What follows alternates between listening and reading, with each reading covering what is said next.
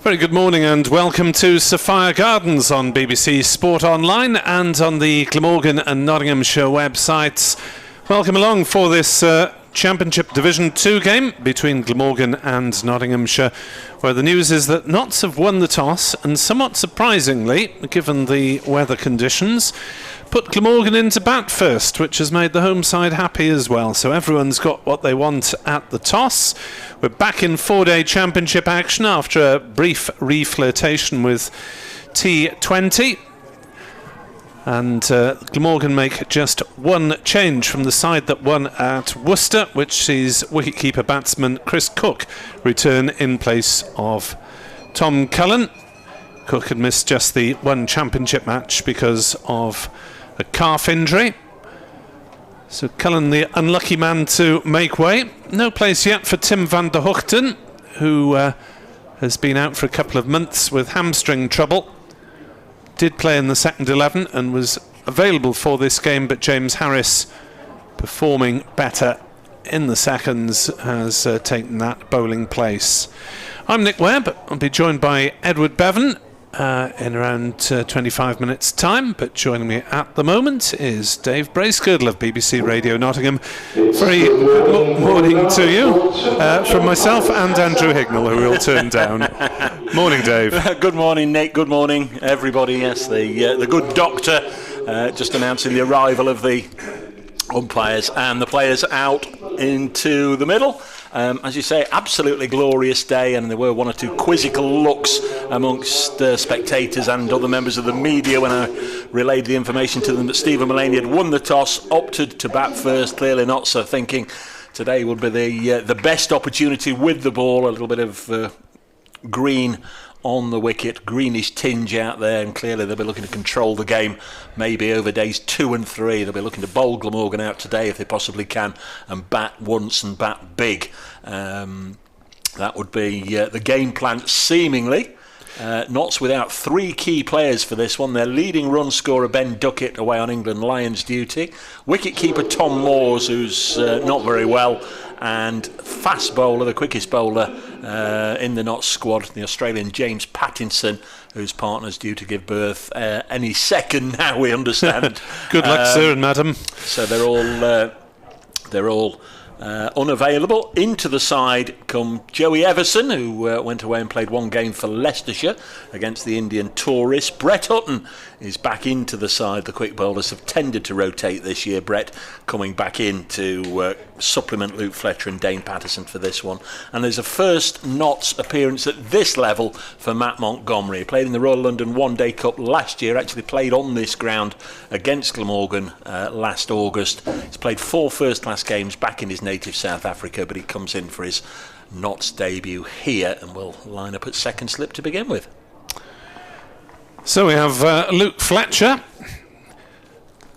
erstwhile co-author to Dave Bracegirdle, bowling the first ball from the Cathedral Road end, and he'd be bowling to David Lloyd with a short leg as well as a coterie of slips, and the first ball is allowed to go through outside off stump. There are 4 slips on a very steep stagger, if you see what I mean. It is a definite, it's almost a 45-degree line of slips coming forward towards 4th slip. Yeah, it's Hutton at first, Montgomery the debutant at second, Lyndon James at third, and Asiba Mead has gone in at 4th, and Ben Slater's under the lid. Thank you for that list of personnel. As Fletcher is in, bowls, and Lloyd plays that one defensively back down the pitch, and it's fielded at mid-on. There is no run. Just to set the scene, the pitch is over towards the grandstand side of Sophia Gardens. We've seen quite a lot of cricket recently played towards the pavilion side, but they are now back towards the grandstand side, though not on the infamous pitch number 9, of which we shall speak no more. Burly figure of Fletcher charging in, bowling to Lloyd, who works it just past short leg, and they will jog through for a single to get off the mark. So Glamorgan line up. David Lloyd, Eddie Byram, who's on to strike now, the left-hander, formerly with Somerset, Zimbabwean born.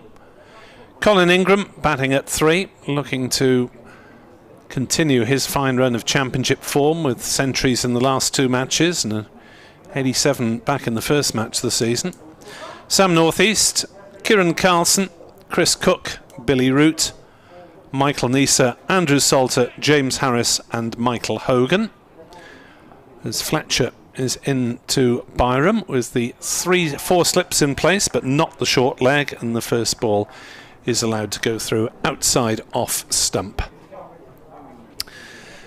by Eddie Byram. And a word for Nottinghamshire viewers to the stream: it is quite difficult to tell the difference between Eddie Byram being beaten by a ball outside off stump and his leaving the ball, which, as I'm sure Welsh listeners and viewers are fed up with me saying, is very little movement, difference in movement. Fletcher in then, bowls to Byram, who will be off the mark here as he claps one off his legs down towards backward square. May just be cut off inside the boundary. It is, and they'll settle for a couple of runs. 3 without loss here then on BBC Sport Online. And say your commentary team today: Dave Bracegirdle, Edward Bevan and myself, Nick Webb. Dave will be also popping out in and out to deliver radio bulletin updates to the good folk of the Nottinghamshire area.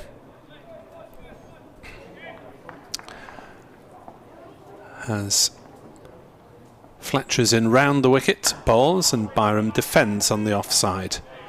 No run, end of the first over, and Glamorgan are 3 without loss. The umpires for this game are Mark Newell and Hassan Adnan, who is one of the additions to the list this season. To open the bowling for Nottinghamshire at the River End, Brett Hutton.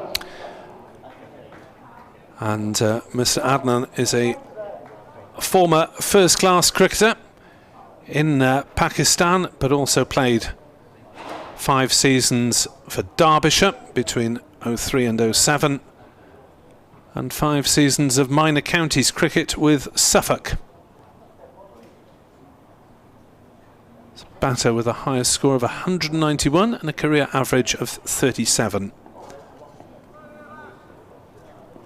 And is new as a full-timer on the list this season. It is he who is presiding as Brett Hutton is in to bowl to David Lloyd, who gets a streaky edge down to third man for 4 runs.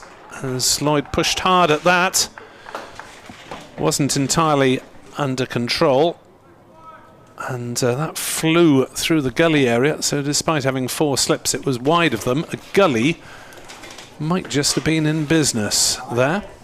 7 without loss as Dave Bracegirdle is back with us and can take that commentary.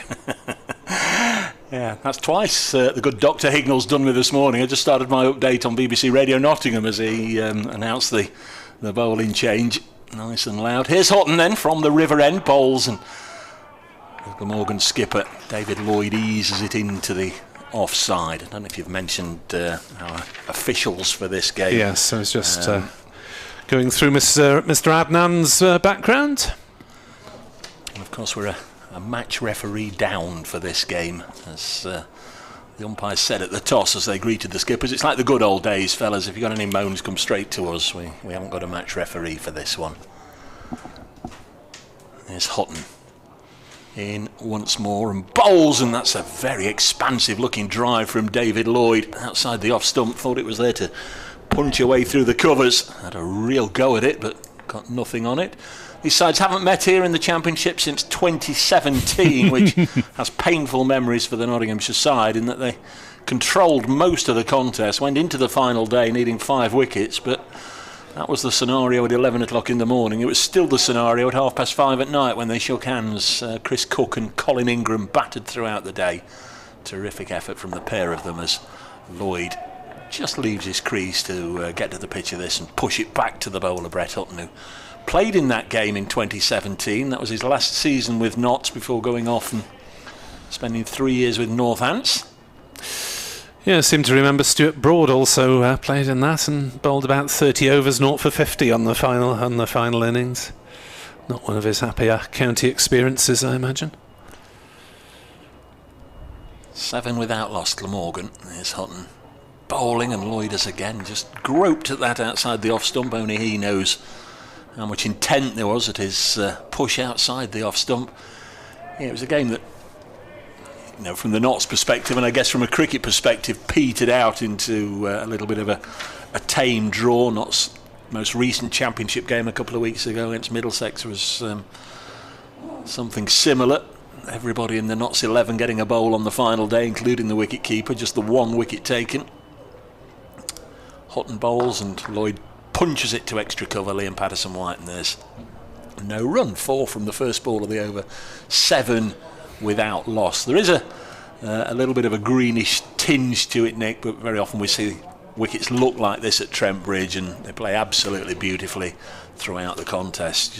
You just got to hope as a cricket watcher, lover of the county championship, that there is a little bit of deterioration on the last day, just to bring that bit of jeopardy in for both sides, really. If there's a thrilling run chase, I think everybody's more involved if there's the likelihood of a wicket or 2 on the final day. Yeah, it's just a question of the consistency of the bounce, I think, how that holds up through the game. As the powerful figure of Fletcher poised to run in from this Cathedral Road end in the Sophia Gardens sunshine, glorious cricket watching conditions, and quite a few of the crowd have taken refuge in the shady area at the River Taff end. I wonder why. Fletcher in bowls, and Byram allows it to go through outside off stump. I can tell you he considers himself a man of these parts now, Luke Fletcher, having represented Welsh Fire last year. He's been picked up by Trent Rockets for this year's 100, but I know he very much enjoyed a few matches he played down here. I think Ben Duckett was captain as well down here. Jake Ball began the 100 as a member of Welsh Fire, got injured, and Luke Fletcher was his replacement and very much enjoyed it. Fletcher is into bowl, and Byram turns on the leg side, and there's no run. David Lloyd played 2 matches for Welsh Fire last season. There is even less Welsh representation in Welsh Fire this season, with none of the playing staff on the male side being Welsh. Dare I say that's bonkers. Yes. It's not good, is it? It's not good. It's like, England played a T20 international at Trent Bridge yesterday. No Notts involvement. It adds a couple of thousand on the gate, doesn't it, if it's not sold out? As this one is run away towards third man by Byram. I don't think it'll reach the boundary. There's a frantic chase on, and the ball is just flicked back inside the ropes by Montgomery. A good piece of fielding from the Championship debutant, who flung himself at that, and they've just settled for the 2 runs. Well, it's been an ongoing discussion I've had that if we have the 100, then it ought to be somewhat regionalised in terms of recruitment, so that there are representatives of Glamorgan, Gloucestershire, and there are representatives of Gloucestershire and Somerset in this side, but I'm sure Welsh listeners are aware of my views on this. Fletcher is in, bowls, and Byram defends on the offside. Since the last Glamorgan game, by the way, in case you missed the news in the middle of last week, Michael Hogan has been picked up for a payday with Southern Brave. So he'll be with the Southampton-based franchise in August, and he didn't even go for a place in it last year, and put himself forward this year on the grounds that his wife and young children departed for Australia a few days ago, and he'll be joining them at the end of the season. So that is still his plans to finish cricket. Very much. Despite outcry of Glamorgan supporters. Fletcher is into Byram, 9 without loss, as Byram deflects another ball down towards third man. This time it's cut off by the slip cordon. Don't often enjoy the spectacle of a side that we follow week in, week out losing, but I have to say the championship match between Glamorgan and Notts at Trentbridge earlier in the season, an absolute crackerjack of a game, wasn't it? It swung this way and that, and Glamorgan in the end got the better of it. Lovely weather as well, like this, over Easter. Very much so. Fletcher round the wicket, bowls, and Byram is forward defending on the offside. No run, end of the over, 2 runs off it, 9 without loss, Glamorgan after 3. That's Nottinghamshire's only defeat. They've won 5 of their 8 matches. 2 draws against Middlesex. I think Nottinghamshire supporters can legitimately make a case for saying that Notts bossed the first 3 days of each of those contests. So the 1 defeat against Glamorgan, I must admit I did think it would be Notts and Glamorgan before it started, and that's easy to say now. Middlesex just there, just in between them at the moment, and they're at Merchant Taylors this week, aren't they, playing against Worcestershire. Here's Brett Hutton from the River End, comes in and bowls to the right-handed David Lloyd, who pushes it back, and Hutton with his left hand fields. Lloyd has been short of runs in the Championship in the last 3 matches. His highest score has been 13, and although in that time he has had a couple of decent innings in the T20, he didn't play in the last weekend of T20 because of a minor injury, so he's a bit short of runs. Hutton in again, past umpire Hassan Adnan, former Derbyshire opener. This one's whipped down to long leg, and there'll be a single. Joey Everson doing the fielding. Everson returning to the side today. His last game actually was the match at Trentbridge against Glamorgan. He's only played a couple of matches this year, picked up an injury then, and featured for Leicestershire against the Indian Tourists just to get a little bit of match practice 2 or 3 weeks ago, well, before the India Test match. Yeah, strange old game that was. I think half the Indian squad played for Leicestershire at some point in the... Yeah. Here's Hutton, and he's had a similar experience this year. He played 1 game for Surrey against Sri Lanka, as Hutton bowls wide of the off peg and it goes through to the keeper, but that was a first class fixture. He just went across to supplement Surrey, who'd got so many players missing either on international duty or through injury at the time. Well, they never have a very big squad, Surrey, do they? Yeah. Steve West says, what wonderful weather we've provided Notts with. Each run will tire the field over the day. Well, we were both surprised at Steve Mullaney's decision. There's Hutton in, and this one goes through to the keeper, Joe Clark, of course, doing it in the absence of Tom Moores. Normally we always say Notts have got plenty of keepers on tap, because usually you look at the first and second slip, which is always Joe Clark and Ben Duckett. Duckett not available for this game away with England Lions. Tom Moores not feeling too well. We hope he's back to full health very quickly. So Joe Clark with the gloves for this one. Don't want to tempt fate. I'm not entirely sure who'd be next cab off the rank in this 11. Next one wide of the pegs, and Clark takes it again. Dane Schardendorf, the second 11 keeper, very, very good keeper. Yeah, Boutinger was listed as the keeper on the scorecard originally. Not sure how much he's done with the gloves recently. Not a lot recently. He has done a bit with the seconds in the past, but even if he'd played, I think Joe Clark would have kept wicket. 10 without loss, Glamorgan, on a glorious morning here in South Wales. And third ball in a row is well wide of the off stump, and the former Somerset opener Byram lets it go through to Clark. 10 without loss. Can I say a good morning, a thank you to a mechanic, a roadside rescue mechanic called Darren, who came to my aid yesterday. Got down here, drove down here during the afternoon from the Robin Hood County. Got to the hotel, and it's one of those underground car parks. Went down the slope. Yeah. Reversed into one of the few spaces available.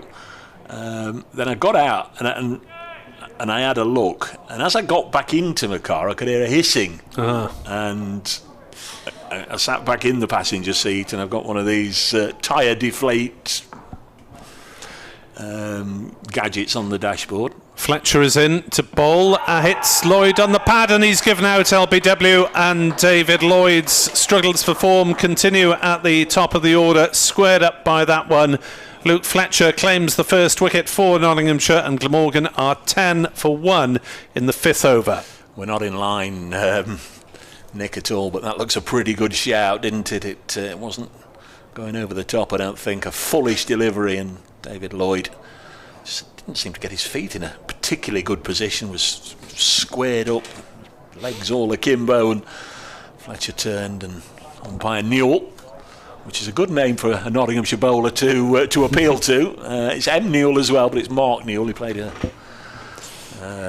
few seasons of first-class cricket with Sussex back in the day. But umpire Newell raised the finger, and Notts have got the early wicket, the Glamorgan skipper, out for 6. You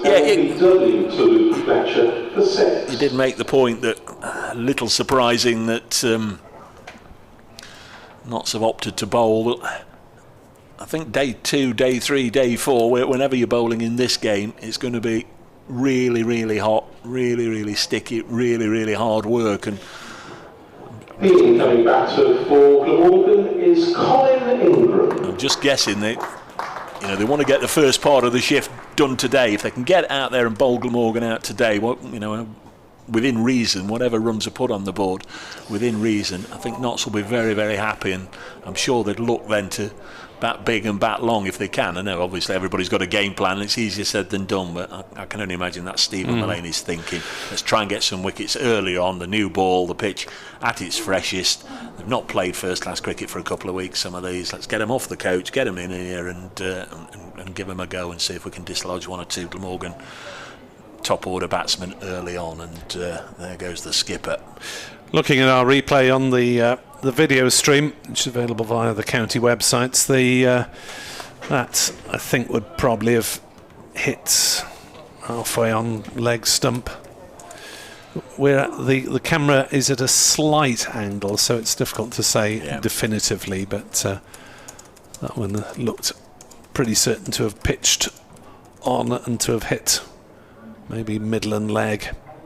So 2 left-handers for Nottinghamshire to bowl at, as Fletcher is into Colin Ingram, and Ingram is off the mark first ball by an angled bat down to third man. It will run away for 4 down to the River Taff end through that shady portion of the ground, and Ingram just nurdling that one away. It was pretty much a defensive push, but with an angled bat, so that he got the benefit of the speed of the ball, and Glamorgan move up to 14 for 1. I may have jinxed Colin Ingram before this match, by the way. Please do it again. By putting it, by doing an interview with him on Friday and talking about his fine run of form and his hopes for a new contract. 14 for 1. As Fletcher is in, and Ingram on the back foot defends back to the bowler. No run. Ingram is, though, unfortunately missing the final probably 5 weeks of the season. The squads for the Caribbean Premier League having been announced a few days ago, and Mr. Ingram appears to be a Guyana Amazon warrior. So presumably that is a clause in his contract that he is allowed to take up such opportunities. As Fletcher is in round the wicket to bowl to Ingram, who defends on the offside. No run. Just looking at that match back in 2017, Nick, Colin Ingram not out 155 from 427 balls, batted for 600 minutes. That's 10 hours, isn't it?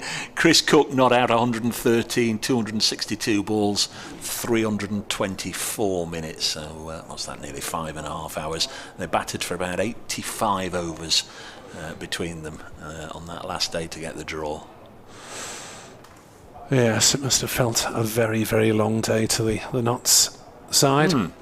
14 for 1 as Fletcher comes over the wicket and Ingram defends back down the wicket. Fletcher gets a size whatever it is boot to it. If I remember rightly, you'd been away, left myself and the good Mr. Bevan to do it. You'd been away doing a rugby match somewhere, and you came back for that last day, didn't you? Didn't see a single wicket all day. So I think you were the jinx. Is that right? You've gone on a rugby trip, tour? Ireland, maybe? Could have been. Depends what. Don't know. Could have been. Fletcher is in to bowl to Ingram, who drives on the leg side to mid-on, where it's fielded by Patterson White. There's no run. 14 for 1 at the end of Luke Fletcher's successful over. 2017, it might have been a degree ceremony for one of the offspring, possibly. Ian Evans on Twitter says, I think David Lloyd is struggling with the captaincy and opening the batting. Is it time to relieve him and reinstate Chris Cook or maybe Carlson? Well, Carlson's not big on runs at the moment, and when Lloyd was absent for the last T20, it was Sam North East who did the job, but I'm not sure if captaincy is a big factor in shortage of runs. There's Brett Hutton starting a new over from the River End, bowling to Eddie Byram. Plays this on the leg side. John Pearce has been in touch. Looked a very good shout, Dave, on the live stream. Gave it out straight away. Well done, John. Keep it up. Emir Evans says, talking about the 100 before the arrival of Edward Bevan is a smart move. Well, he might have exploded. 14 for 1. There's Hutton. In and bowls, dropped on the leg side, and there's no run. Yeah, there's the... I was going to say they'd started doing the logos early around the ground, but you say that's been up all year. Yep, it was there when they arrived for the pre-season interviews and so on. So I presume they just leave it up. Yep. It's easier to have those there than to take them down again. 14 for 1. I think the wicket fell when I was about to relay you the very interesting anecdote about my puncture. Houghton is in, bowls clipped away in the air, but it'll go through mid-wicket for 4. It's very sweetly timed, but there was just a touch of the aerial about it. Lifted up and punched away by Byram for 4. He's 97, isn't he, Eddie Byram? Yes, 97. I've got 87 down here. It's remedied immediately. Yes, tell us about your car, Dave, briefly. I was going to say that literally, that was it. Drove all the way down from Nottinghamshire, got out in the underground car park and so oh dear. So it did clearly just happened as this is driven into the offside and no run. So is that a pss of the tyre going down, or the engine overheating? Me being deflated. Or you overheating? Yeah, it was the tyre going down. Anyway, we called the old emergency services, because all you don't get a spare tyre anymore and a jack and away you go. You just get, I don't know what it is, a tube of glue or something. They expect you to sort it out with that. But my roadside warrior came and sorted me out. So thank you, Darren. 18 for 1. Next delivery wide of the off stump, but it's a no ball by Brett Hutton, so that'll be 2 more to the total. Umpire Adnan ruling that Brett Hutton had outstretched. So chilled off for half an hour, had a cold drink and watched the end of the Kyrgios match, and then had a bit of a walk around the city centre, which was very, very, very, very busy. Lots and lots of people around, aren't there? Which no surprise really, I guess, middle of summer, but very busy indeed for a Sunday afternoon. 20 for 1. Next delivery on its way, and Byram just holds his line, holds his bat there in a line of off stump. Knew that was sufficiently wide to leave alone. Man out, David Lloyd in Luke Fletcher's last over, LBW for 6. We've got Byram on 8, Ingram on 4. Doing next, Sam Northeast, who had a very brief spell with Notts last year. Another former Notts man, Billy Root, also in the Glamorgan lineup. He didn't play at Trent Bridge back in April. Hutton once more. Bowles worked onto the leg side, and Seba Mead doing the fielding. And that's the end of the over. We've got through 6 overs here on BBC Wales, BBC Radio Nottingham, and Glamorgan putting to bat by Notts, so 20 for 1. So I think with regard to the point about David Lloyd's form, if he were to take some sort of refuge and a step back, it might be batting in the middle order rather than dropping out the side or giving up the captaincy. I would suggest that was a possibility, with youngster Tom Bevan in decent form with a couple of championship hundreds for the seconds and made a couple of T20 appearances. It's Fletcher to Ingram, who leaves, the ball coming back after it had reached past the off stump, and through it goes to Joe Clark behind the wickets. There's a lot of continuity about Fletcher's cricket. Last year he only missed 1 game right at the start through illness. This year he's been rotated with James Pattinson and Stuart Broad's availability this year. So he's not played anywhere near as many games, Luke Fletcher. That wicket in his last over, just his 15th of the campaign, going at 30. Remember he took 60 odd last year. Fletcher bowls, that's come back a little bit, but again after it passed the stumps, as Ingram played no shot.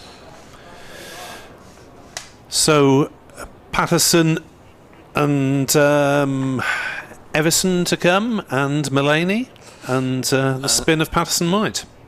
Well, and Lyndon James as well. Yes. And Matt Montgomery's an off spinner. I think that may also have been a. So you've got plenty of. That may have been a factor. Plenty of bowling options on a long hot day if needed. Yeah, and don't rule out Ben Slater as well. No, he's picked up a couple of wickets this season with his off spin as well.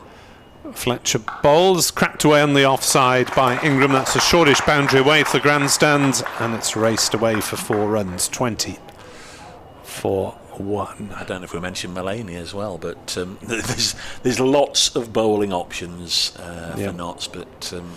So virtually everyone, apart from Hasib, then? Well, even he bowled in the last game against Middlesex, but yeah, you're looking at predominantly the first change bowler will be Dane Patterson. I think that's beyond doubt, and then which way Stephen Mullaney elects to go, then probably Lyndon James. As Fletcher charges in, bowls, and driven by Ingram, and scrambling stop at mid-off, and they decide not to risk the single. Dave Fletcher will be replaced by Edward Bevan. If you could summon him to the crease, Dave, on your way out, that would be lovely. 24 for 1 Glamorgan. Ingram 8, Byram 8, man out David Lloyd for 6. Byram has had more of the strike with 20 deliveries faced. We're watching from over long on as that's turned away on the leg side by Ingram. Pick up a couple of runs as it's a long chase from the man round from fine leg. Easily back for the 2. Could probably have pushed 3 on a less scorching day.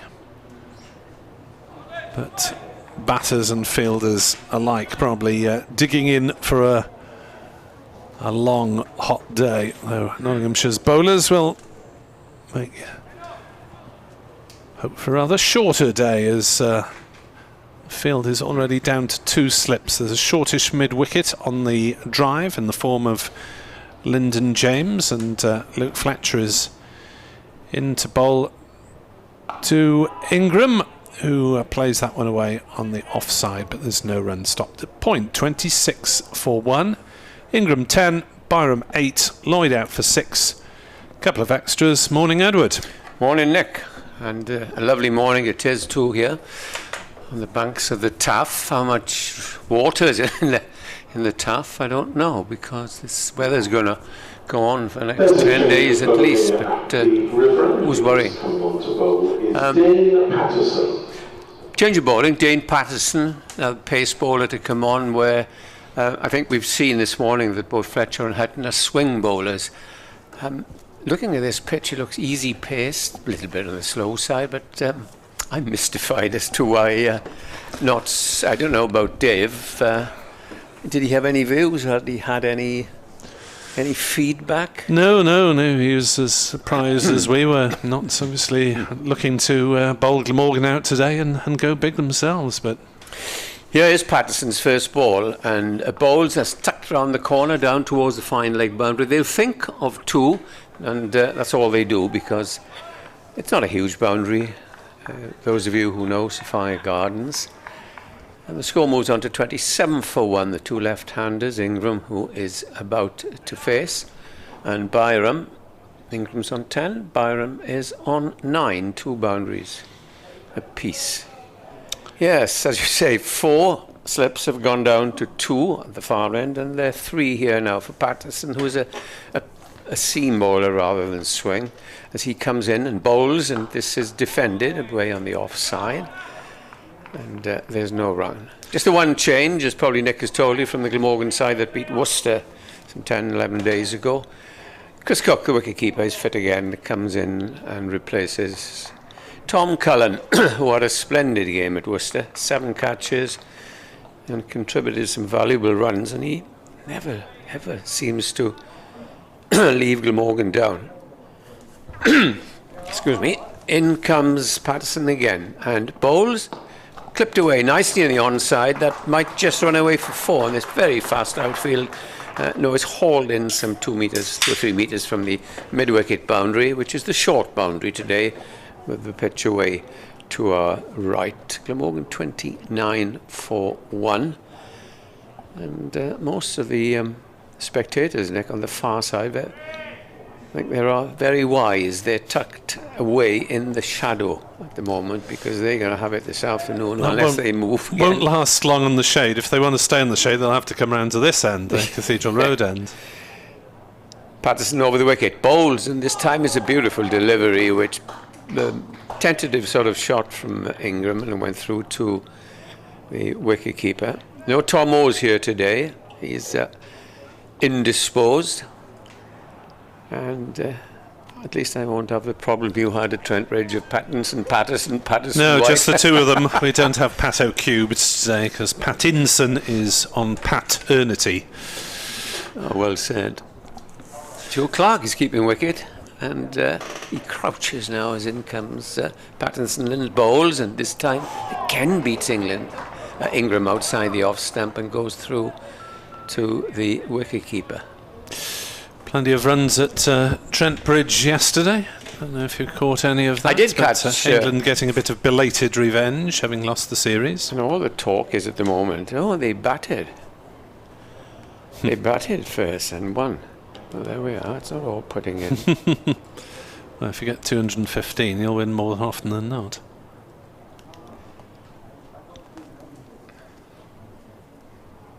In comes the next delivery, clipped away nicely towards the square leg boundary again, and this time the batsmen take 2 again. Didn't get quite as far as the previous shot that went, so 4 runs off the over, 31 for 1.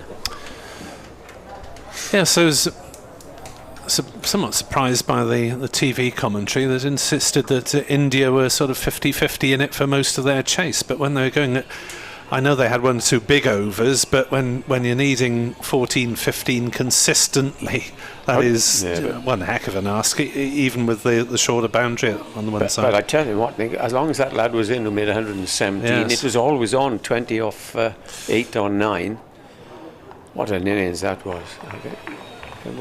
David Malan, who himself plays extremely well, said it's the best innings he's ever seen. Surya Kumar Yadav. Maybe a new name to many listeners. There's Fletcher round the wicket to Byram, who pulls in controlled manner, sat up slightly, but he made sure he got well on top of it and fielded on the square leg boundary, or towards the boundary, by Hasib Hamid.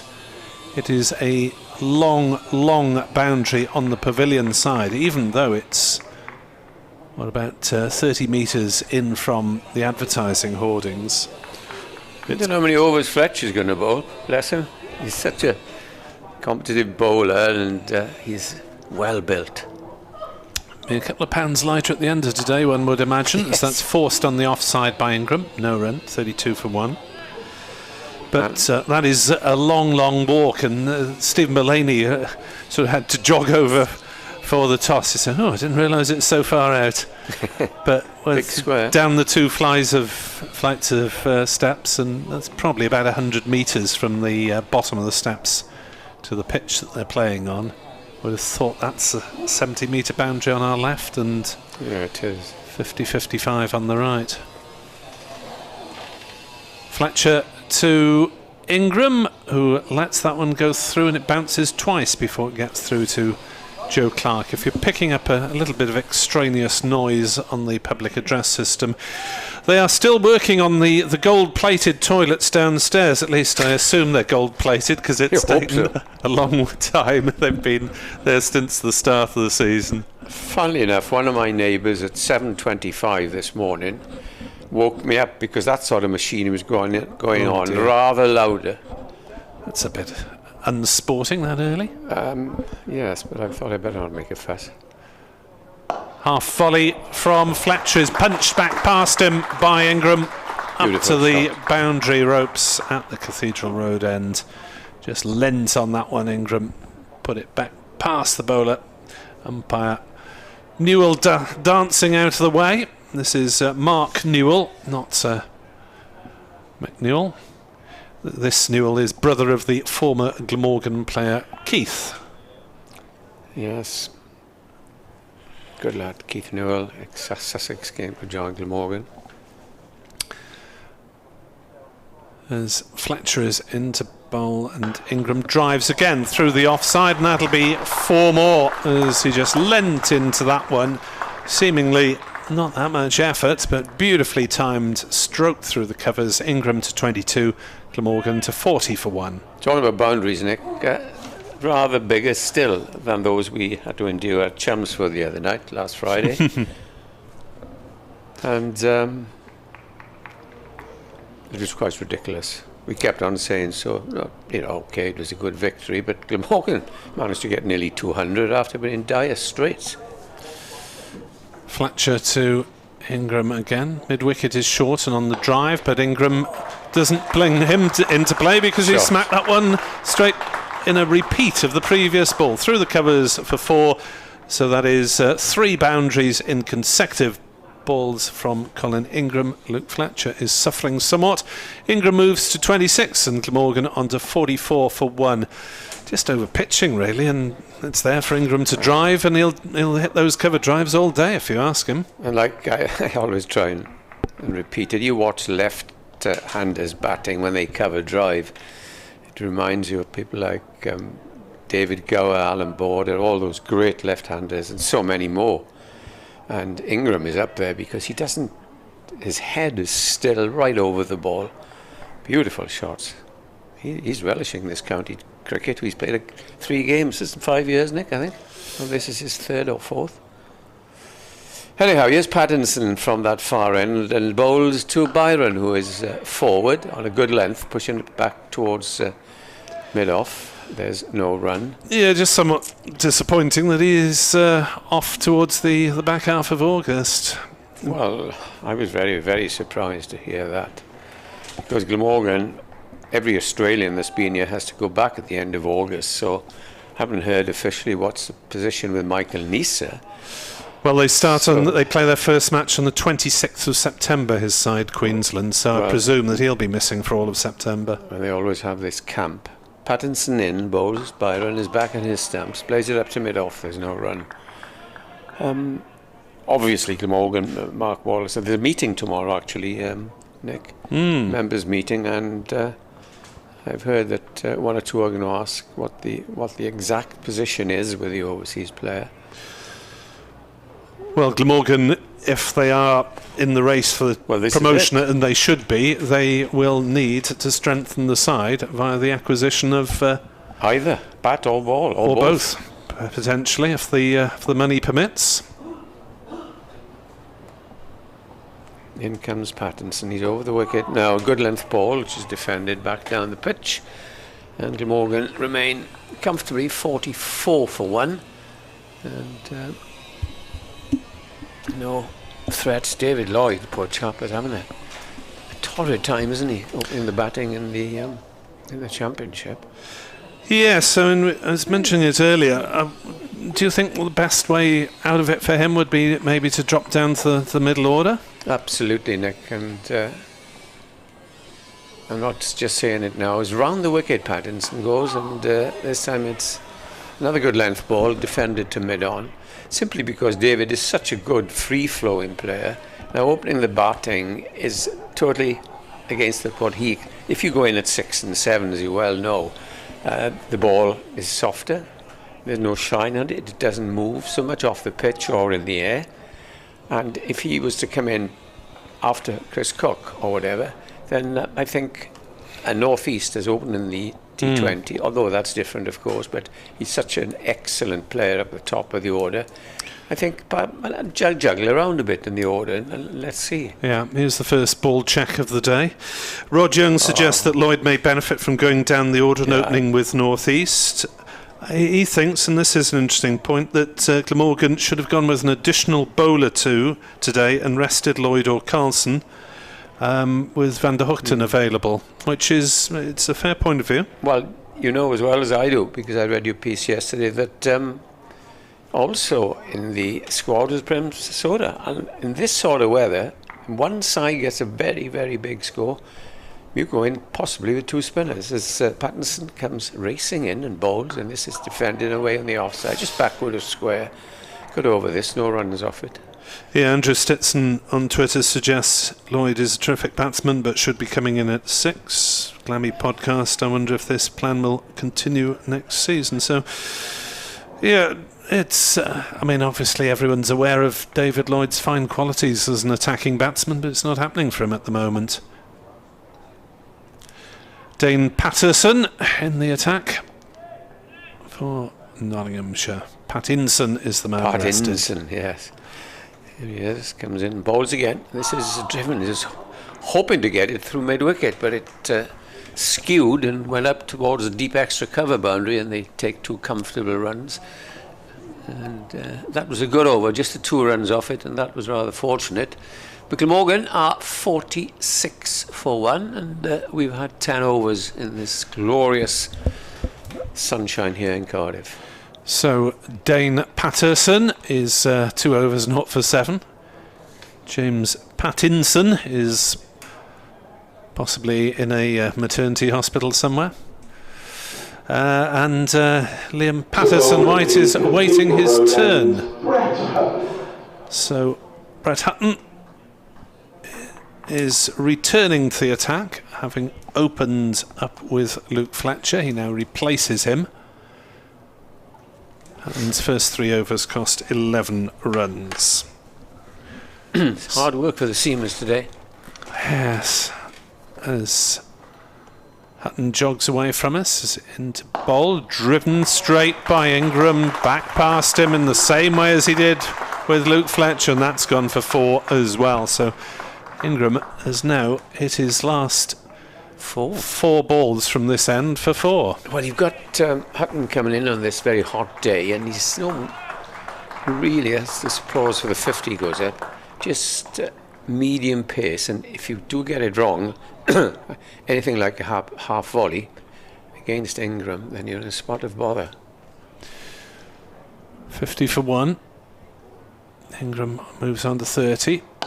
Driven And again again through the covers. That's 5 boundaries in a row that Colin Ingram has hit, and 2 straight, 3 through the covers, all those 3 with the same shot, basically. Tell you what, Nick, 4 slips went down to 3. Now they're down to 2. Things go on like this. You're going to have a deep extra cover and a man out of slip again. Well, Nottinghamshire could think of posting a sweeper on that shorter side of the ground on the offside to Ingram. Well, they've got, especially since they've got 2 left-handers at the moment. Unless Ingram gets a little bit too overconfident. There is that. 54 for 1. Hutton in, bowls. Ingram defensive into the offside. No run. Yeah, this Glamorgan bowling attack, yes, they did succeed at Worcester, but it is, I think, a little bit light with David Lloyd as 4th seamer. Andrew Salter potentially will have to bowl a lot of spin in these conditions, but he's done a good holding job in the chances he's had to bowl long spells. 54 for 1. Hutton in. Ingram on the back foot defends. It's flat pitch, isn't it? Not much life in this, is there, so far? That pitch sort of just back of a length, and you can more or less play it from here, couldn't you? It's not going through with any great pace or bounce at the moment, and well, let's say most people are slightly surprised by Mulaney's decision to bowl first. Hutton into Ingram, who defends on the offside. Yeah, I forgot to say good morning to all my friends in Nottingham and the surrounding areas. Love that ground, and now I watched, as you did yesterday, and it looked an absolute picture, packed to capacity, and the sun was shining, and some very good cricket. It's one of the better grounds.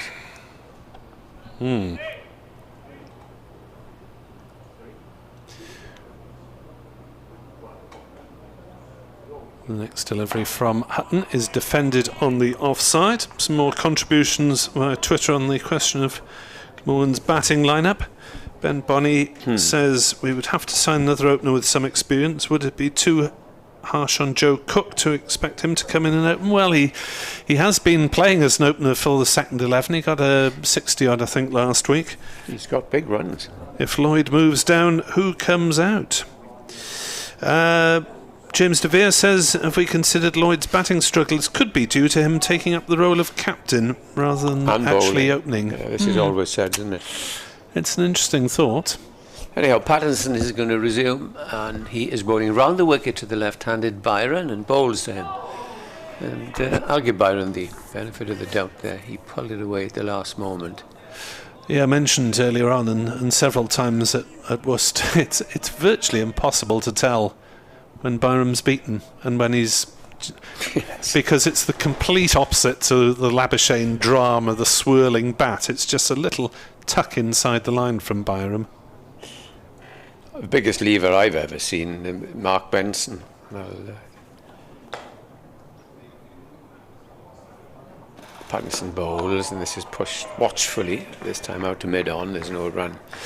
Played once, twice for England. Mark Benson, former Kent player, went on to be a first-class umpire, retired early. But he would, as the ball was passing, watch it go and then play the shot, and used to fool so many people. Well bowled, and did play, I remember, I think it was one game at Edgbaston. And he was a very popular man. Pattinson in, past the umpire now and bowls, and again, this didn't do anything in the air off the seams, just defended. Yeah, it's hard work for the South African Patterson and his colleagues out there. Came into this game with the fine record of 31 wickets at 19.6, Patterson. He'll do well if he goes out of the game with an average of 19.6. Yeah. He walks back to that end, turns now, comes in and bowls to Byron, and Byron plays a forcing shot, but straight to mid-off, where it's fielded by Fletcher. Or I presume it's Fletcher, or has he gone down to the fine leg? Not sure. They must have drinks break today, mustn't they? An official drinks break. You would have thought so.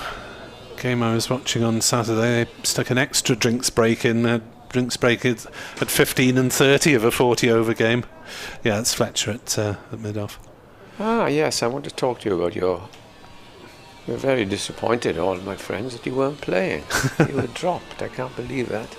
This is Ingram Pattinson. And you were the team man. I would suspect that could be your reward at the end of the year, because you didn't go on, you weren't playing, but you umpired, you say? Did a bit of scoring. Bit of scoring, and then reported on the 2 matches. Oh, yeah. Well, there's Counties be after you, in an administrative capacity. Yes, well, there's a couple of our non-players turned up to watch and support. Excellent. It's a lovely day for it. No runs of this over, and Pattinson is coming towards the end of it, the last ball and bowls, and again that's defended. End of the over. Glamorgan, who were put into bat, they are 54 for 1. I had a quick look through the second division, both divisions, who's putting in and batting, and the only other side to put the opposition in was Durham, up at Durham against Derbyshire. All right. Telford Derbyshire. Did you watch that Saturday night? No, I didn't. Dear. I didn't. 260 plays 78. Yes, rather one-sided game against Somerset in the T20. And Mickey Arthur saying that he felt he had a very thin squad now. Is that Fletcher walking off? Probably a change of boots, I would have thought. Hutton in, bowled, turned off the pads, maybe hit the pad from Ingram. It's run down to fine leg. They've gone through for a single. And there's no signal from umpire Newell, so he gets the run for it. There's nothing looking wrong with Fletcher as he ascends the steps, so it's probably just the character that he is. He's probably saying, "Yeah, got a twinge." Have a few overs off. So they've been completely roasted in the sunshine as Byram defends to mid-off. No run, 55 for 1. Yeah, Ingram last game, as we know, 102, led Morgan to that wonderful win at Worcester. And the previous game against Sussex, of course, second innings, but the first innings he made 178. And in the first game of the season, he got another big score. I forget what it was, somewhere in the 80s or 70s. Yeah, 87. Hutton in, bowls, and Byram defends to point, and there's no run. Just remind you that Nottinghamshire are a strong side and are top of Division 2. And of course they're a little bit unlucky whether they are playing in Division 2, because before Mr. COVID came along, you would have thought they would have stayed in Division 1. Because or remained there, because they, when it was proper cricket played about 3 years ago, they were more or less entrenched in Division 1. And they aim to get back this year, and they have been very successful, albeit Glamorgan did win that game, corresponding game. Hutton is in round the wickets and bowls. Oh, there's a bit of bounce for the first time there, as that one was through outside off stump. Byram didn't play at it, but it's the first time that Clark has had to take anything even chest height there. Yes, the good news, Edward, is that we've got a Sunday game next week, so everyone's going to get a game, and possibly even a third team on Saturday, if we can get a. Now, come on, Mr. Webb. Grounds. Third team, you've got to get in that side. Yes, I think so. Hutton bowls, driven by Byram, but not timed in the same way as Ingram has. Byram remains on a sedate 12, 55 for 1. Yeah, the last time these two played here at Sophia Gardens, they put on 328, and I don't want to alarm Nottinghamshire supporters there, but... Big stand, record, second wicket stand. You've probably jinxed it now, Edward. Wicket yes. now. Well, I'm trying to uplift the Notts supporters. Probably a few down here because they're very, very keen supporters. Hutton round the wicket to Byram, who runs that one off an angled bat down towards third man and will pick up. Ooh, there ought to have been 2 there, but they settle for a single. 56 for 1. Byram to 13, not out. The end of the over. Again, when I saw 4 slips, well, has Mulaney seen something that we haven't? Put a side in was surprising, but doubly surprising was to see that he had 4 slips. It only lasted an over, though, an over and a half. Well, it's good to see a captain being aggressive at the start, but having looked at the pitch, I mean, there's... Did it go out? Yeah, I went out. I mean, I'd say it was medium green. There's a little bit of a green tinge. You want to get some pace there. And this might help spinners on the 3rd or 4th day.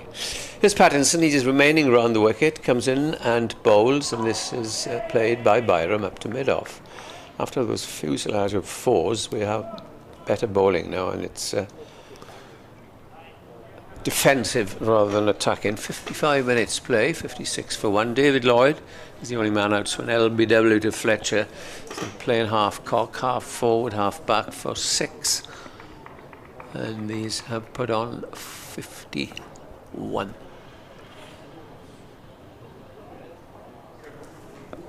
Pattinson turns, comes in, bowls to Byron. Byron plays a beautiful shot over mid-wicket, like a rocket, and 4 runs. Oh, is it 6? It's 6. I thought perhaps it might be. It's a half volley going down leg side, and he laid into it. Got his 2 previous 4s. He hit on the leg side, so he has a liking there. But you didn't expect that in 56 minutes into the first day. No, I mean, Dane Patterson has been bowling quite tightly. But all of a sudden, Byram, who was only on 13, had launched that one away towards that short grandstand side. 62 for 1, 19 then to Byram, 34 to Ingram. England. Still the 2 slips as in comes the next ball and is defended up back to the bowler. There's a man out on the mid-wicket boundary now, and square leg has come in on the drive, rather straighter. Notts have noticed how he likes that leg side. Halfway through this over, and Glamorgan going along at a very fast pace there for a first day. Round the wicket comes Patterson again and bowls, and that's a bouncer. As you say, a bit of pace in here if you put a bit into it. And wicket keeper had to stretch Joe Clark, not used to keeping wicket.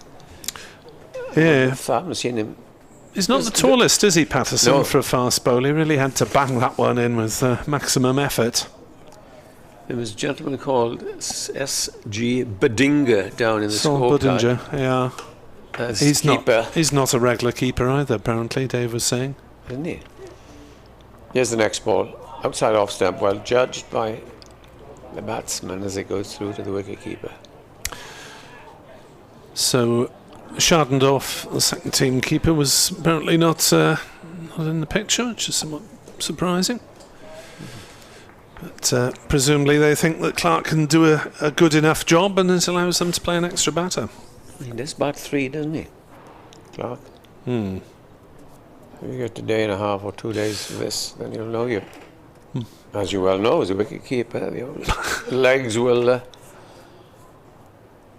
Patterson bowls and pulls his back away then as it went through to the keeper on the half volley. That completes the over. 6 runs in one blow. Well, the runs from that over. 62 for 1 by Glamorgan, who were put into bat by Notts on this lovely day. I tell you what, in these conditions, I'd be begging for mercy after an hour, I think. Well, just don't stand up. I played once with the keeper and hands on knees, you know. He wouldn't go up, down, which I thought was very sensible. Not sure that would go down too well. So 62 for 1. Lloyd the man out for 6, like before to Luke Fletcher. Morgan going well over 4-0 here. As Hutton will come round the wicket to Ingram, who's had not much of the strike. Ingram is caught behind, fencing at that one, and Ingram has gone for a fluent but cameo 34, and Notts have their second breakthrough. 62 for 2 as Hutton strikes. It wasn't there for that shot. Thick edge from Ingram, and Joe Clark behind the wicket took his first catch of the match. And, well, Stephen Mullaney will probably be saying 2 for 60. Then that probably justifies his decision to bat so far, despite Ingram whacking 5 fours off consecutive deliveries. His 34 took just 29 deliveries in all, but slight advantage Nottinghamshire in the 15th over. Yes, it was a careless shot, wasn't it? He was full of confidence and got that ball that just lifted a little, trying to force it away in the offside, and simple catch.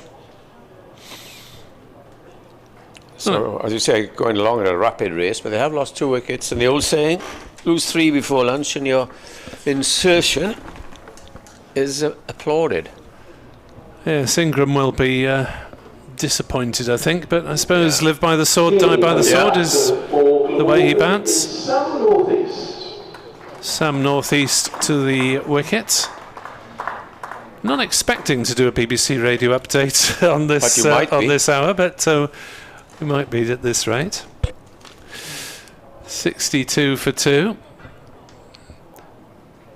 We'll see what transpires in the next couple of minutes. Sam Northeast then, his record this season, 556 runs in the Championship at an average of 39.7. It's reached, well, 450s technically, but it's actually been, they all been 80s? They've, no, 150 and 3 scores in the 80s for Sam Northeast, who was Glamorgan's top scorer in the T20 Blast, and indeed their 4th top scorer of the 20 years of the competition, with 510 runs. 62 for 2. So it's a right-left batting combination now for the Nottinghamshire bowlers to deal with. Yeah, as you say, he will be very disappointed because he was looking in fluent form with those 5 boundaries. And Nottinghamshire may be quite pleased now to have 2 down. Away from us goes Hutton, buoyed by that, and bowls to Northeast, who looks to play at that one, and it moved away from the bat, so a bit of movement for Brad Hutton there. Did they change the ball? I don't think they did they? No. Don't think so. No. I didn't see it. Generally see it when you change the ball. I'm just so bored with umpires coming together. You just talk about something else for a minute or two. Yeah. It really is horribly familiar this season. Hutton is in to bowl to Northeast, who drives back past him in the same way as Ingram did, and that'll be 4 runs, shaving the stumps as it travelled back past the bowler and umpire. And Northeast is off the mark with a beautifully timed boundary. As people would say, you're watching the highlights here today. 4 wicket. Good 6. point. Yeah. As ball seems to be travelling pretty rapidly over the outfield, as you might expect, given the lack of rain recently. 4 slips, 3. 3 for the new bat. Hutton is in to bowl to Northeast, who drives on the offside, no run. 66 for 2. It remains. Yeah, Glamorgan want to get a big score here if they can, because it looks a very good pitch for batting, and although I'll wait just in case they call on Nick. Hearing radio bulletins in our ears. 66 for 2 as Hutton will come in and bowl to Northeast, who defends that one out on the offside, and there is no run.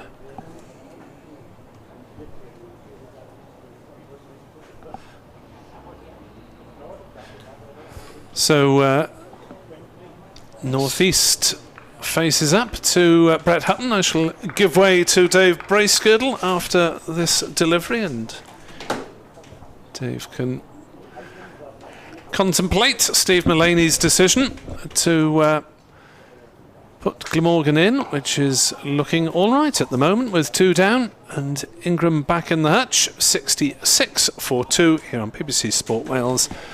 Just over the hour's play. We shall switch round, and Dave Bracegirdle will be joined by Edward Bevan. Yes, end of that over, and the last couple of overs, the Nottinghamshire pacemen have bowled pretty well, and glad to get that wicket. Earlier, David Lloyd had gone for 6 and Ingram for 34, and it will be Patterson to continue from the River Taff, the river that hasn't got much water in it, as Dave gets ready to join me as we watch Patterson coming round the wicket now and bowls to the left-handed Byram, and he's forward and beaten outside the off stump. Morning, sir. Good morning. Oh, well, good afternoon. We're beyond the odd arm. You can have a drink, Ed, if you want. I don't want. Yeah, in this weather. Where's the river water gone then? Well, in this weather, it'll be. I suppose you can nearly walk across it. No, it's there's plenty of water in it, but not so much as usual. Good journey down from. Oh, we've done that, Eddie. We've done that. It was a good journey down. I won't repeat it because I went through it rather laboriously, but I got a puncture as soon as I got out of the car at the hotel. His next delivery, which is turned out towards mid-wicket for a single. You got a puncture where?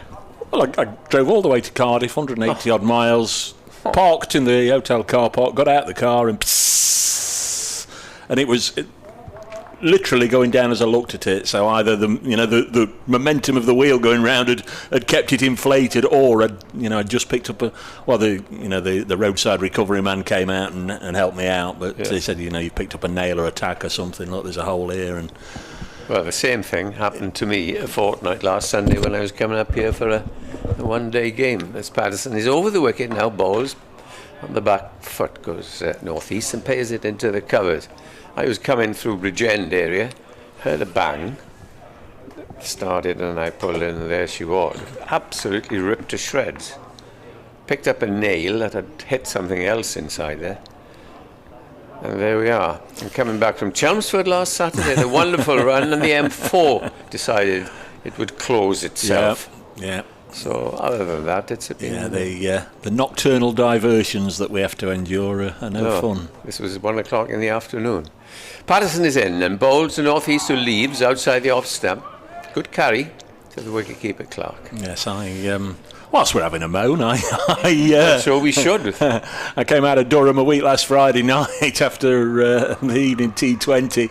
A1 closed, followed diversion signs. Yeah, I followed them all the way into Darlington Town Centre, and there didn't seem to be any more diversion signs from there. Found my way back to the A1, and of course I came back and found the exact spot where I'd gone off, so it was still closed. So away we went again. Oh, I think we better close it. Mishaps. Yeah. Here's Patterson in to northeast, who is on the back foot. Thinks, shall I take a run, but decides against. 67 for 2, Glamorgan. Northeast 4, Byram 20. Bowler Dane Patterson here. He's not had much of an international career before he opted to come and join Notts, but I see he did play a T20 international here in 2017, and He had quite a good time of it, actually. England defeated South Africa, but Dane Patterson 4 for 32, and he hurried out some pretty decent batsmen. He's got a good average if you look at it. Yeah. Also there. Here he is, and bowls. This time that's driven away through the offside. There's a long chase up to that short boundary, but it's in vain as it crosses the ropes or whatever they have over there. Yes, there's a rope. 4 runs. The score moves on to 71 for 2. Plenty of action here this morning, and to describe the next over, it'll be Dave Gress. Yeah, that T20 International in 2017, England got 181 for 8, but Dane Patterson dismissed Joss Butler, Sam Billings, Liam Livingston and David Willey. So some decent scalps there. England 181 for 8, South Africa 162 for 7 chasing. Dane didn't get a bat, but there we are. Yes. Did see Luke Fletcher going off the field. I don't know if you've noticed. Is he back on? Change of boots or something like that? Yes, he's at mid-on right now. I think they just take it in turns to have a little comfort break, don't they? It's going to be Brett Hutton, who picked up a really important wicket there. Ingram was really motoring it. Those 5 fours in a row. Here's Hutton bowling to him wide of the off stump, and it goes through to Joe Clark. Yeah, and after that flurry of boundaries from Ingram, the 2 bowlers have pulled their length back just a little, and have also, I think, they've put a little bit more into it. Yeah. It's good carry, good bounce, but it is a good batting wicket. Brett Hutton made 61 here in 2017, that drawn game. Bowls once more, and the bat was left out there, dangling just a little bit by Eddie Byram. On its way through to Clark. They have improved, the bowlers, and it appears to me that, okay, it's a good cricket pitch, because if you put a bit into it, you will get some rewards. Similarly, if you don't, as we saw with those half volleys that were struck for 4, then you won't get anything out of this pitch. So the pitches that side, and we haven't played this since the beginning of the season, always have a little bit more spice than the ones in the middle or to the left. There's Hutton. Again, round the wicket, past umpire Newell, bowls. Byram punches it up to Liam Patterson-White at mid-off. And there's no run. It's curious, for 45 minutes, Notts kept the same slip cordon, and then all of a sudden Stephen Mullaney, who's not been doing it, he's not been going in there this season, just made a change. Come on, you boys, I'm going to change this around a little bit. And Mullaney's dropped in there at first slip. I don't know. Perhaps it's the heat. Well, running around. And I don't think it's that, but he's gone in there and given them all a bit of a G up, I think, as Hutton is in, bowls, and Byram again drives through the offside for 4. Too early, Eddie, for sweepers on each side. They've got a man out on the leg side, Seba Mead, but I was going to say, if he's bowling full and wide of the off stump, there's a little bit of a luxury that Notts don't need, a deep backward square leg. Whether it's for Byram, who got off the mark with a couple of 4s through the on side, hit that 6 over the on, that the man on the drive hasn't seemed to be fielded a ball as yet. No. So as you say, one out there, and he go to cover, but probably be hit it straight at him now. And it's Hutton again. He's got those 4 on the leg side. Oh, and this is edged short of half volley. Second slip. Yeah. Just squared up a little bit there. It's the odd ball, isn't it, that's causing Byram a little bit of grief. One bounce to Matt Montgomery. Say a second slip. He's probably standing where third slip would be if they were staggered properly. There's a huge gap between Clark and Mullaney, and then Mullaney and Montgomery. It was just inched a little closer. It's a new name to me, Montgomery. Yeah, it's first class debut. He did play here last year in the Royal London when Notts pretty much came with a second string 11, as did a lot of counties. Next ball is pushed into the offside. Of course, Glamorgan will be defending that trophy before long. Must be one of the favoured sides to do well. 75 for 2 at the end of the over. Yeah, although they will be without the evergreen Michael Hogan, who at the age of 41 has been called into the 100.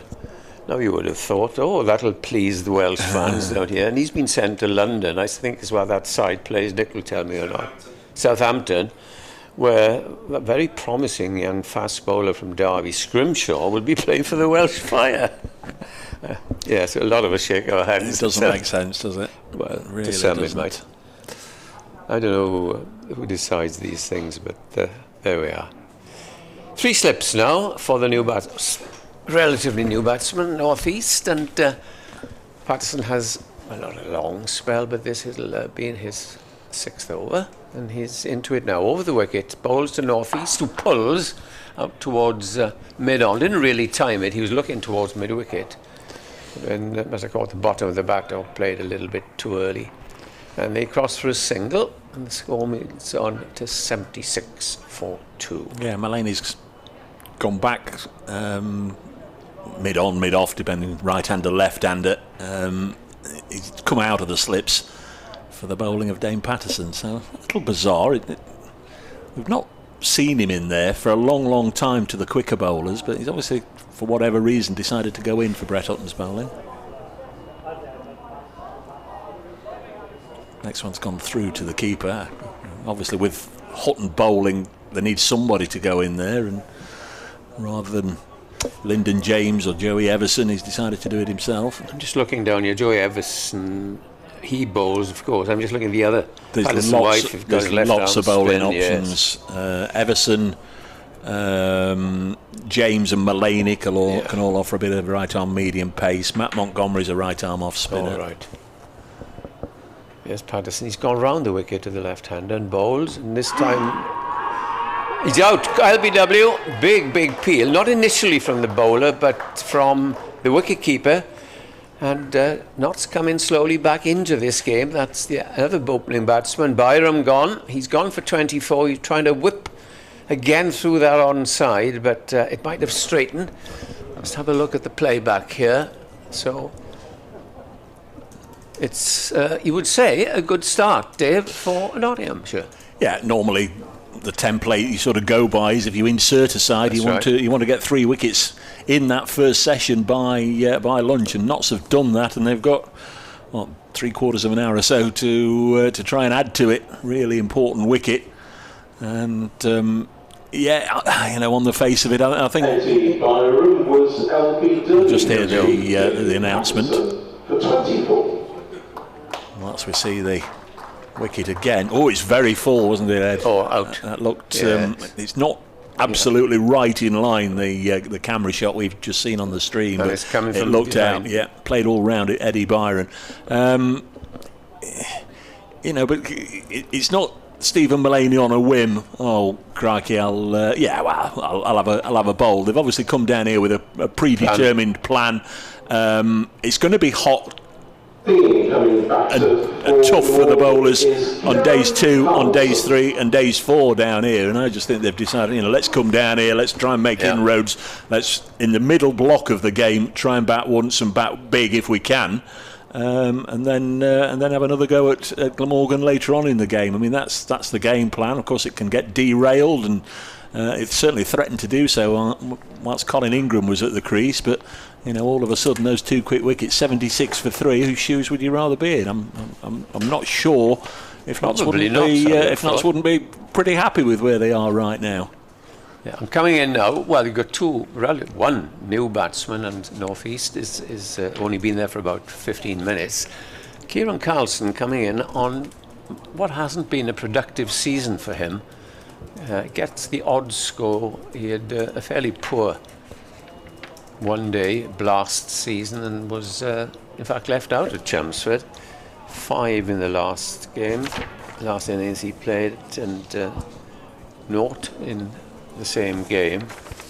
And looking back, 45 he got against Sussex. Will he still be the white ball 2. captain, Ed, for the Royal London? Yes. David Lloyd is the official captain now, but Carlson did a very good job last year. He did. With his young team. He did. Very much enjoyed Glamorgan's success at Trent Bridge. I was there. Yeah. So they beat Durham. Here's Patterson then into the new arrival. Strikes him. Well, presumably there was bat involved as well. Initially, I thought it struck him on the pad as well. Difficult to see from our camera angle, but it was pushed up to Mulaney at mid-off, so clearly some bat involved. And it remains 76 for 3. Kieran Carlson, the new man. Still Chris Cook and Billy Root, of course, well known to Nottinghamshire supporters. Nice to see Billy again. Didn't play in the game at Trent Bridge. Was out of the side.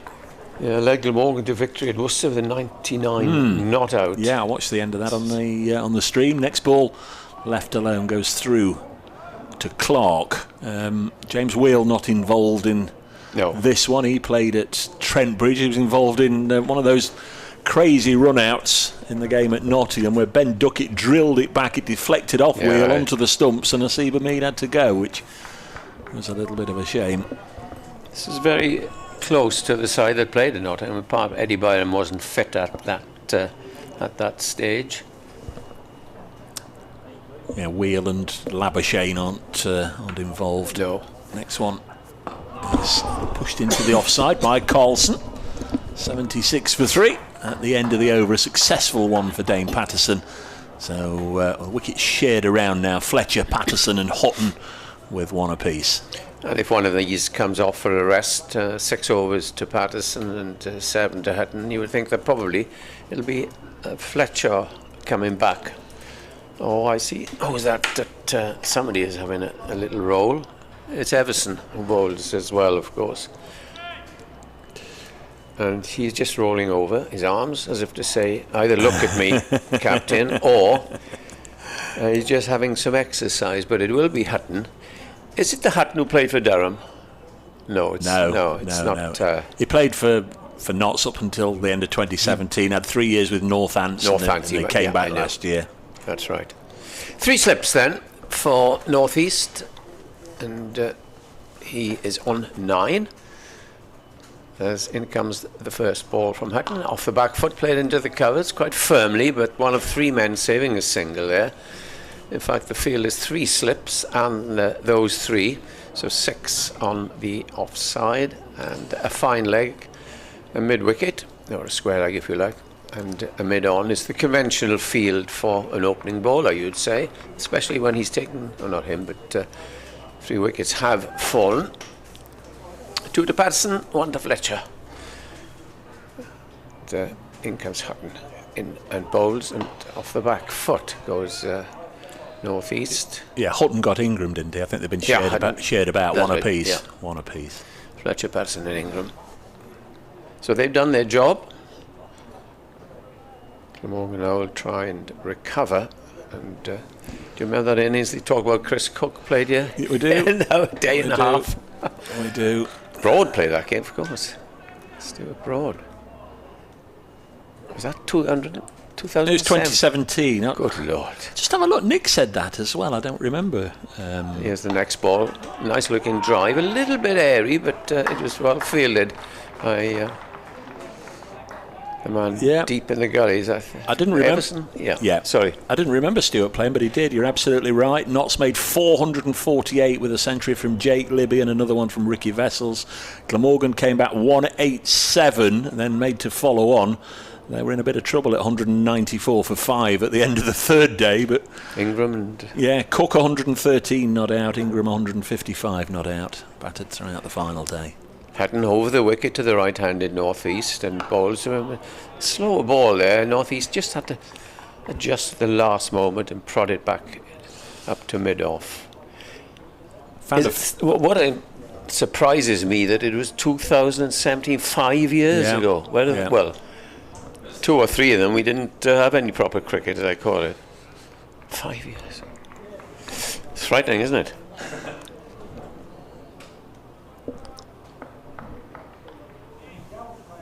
Yes, there's not been many meetings over the last decade or so. From this end, in comes Hutton bowls, and that must have nipped back and got Blatt and Pad, although it played quite firmly. As the slips and the bowler put their hands on their heads and thought, if he'd missed that, he would have been probably LBW, but a single to the score. 77 for 3. It's 9 years since the Lord's final between the two sides, Eddie. I'm not saying that because Notts won. I'm just saying it. 9 years. I mean, that's incredible. That time has gone by so quickly. I know exactly how long that was because my youngest daughter, Nick always laughs, was heavily pregnant at that stage, and her little boy is nearly 9 now. And In comes the next ball, and this is played defensively by Carlson. That's the end of the over. It's 77 for 3. North East is on 10. Carlson yet to score. And when in the morning before we went in, she came along to get a ticket from me, and next, is she all right? I said, yes, she looks fine to me. Well, it's very close, isn't it? I don't know these things. And yeah, well, I suppose it is. Oh, and he was really concerned, Nick, and said to her, I think, yeah, better catch the tube now, where we were going off and have a drink. And yeah, I know it was 9 years because of that episode. Yeah. Here's Patterson from the River End. Bowls to Sam North East. A little push and run, lots of gaps on the leg side. There's Fletcher there at mid-on, but both Everson and Amede were out on the leg side boundary. 78 for 3. Single takes Sam North East on to 11. Yeah, I've just thought of the 2013 final when Andrew Hignell announced earlier that Mark Wallace was on the ground today. I didn't hear what he was doing, but well, he's the head. Not head coach, but director of cricket. There was an announcement he's either making a presentation today or speaking today or something. This one's flashed away for 4 between third slip and point, and away down to the unprotected third man area for 4. Kieran Carlson's away. And Glamorgan did have a chance in that game because, although Notts won comfortably, was it Chris Reid or someone was dropped at mid-off or mid-on? Do you remember that? I think it was Gareth Rees was the unfortunate man. I think it was Chris. Was it Chris Reid or somebody further up the order and went on to get a score? I forget now, but well, Glamorgan were well on their way till almost as an afterthought. Samit Patel was brought on because Graham Swan was in the side, so he got the first dibs as the spinner. There's Patterson in, bowls and squared up. Carlson pushes it up to mid-off, no run. Samit Patel came on and got 3 or 4 wickets in very quick time, and that swung the game. And then he came a couple of years ago on loan down to Glamorgan. He did. Very popular. Samit. He made his debut. He often refers back to it. I don't think Notts are too happy about the ball. I don't know about the Glamorgan games. Well, that's certainly the Nottinghamshire games we've seen it no end of times. But I think he made his debut at Colwyn Bay against Lancashire, and he got some runs and wickets. Well, he had to bowl about 50 overs. Was it Dane Vilas or somebody, or Ashwell Prince? Somebody got 300. Vilas and Peterson, who used to play Elvira Peterson. Ah, that's it. That was it. We've not got a Peterson here. We've got a Patterson, and he's been given the ball back and told to get on with it. He's bowling to Kieran Carlson, wide of the off stump. Goes through to Joe Clark, who's thus far been very tidy behind the stumps. Had 1 nick and he hung on to that.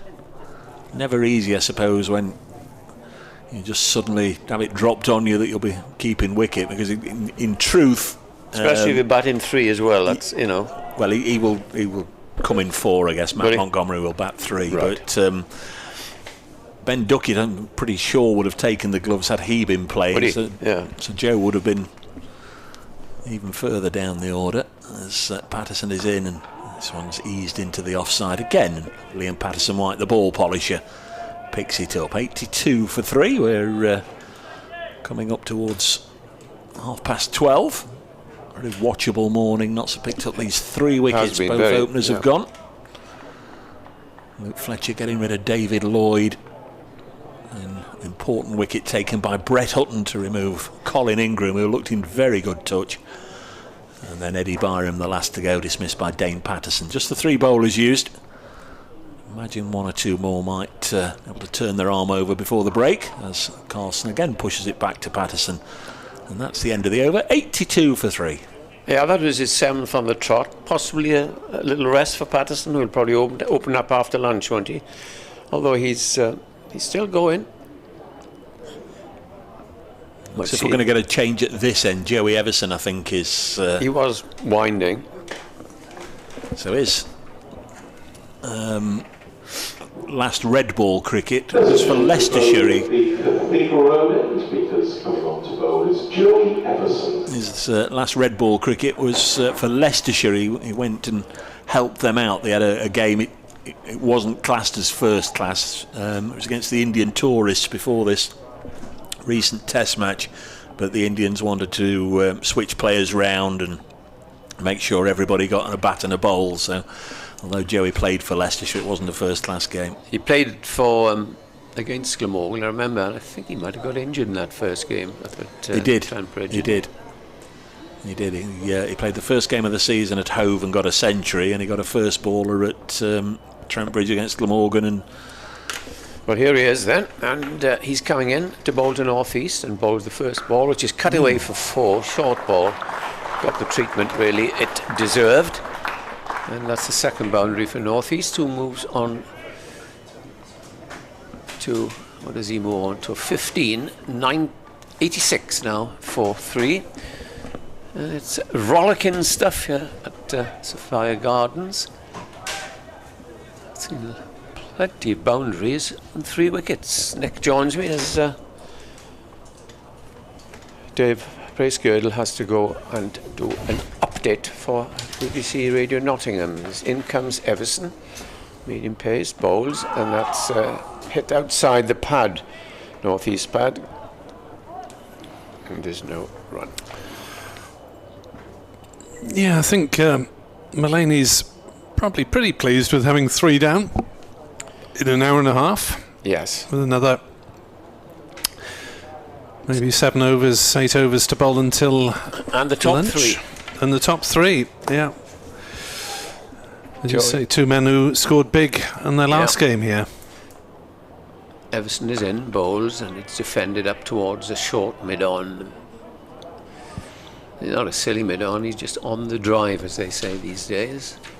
Everson under a clear blue sky, which is probably all over the country today. We've got air conditioning, thankfully, in our box here, and it's very, very welcome. Arrived this morning in the next door box, and the heat had been left on. In comes Everson, bowls, cut away again, but this time it goes straight to deep gully, where there is no run. 23, because it was rather chilly the last time we were there. Right. nearly collapsed this morning. Opening windows, opening doors, turning the heat off. But very pleasant in here, I must say. Joey Everson turns from this end, the Cathedral Road end, comes in and bowls, and this is driven nicely through cover and mid-on, and it's a long chase up to this longish boundary, but it's hauled in just inside, and they come back for a comfortable 3 runs, which takes the score to 89 for 3. Yes, the usual combination fielding. It was the skipper Mulaney who may have slid slightly awkwardly there as he flicked the ball back in field to Patterson White. He didn't really need to do a relay fielding there because he stopped it about 5 metres inside the boundary, and he is gesturing. I thought he might have been gesturing that he wanted to go off for treatment, but he's just changing his field. And Dave was saying earlier on, he's been alternating between slip and mid-off. Now he's back at mid-off, and the man on the extra cover boundary is Everson, comes in and bowls to Carlson, and he just leaves. That is the end of the over. Dave has just returned. He will join Nick at the microphone as we are now approaching half an hour before lunch, which we always seem to look forward to. Edward, thanks very much indeed. He'll be back at the microphone in that afternoon session. 89 for 3 then, Glamorgan.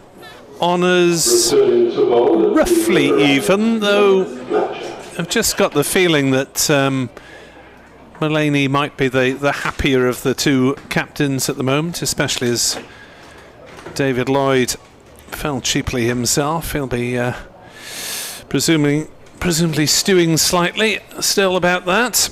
Byram for 24, Ingram for 34, a wicket apiece to the 3 frontline seamers. So to have a bit more of Dave's literary chum, Luke Fletcher. Available at all good booksellers. Indeed. And probably a few bad ones as well. Indeed, yeah. Yeah, I don't think we've seen it in the from in the Dave's pound shops yet. From Dave's car boot still, or I can probably find you one in my boot if you're desperate. 89 for 3. Only bowled, what did he bowl? 5 overs early on, Luke Fletcher. 5 overs, 1 for 28. But his last 3 balls, if you remember, were harshly treated. They were nicely in the slot for Colin Ingram, and they were all put away for boundaries. Just a slight hold up here whilst we're waiting for some running repairs to be had. strange. That's it's Sam Northeast. Batsmen are going off. Is it Sam Northeast with a thigh pad issue or some yes. such? Is that the physio out there, or is it a just a member of the coaching staff with a bit of tape? I'm not entirely sure, Yeah, but a slight hold up. It's not the lead physio because Have we looked she's a lady. Scores elsewhere? I haven't done that recently, so yes, it's a good point to slip a few in. I think we'll both be delighted to hear that Middlesex are 51 for 5 at home to Worcestershire. I say that with no malice intended towards Middlesex. It's just that Notts are first, Glamorgan are third, and Middlesex are sandwiched between them. And I think both these sides could profit this week if Worcestershire was somehow to roll over. Come on, you pairs. Middlesex. In the northeast, Derbyshire, the visitors there, slow morning by the sounds of it. Derbyshire 49 for 3. That's the only other game in the country where the skipper that's won the toss has decided to bowl. Durham sticking Derbyshire in 49 for 3, and the other Division 2 score is down at Hove, where those very fine openers, Hames and Orr, are at it again. In fact, as I say that, it's 117 without loss, so I've said that expecting Hames and Orr to have got all the runs, but I see that Tom Haines had to retire hurt after making 24, so they're 117 without loss. There's Fletcher then as play resumes, bowling to one-time very brief teammate Sam Northeast, and it goes through to the keeper. Yes, they've got that trio of Toms in the top order, haven't they? Tom Haines, Tom Clark, Tom Alsop. Yeah, they were certainly strengthened by Pujar and Rizwan joining them, weren't they, for a while, but now both have gone. I'll give you the Division 1 scores in just a second. I thought we were going to be waiting a little longer for Sam Northeast to sort out whatever his kit problem was. There's Fletcher from the River End. 1 or 2 beads of sweat, no doubt, as he runs in, puffing away, and bowls to Northeast as he defends. At Chelmsford, Gloucestershire have also lost 5 wickets. They're 74 for 5 down there in the southeast. South Coast, Hampshire, 74 for 1. Warwickshire, the visitors, there are batting.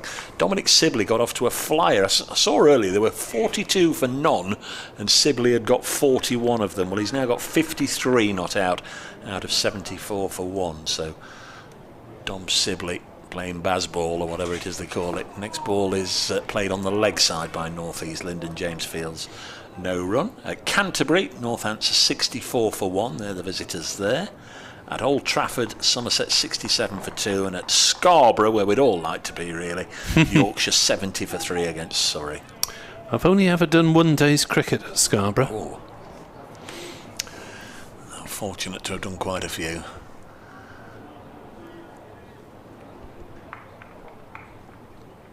It's usually a fairly convivial week.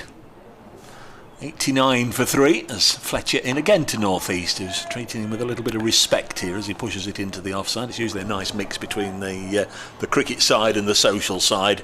Visits to North Marine Road. Of course, we miss our dear old chum Dave Callaghan, who always enjoyed his visits there, and the commentary boxes now they're named after him. And we lost another of our old mates this week, John Gwynn, who covered BBC Radio Lancashire for many years, and of course probably more recent times people would know John as a darts commentator, a member of Soccer Saturday. Next delivery is pushed down the ground so straight by Northeast it clatters into the stumps at the other end, and there's no run. Remains 89 for 3. Yeah, you mentioned that Samat Patel appearance for Glamorgan at Colwyn Bay. I believe that was on the occasion where John was visiting, and we got him on the microphone with Edward for half an hour. Great, yeah. Rolling back the years. Yes, sad loss. Comes Fletcher. Once more. Been a little bit cat and mousey this over, and again Sam North East happy to just push it back to Fletcher, who I think will be quite happy with that comeback over. 6 overs, 1 maiden, 1 for 28. He'll think, well, it's a little bit easier bowling from the river end to Sam North East at the moment rather than from this end to Colin Ingram.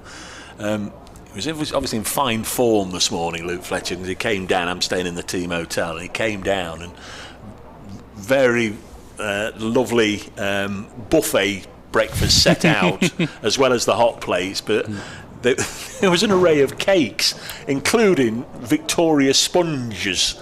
Now, who on earth eats Victoria sponges for breakfast? I don't know, but Germans? Luke, as a bit of a joke, picked up a plate full of Victoria sponges and just carried it down and sat down next to the coach, which was a nice start to the day. There we are.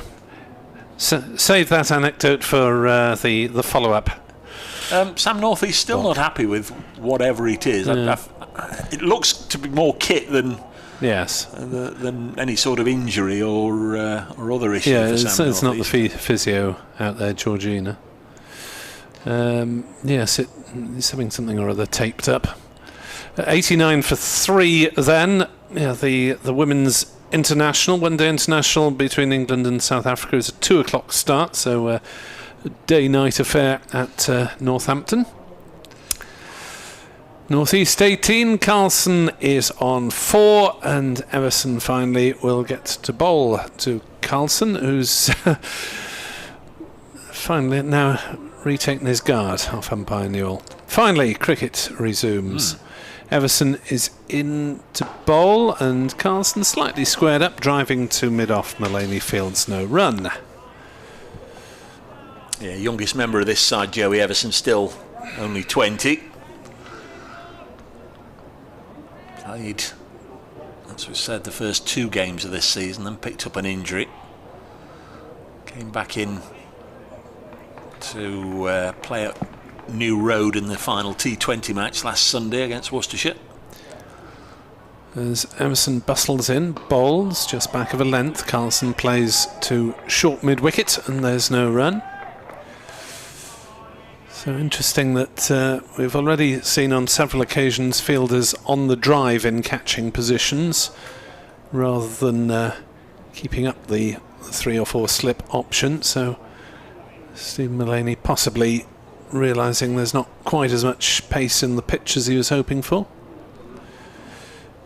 Everson to Carlson, who's turning up one on the leg side. A few oohs and ahs, even though it was off the middle of the bat. A flick at the stumps from mid-wicket.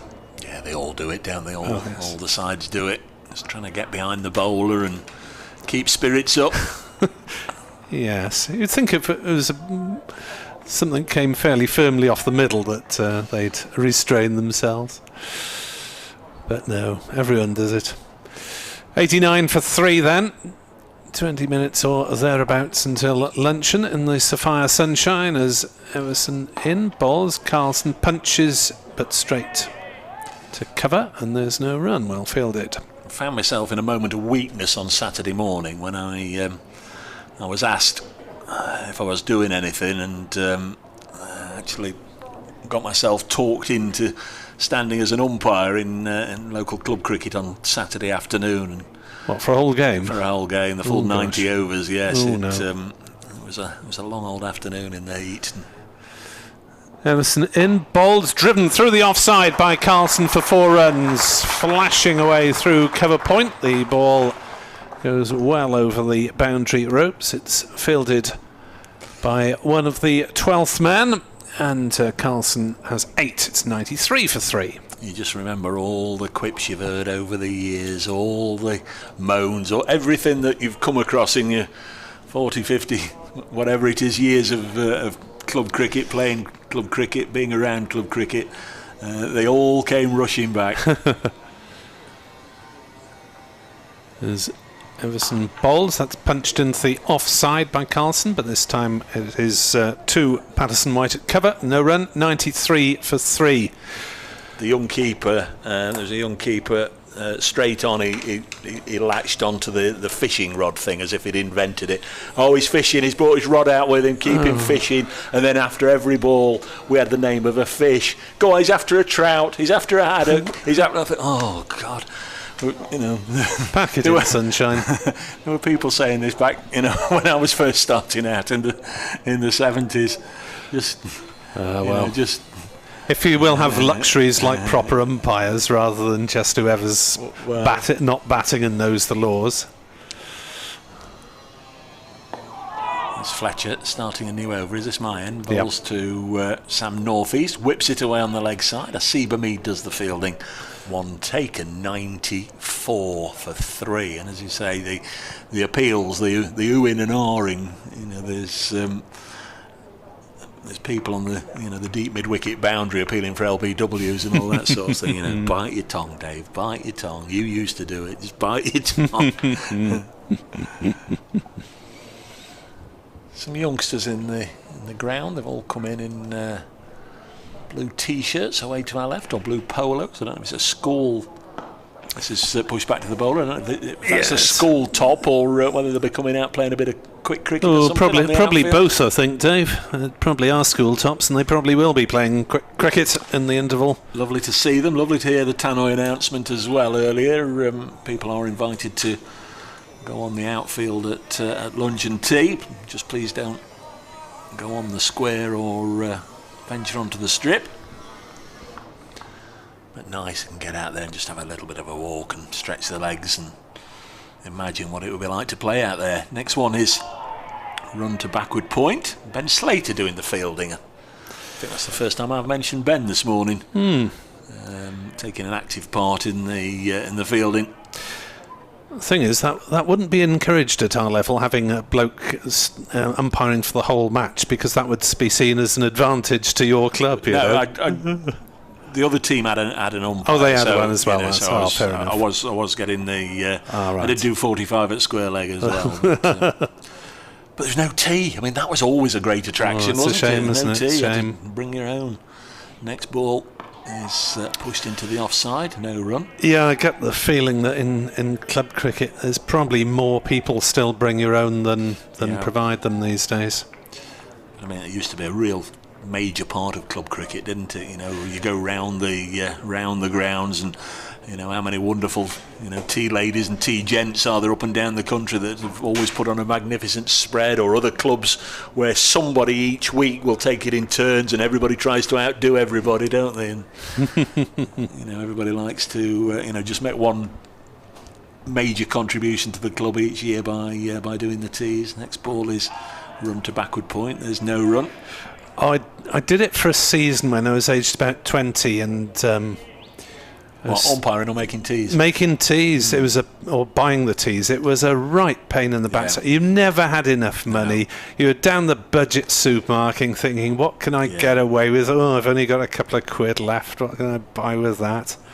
Oh dear. Yeah, I do like the clubs where they'll have one central figure who coordinates it amongst each player, and each player will either get his mum or his wife or his girlfriend, or he'll do it himself or his best mate or whatever, but he will, as Carlson plays it into the offside, and that way, if you're just doing it once each year, you can afford. I'm not doing it for the money, I'm doing it for the club, and you'll get whatever that family household will perhaps bake a nice chocolate cake or a Victoria sponge or something, and like you say, they won't be down the budget supermarket, because it's not as if you've got £15 and that's your lot, that sort of thing. End of the over anyway, as we whittle on towards lunch. 94 for 3. Yes, it's a quiet period of the game, you'll be unsurprised to hear, since we're wittering on about cake. Are we going to see twirly spin? LPW, looking for some LBWs. Oh, yes. Only Patos squared in this game, because Pattinson. Do let Dave know if there are updates on the childbirth front. 94 for 3.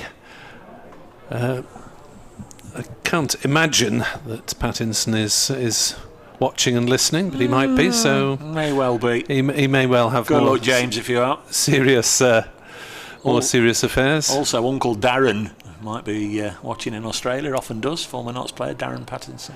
Patterson white bowls and North East drives to Montgomery at cover, and there's no run. Yeah, don't look down the business end. That's my advice on childbirth. 94 for 3, North East on 19, and North East drives straight to short mid wicket, and there's no run. Are you Brian Adamsing tonight? No, I'm not. Tonight he's on, is he? He's rocking the castle, is he? Cardiff Castle, yeah.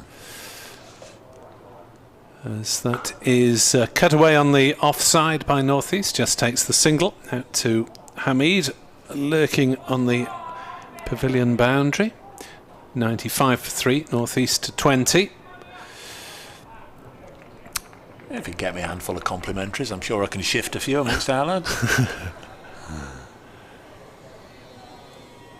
As in comes Patterson White, bowls on leg stump. Carlson tries to sweep and misses. Now that's the sort a very occasional wicket keeper might miss, isn't it? I thought that was good from Joe Clark. Well taken. 95 for 3. Patterson White bowls just a little bit shorter. Carlson is stretching forward to defend.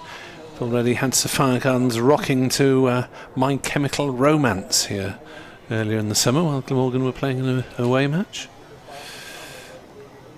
Patterson White left arm bowls. Carlson turns gently on the leg side. Single off the first over of spin of the match. 95 for 3 Glamorgan, North East 20.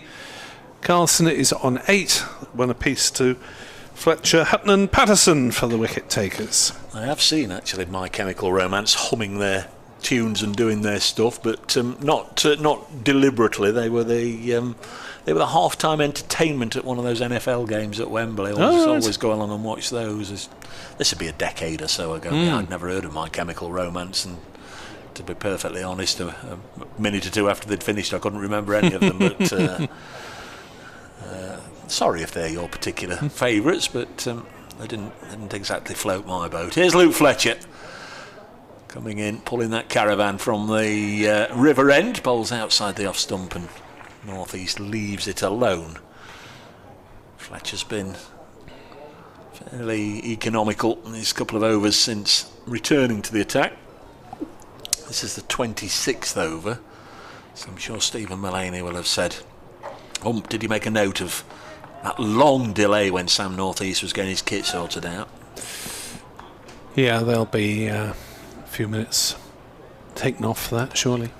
Notts have been penalised this year. 4 points they've lost for over 8. This past the outside edge and taken low down almost in front of first slip by Joe Clark. Was that all in one match or in different matches? That was at Lords, and unexpected rain came in. And that was it.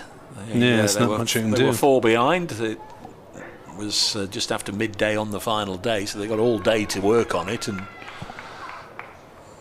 the rain there was no breeze. It just hung over the ground and just wouldn't go away. Denied them not only the win, but those 4 penalty points as well. Again, left alone by North East.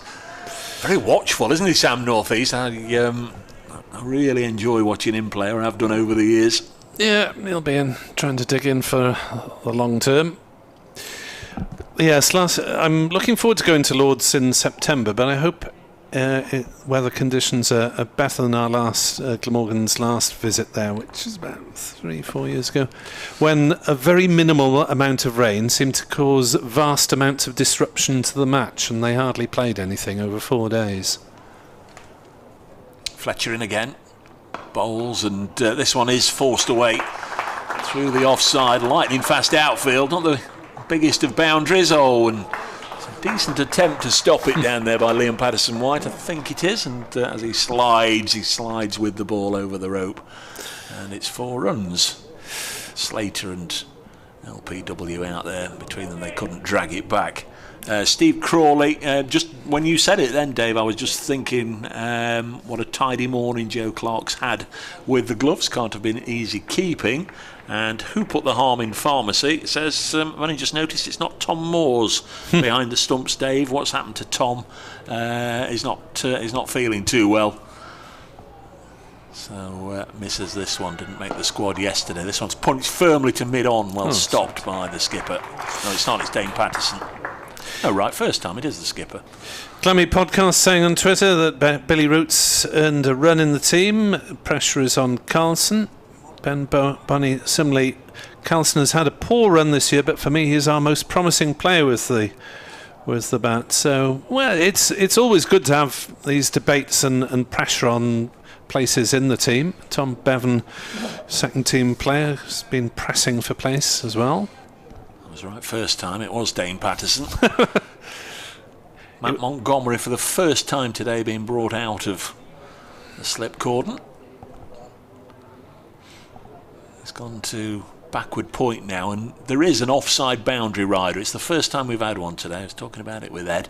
North East will bring him into play. It's Ben Slater out there. A single taken, and that will take Glamorgan to three figures just before lunch. 100 for 3 here on BBC Wales, BBC Radio Nottingham at Sophia Gardens, where we are about 5 minutes away from the lunch break. And Glamorgan put into bat 100 for 3. They've lost Lloyd for 6. Byram for 24, Ingram for 34, with the wicket shared between Fletcher, Patterson and Hutton. Yes, it's roundabout to back to even, but I still wouldn't be displeased with Nottinghamshire's performance in taking 3 wickets. If they can add a 4th, it'll be a Brucey bonus, and it'll be Liam Patterson-White to twirl and whirl from this Cathedral Road end. Slow left arm, or not very slow, and it's cracked away by North East, but just a single to Hamid on the cover point boundary. 101 for 3, North East to 26. That was more like a T20 dart from Patterson-White, that first delivery. Let's see. Slightly slower, worked on the offside by Carlson, no run. Again, of course, we have to point out it could all be futile, Nick, and it really does wind me up that we don't actually know if these sides are playing for promotion or for a spot in Division 1 next year. Next ball played on the offside by Carlson for a single, 102 for 3. Yes, I mean, you have to assume that the top 2 will go up, but on the other hand, if it's 3 lots of 6, then the top 2 benefit anyway, because they'll be in Division 2 rather than Division 3. Patterson-White bowls. North East on the back foot works to short mid-wickets, no run. So I suppose there's a benefit in finishing top 2 whichever way it is. No, not convinced. Patterson-White bowls. North East drives to mid-off. Everson fields. North East thought there might be a single, quickly dissuaded otherwise. Well, let's hope it's 2 divisions, but if they went 3 groups of 6, I don't think there's any certainty yet that they wouldn't just have a random Group A, B and C. On the back foot, North East defends. 2 mid-wickets, no run, 102 for 3 at the end of 27 overs. He's turned him down. A little bit like 2021 when they just randomly produced 3 groups of 6. So this year might all be complete and utter waste of time, really, with regards to what it means in the long run. Stephen Mullaney is going to come on for the over before lunch. He's managed to glean out a little bit of a reputation for himself over the years as being a very handy partnership breaker, particularly this 1 over before lunch.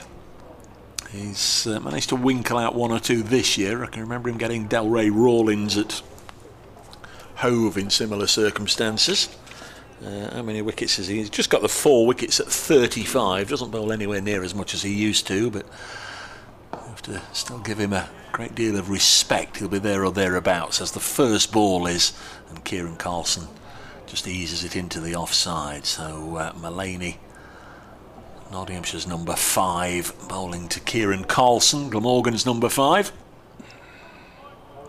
5 on his shirt, 5 in the batting order. Mullaney once more. Past umpire Adnan bowls. Carlson just guides it with an open face to backward point where Montgomery's fielding.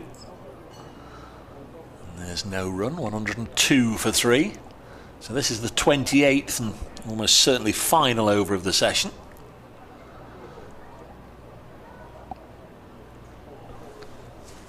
Men out, David Lloyd, LBW, bowled Luke Fletcher for 6. That was in the 5th over, 10 for 1. Mullaney bowls again. Carlson once more just nudges it out as far as Liam Patterson-White, and there's no run. Second to go was Colin Ingram. He looked in sparkling form. He was, it has to be said, fed a diet of half volleys outside the off stump, and he crashed 3 in a row away from Luke Fletcher, who came out of the attack. Back came Brett Hutton, and his first 2 balls were put away. So that was 5 boundaries in a row as Carlson blocks this one, and then Ingram had another go at Brett Hutton and over 2 later and was taken behind by Joe Clark. So that was Ingram caught Clark bowled Hutton 34. That was right on midday, 62 for 2 in the 15th over, and then Eddie Byram trapped LBW. Looked a good shout, you have to say, by Dane Patterson for 24. That was 76 for 3. Mullaney in again. Carlson squared up, and once more it runs down to Montgomery at backward point. No run. I think we've got 1 ball left. And then Nick will sum up the session. I shall dash off and update the listeners to BBC Radio Nottingham next door. Board showing 12:59. I guess if they race round very quickly, there might be the chance of squeezing another one in. We'll have to see. Mullaney in again to Carlson. Works it on the leg side. They'll take a single. So that will be 103 for 3. Now all eyes on the umpire. So they proceed towards their positions. Well, Mick Newell is walking towards the stumps. They usually start a fraction early here in Cardiff. It's now 1300 and the players disappear towards the dressing rooms. So 103 for 3. Northeast is 26 not out. Carlson 10 not out. Ingram, the top scorer of the morning, with 34. Byron made 24 and Lloyd 6. Wicket apiece to Luke Fletcher, Brett Hutton and Dane Patterson. It's fairly even. No real headline makers apart from Ingram's brief assault on the bowling. Commentary resumes at 1:40. There'll be an update for BBC Radio Wales listeners in a couple of moments' time.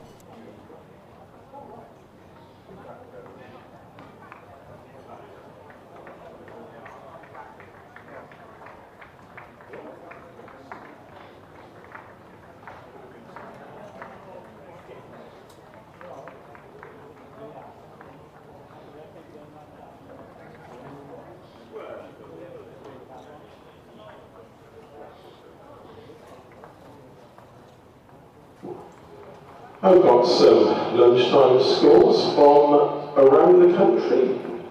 All of these matches also in the LP Insurance County Championship in their first day, starting at the Aegeus Bowl where Warwickshire won the toss. They elected to bat first against Hampshire, and at lunch Warwickshire are 87 for 2.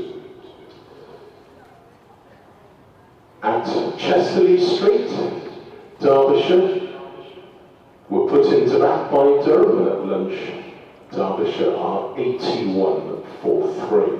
It's lunch at Hove where Sussex won the toss, decided to bat first against Leicestershire, and at the interval there 138 without loss. At Scarborough, Yorkshire decided to bat first against Surrey. At lunch, Yorkshire 101 for 3. At Chelmsford, Gloucestershire also won the toss and elected to bat against Essex. At lunch, Gloucestershire are 104 for 6. At Merchant Taylor School in Northwood, Middlesex won the toss. They've elected to bat first against Worcestershire. At lunch, Middlesex are 76 for 6. Southport, Somerset won the toss, elected to bat first against Lancashire, and at lunch, Somerset are 89-3. And the other game is at the Spitfire St Lawrence in Canterbury, where Northamptonshire won the toss.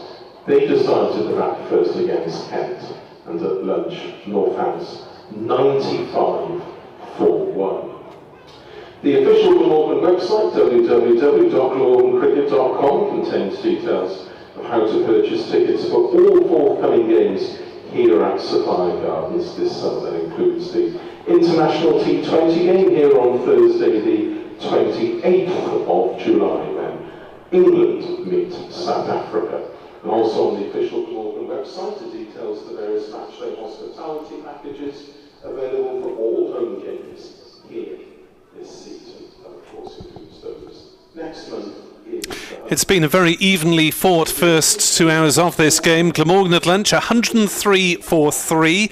Colin Ingram made 34, Eddie Byram 24, and Sam Northeast is 26 not out. A wicket apiece for Fletcher, Patterson and Hutton for the visitors. It was a real surprise when Stephen Mullaney won the toss and decided to bowl first, but his bowlers have done him a reasonable job in the morning. The highlight for Glamorgan, 5 consecutive fours hit by Colin Ingram. It didn't quite last. Play resumes at 1:40 with Glamorgan 103-3. Using the walkway in front of the Castell Travel stand, the Glamorgan Club shop will be open today until 5 o'clock, and as always, it's selling a wide range of cricket equipment and other items, including replica Glamorgan kit. As far as refreshments are concerned, food, drink and ice cream can be purchased from the kiosk and mobile unit situated in the concourse area beneath the pavilion stand. And don't forget that as far as members are concerned, tea and coffee is available this afternoon in the Lewis Lounge between 3:30 and 4:30, as well as between 10 and 11 tomorrow morning. Drinks and snacks can also be purchased from the vending machine situated at the rear of the indoor school. The CC4 Museum of Welsh Cricket is open today. It's situated on the first floor of the National Cricket Centre and contains a number of displays celebrating the long and very proud heritage of cricket in Wales. And currently there's a special exhibition in the museum commemorating the life and career of the former England and Glamorgan all-rounder Peter Walker. The second members' forum of the summer will be taking place tomorrow lunchtime. It will be held in the Pyramid Hygiene Suite, hosted by Phil Steele of BBC Wales. The panel will include Director of Cricket Mark Wallace, as well as Head Coach Matthew Maynard. As you may see on the outfield, we're also joined today by the boys and girls, Year 4 pupils from Ninian Park School, and they are going to be giving us a demonstration of their cricketing skills during the lunch interval.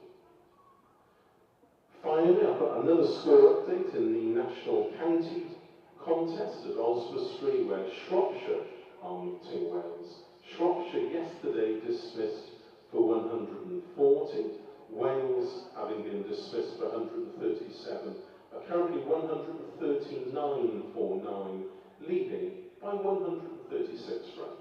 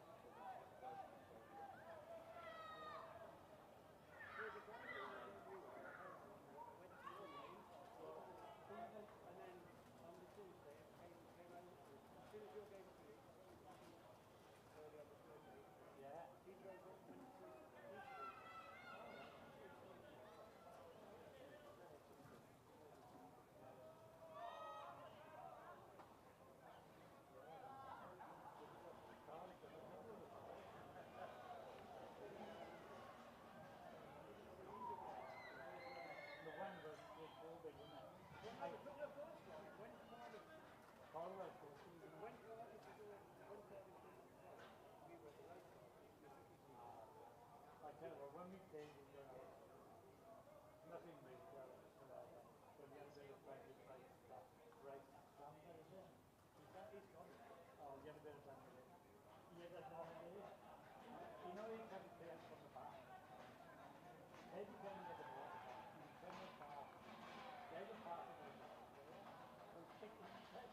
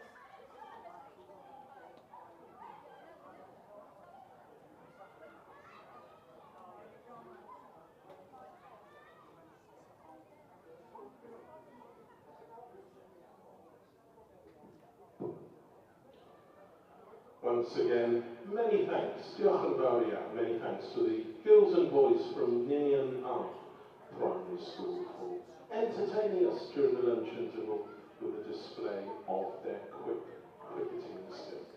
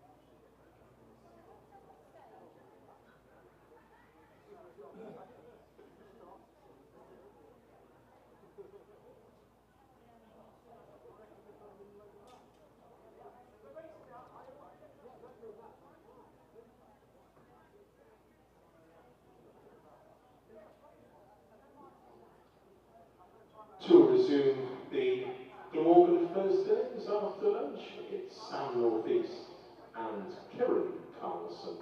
And to resume the bowling 4 knots at the Cathedral Road end, it's Liam Patterson-White.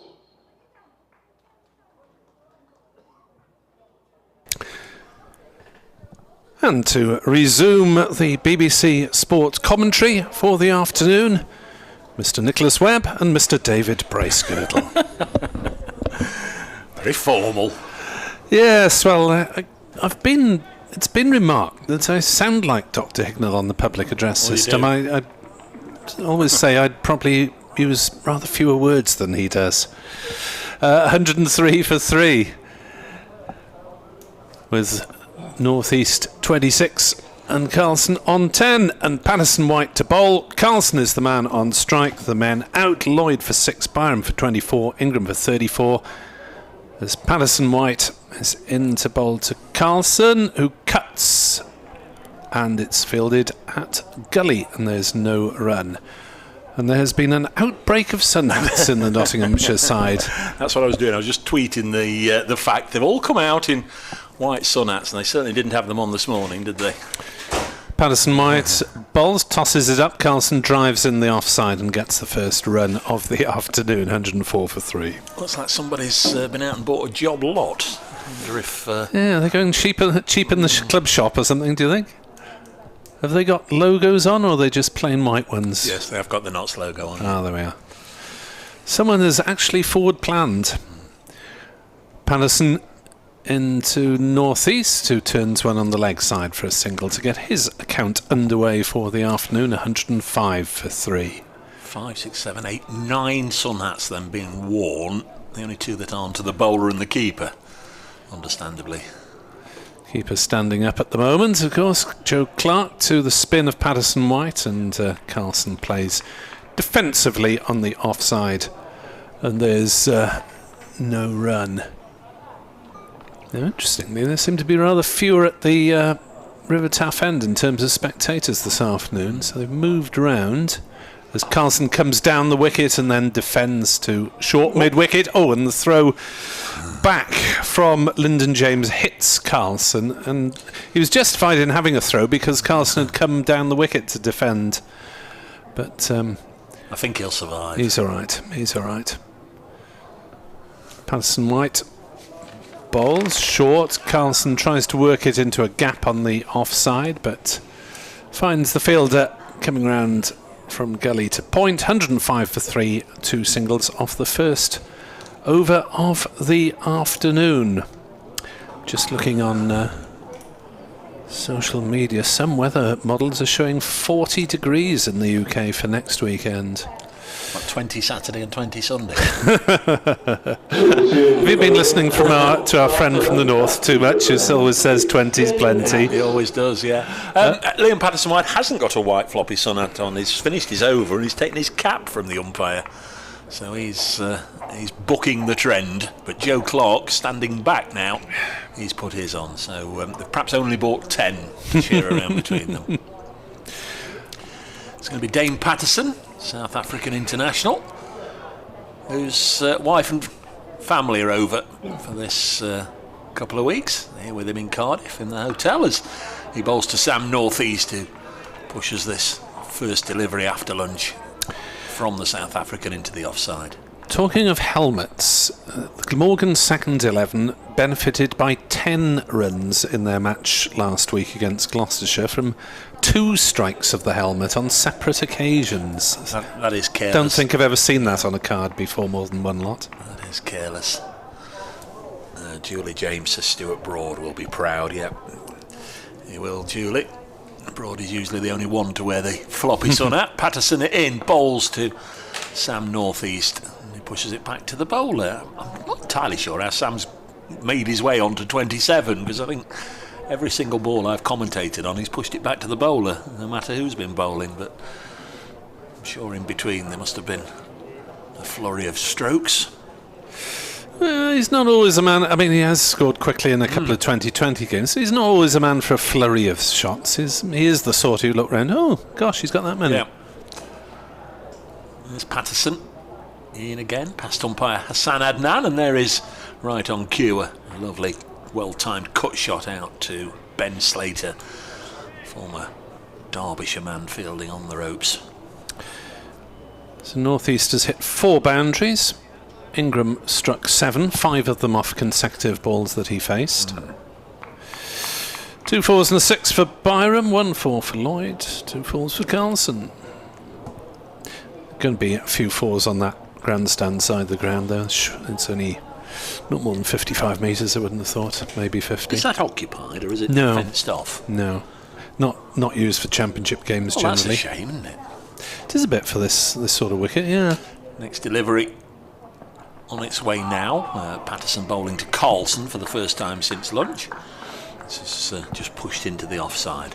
So why is that? It would need stewarding. It is a stewarding issue, I think. Basically, they probably need a couple of extra bodies there, which wouldn't really be justified by the small numbers in the ground. And basically, you get a better view from this Cathedral Road end or from the River Taff end anyway. There's plenty of space for everyone who comes in to get a decent view, I would have thought. Patterson once more. 2 balls left in the 30th over of the innings. Bowls to Kieran Carlson. Just clips it away on the leg side out to Hamid, who once again you can see very clearly, very visibly has got endless amounts of white tape around those fingertips.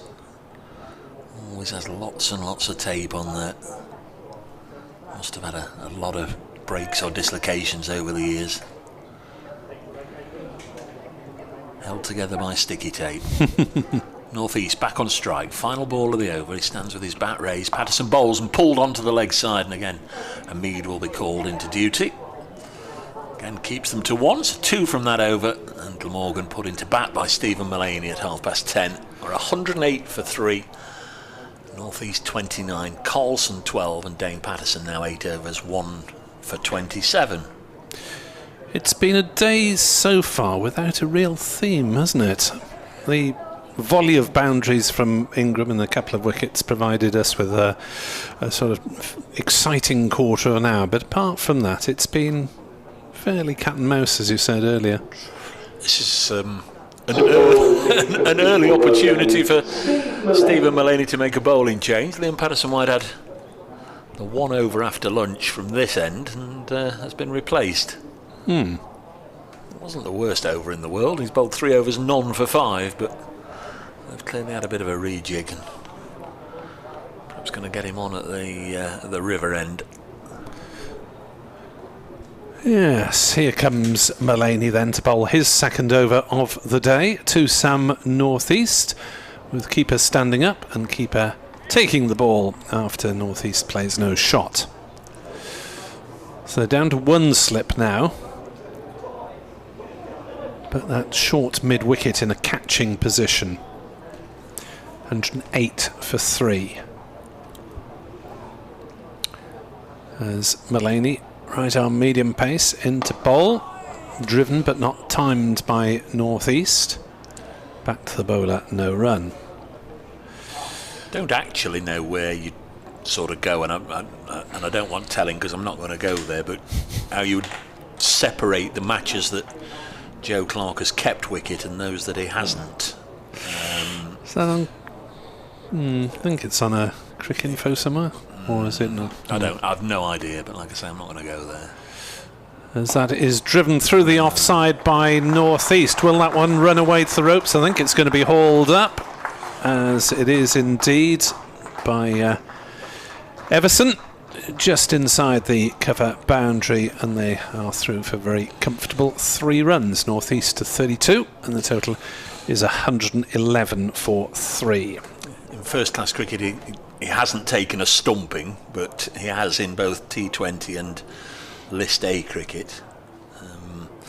But he would never have been first-choice keeper at either Worcestershire or Notts, but would have been a very handy deputy to have around on the odd occasion. As Mullaney bowls full length, but Carlson resists the temptation to drive, just propping forward. Yes, we had Chris Cook was injured early in the Sussex match, so Colin Ingram did an hour or two at the end of one day, and then Tom Cullen arrived from the second 11 to take over the gloves. As forward comes Carlson to defend. Mullaney bowling close to the stumps, straight wicket to wicket, and hoping to cut down the possibilities of frivolity from the Glamorgan batsman, as it has, in the last half hour ago, significantly clouded over. Now, whether this is significant for the playing conditions, we'll only wait to find out. As forward comes Carlson, defends to cover, no run. Just the one scoring shot, a 3 to North East in that over. Glamorgan 111 for 3, North East 32, Carlson 12. Nelson on the board. I mentioned earlier that Sussex had lost both Pujara and Rizwan. Well, wrong again, Bracegirdle. Pujara is currently batting for Sussex, so that's good to see, isn't it? He went off and obviously played for India in the Test match, but he's now free and has gone back to play county cricket. Sussex are 147 for 1, but they lost Tom Hames, who had to retire hurt earlier as well. There's Patterson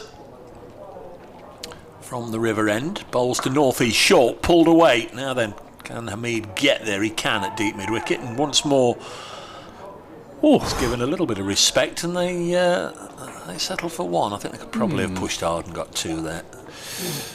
Yes, that seemed not the most adventurous piece of running that you'll see today. He had to go a good way away to his left. And that's the longest square boundary. Single taken nonetheless. North East on to 33. Kieran Carlson back on strike on 12.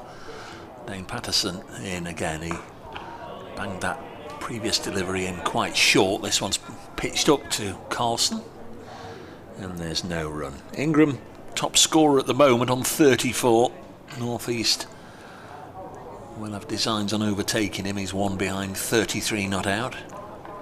Byron made 24, Lloyd out for 6.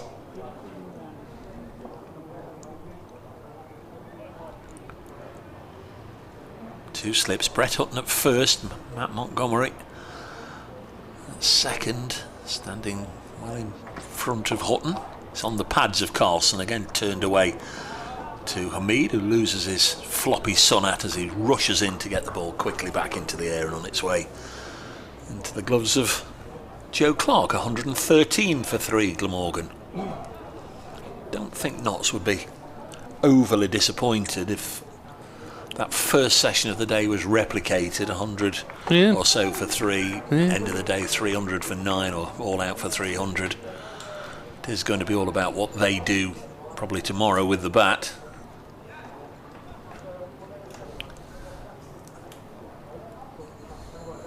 I mean, just he's been brought in literally about 6 paces from the leg side boundary, and this one outside the off stump, driven into the offside by North East, and there's no run. North East has played a couple of hook stroke pull shots, but he has kept them down reasonably well so far. Yeah, they were just so deliberate in getting Hamid's attention and then bringing him in. Come in, whoa! And he'd only come in about 6 strides off the fence. That'll do. Well, it will if... That's where he's going to hit it. Yeah. Absolutely, precisely. If that's what they feel.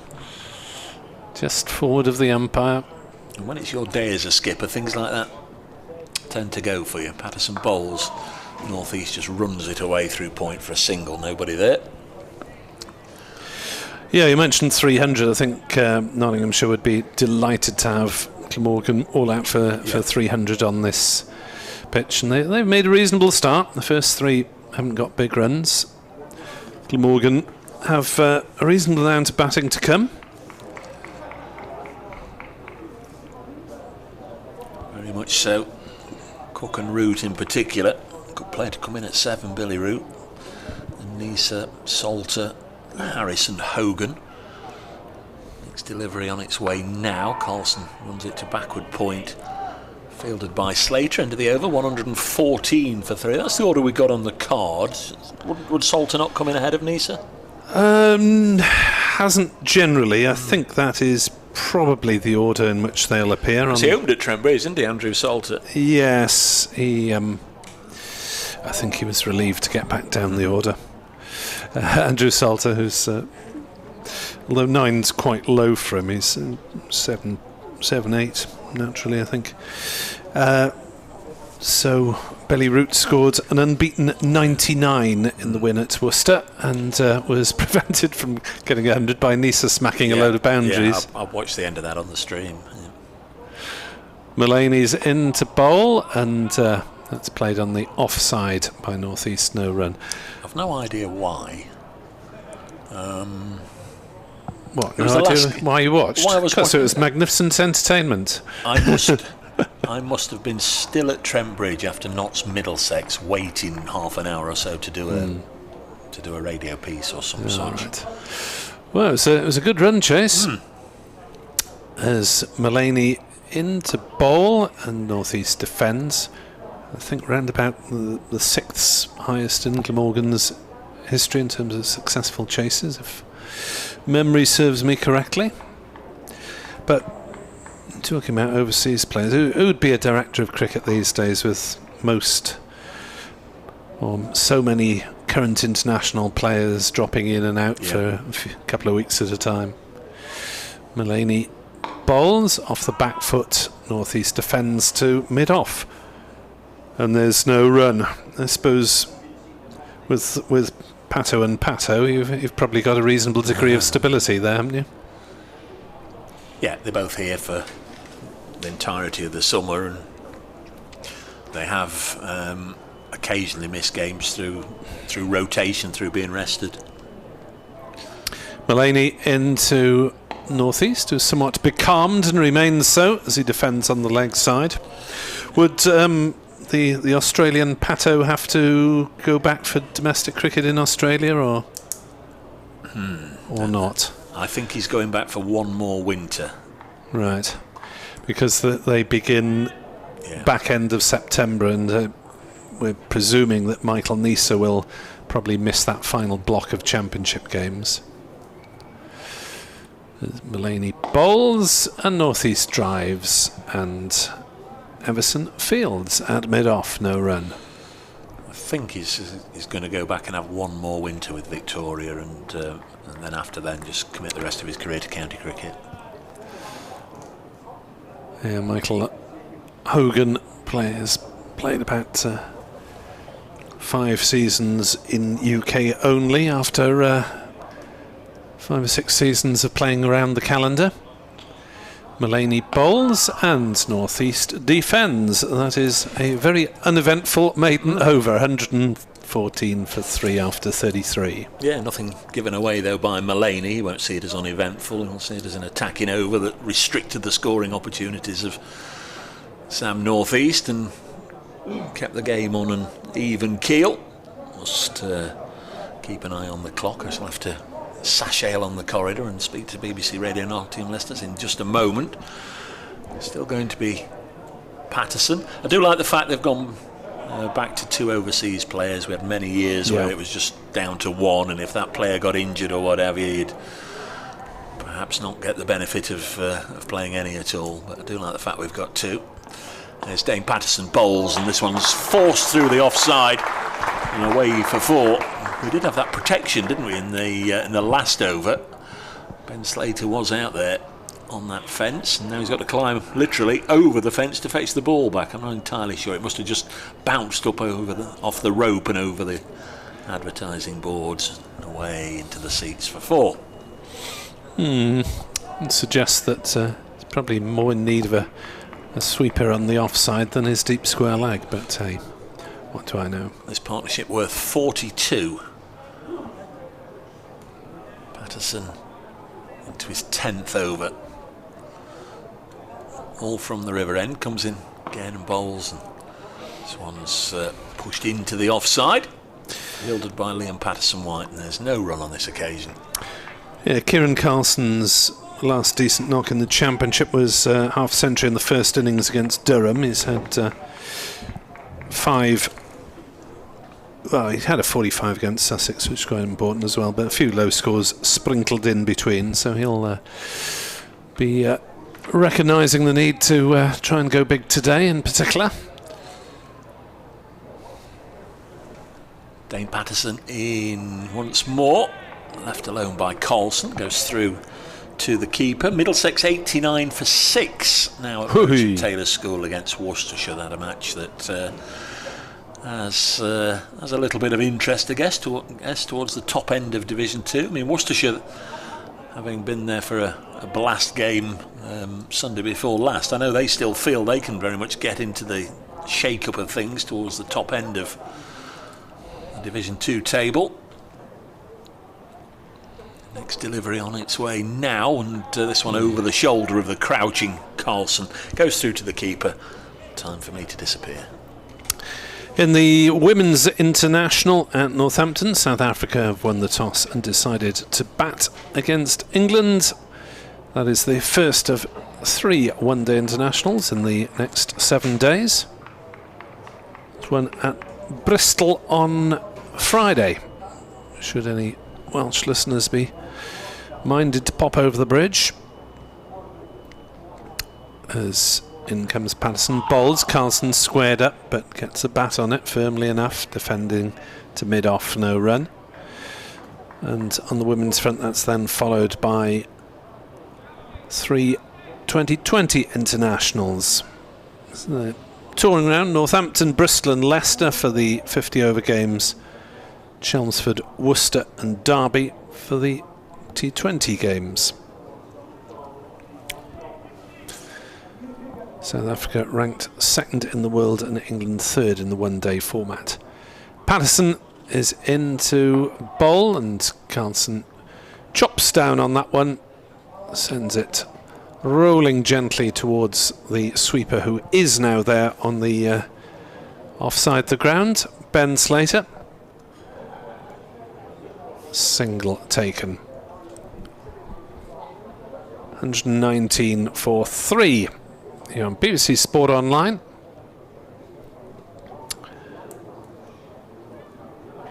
Also available with the video stream via the Glamorgan and Nottinghamshire websites. glamorgancricket.co.uk, trentbridge.co.uk. 119 for 3. Mullaney then, who bowled a maiden to northeast last up, is into bowl, and that's defended by Carlson to mid-off, and there is no run. So Mullaney bowling military medium, wicket to wicket, and keeping things very tight at the moment. Carlson on 18. Northeast on 34. Mullaney bowls, and that's chopped down towards backward point, well fielded. No run. Yes, excuse me. Nick, he's a bowler that I'd hate to face because he's not as quick as you think he is, and then he's that nagging length, or you can't drive or you can't do much if he's got it going. And always when you look at his figures, they're always economical. Mullaney in the bowl, defended by Carlson. Everything being played very straight, either back to the bowler or to mid-on and mid-off. That's right. Yeah, in one. So Australia have lost the test against Sri Lanka. Hammered, didn't they? By an innings and 39 runs, despite scoring 364 in their first innings, with centuries for Marnus Labuschagne and Steve Smith. Sri Lanka piled up 5-5-4 as Mullaney bowls, and that's driven square of the wicket on the offside, and they'll go through for a quick single. 120 for 3. Australia all out in their second innings for 151. Marnus Labuschagne's 32 was the top score, and Prabhath Jayasuriya took 6 wickets. Wonder if he's son of Sanath. Be about the right age, wouldn't he? Very hard-hitting opening bat. So Jayasuriya played a bit in county cricket. As that's forced away backward of square on the offside by Northeast. He's timed that one nicely, actually. Through backward point, slashed it away, 4 runs. 124 for 3. Glamorgan. Northeast moves to 38, not out. So I think that's the first boundary that Mulaney's conceded. This is the last ball of his 4th over.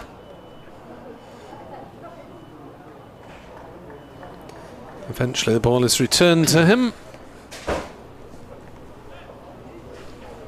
Mulaney is in to bowl to northeast, who defends. 38 to northeast, 19 to Carlson, 124 for 3 at the end of the over. Glamorgan having progressed gently since the luncheon interval. Yeah, and I think when we were having a conversation about the opening position, which hasn't been very successful this year, I mentioned Labuschagne, and you know, the more that you, not Labuschagne, northeast, and the more you see of him, how correct he is in his method, and he leaves when it's to be left. He hit the bad ball for 4, and he's an accomplished player high up the order. So I don't think it would make any difference if you put him up to open. As Patterson starts another over from the rear taff end, he's in and bowls, and mistimed that by Kieran Carlson looking to push it away on the offside, and it ended up at mid-on. It probably wouldn't, but it's always a moot point, isn't it? If someone's doing well in one position, shouldn't you leave them there? Yes, but 3, often you're in the first over of a game, aren't you? Or the second, or whatever. Batting at number 4 isn't. No.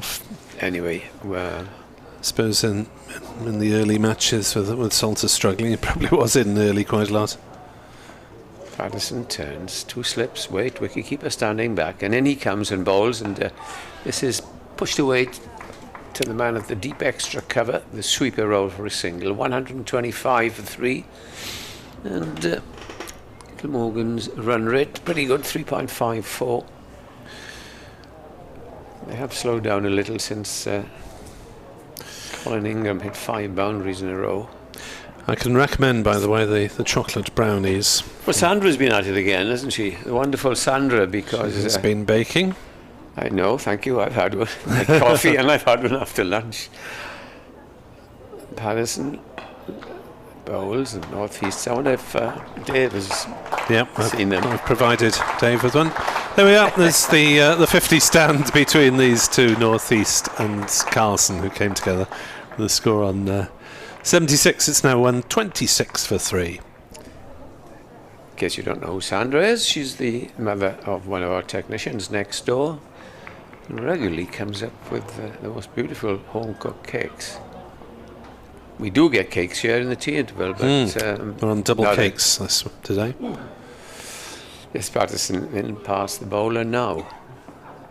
This played an in-ducker that came into him, an in-swinger, where you had to adjust and got down at it just in time.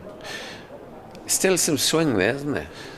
They seem quite interested in targeting maybe the LBW again against Kieran Carlson, who is playing getting squared up a little bit once or twice. Yeah, he's picking up.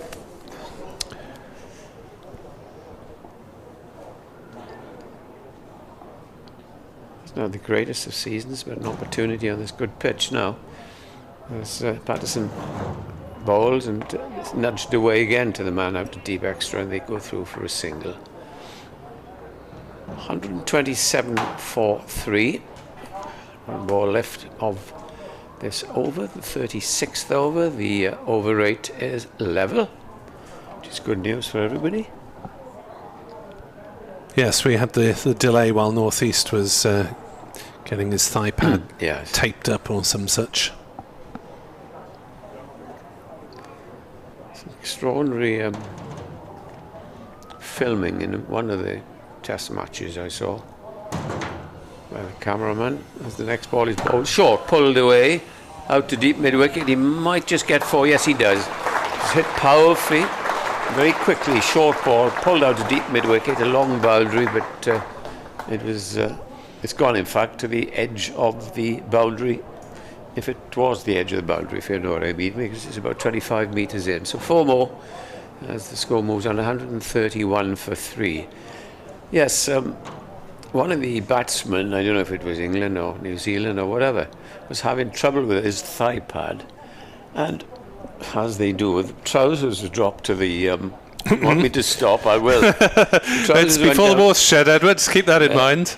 Down to the ground, and everything was rather bare, and the cameraman kept on filming him. Good and I heavens. thought, my gracious me, as you say, after 9, children would have been oh dear. But there we are. Score is 131 for 3, and Nick is going to talk about cricket rather than boxes and underwear. Yes, enough of that. As Mullaney will not bowl to Carlson because he's wasn't quite ready. I thought he might have spotted someone moving, but I can't see. Chattering, perhaps?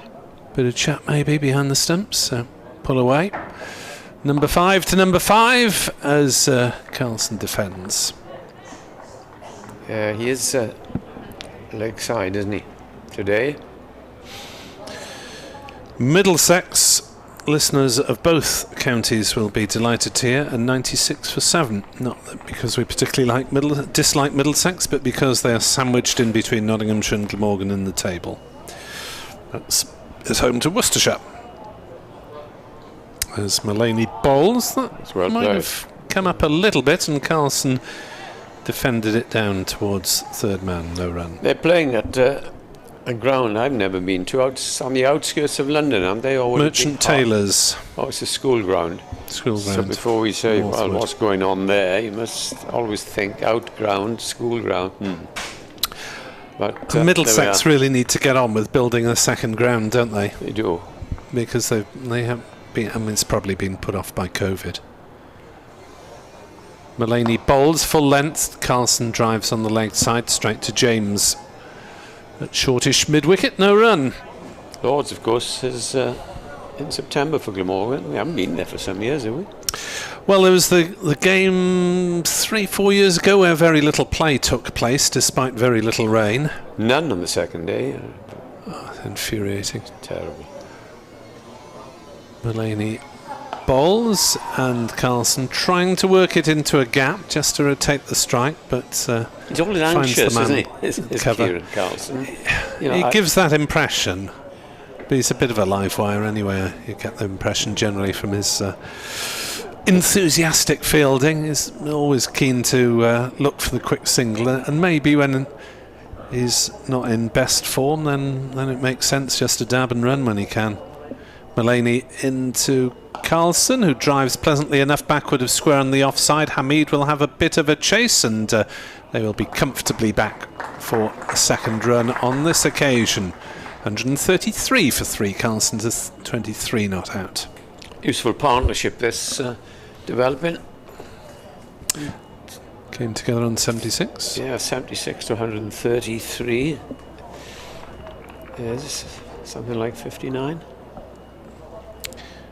As Mullaney with the one slip, but cover and mid-wicket very close in, and Carlson drives for another single out to Hasib Hamid, who's been a busy boy sweeping on that boundary towards the pavilion side of the ground. 134 for 3 at the end of the over. Northeast 43, Carlson 24, and Northeast has just brought this serenity to the Glamorgan top order, hasn't he? You don't often notice him, and then as Dave said earlier, oh, he's got 20 yards, you know, and I'm noticing him playing a shot. I had somebody saying on television one day, I think it was that score he got somewhere on, and said it was only a few, well, not a few years ago, but say about 8 or 9 years ago when he was captain of Kent. Somebody came out and many agreed that he was one of the best players that never to play for England. He's unlikely to do so now, I think. But you see, and I hadn't seen him play since he played for Kent. One of my colleagues said, this chap is something different. And by now I'm beginning to believe it. His judgment of length is so good. But there is a change of bowling. Ben Hutton's coming back. His figures are 1 for 29. He's bowled 8 overs. And he is coming in from that far ground, the River Taff end. And bowls, and Carlson plays it confidently. But it's beautifully timed out towards extra cover. The cover Man is going to, yes, the very last moment he's going to cut it off, but there. Don't often you see 3 runs on the short side of the boundary, is it? No, I think the infielder just sort of took the pace off the ball, didn't he? And They ran 3, yeah. it slowed up as it got to the boundary, and the sweeper was probably about 40 metres away from it in front of the grandstand. So, not bowlers having to work for their living, but we thought that would be the case when Mullaney decided to bowl first. Yes.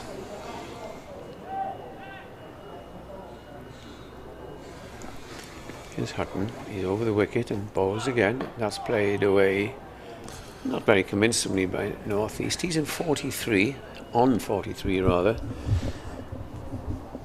If you talk to Mr. Mullaney tonight, Nick, or at the end of the game, it'll either be what influenced you to insert the opposition, or it was a very good decision. Morgan are out for 200 odd.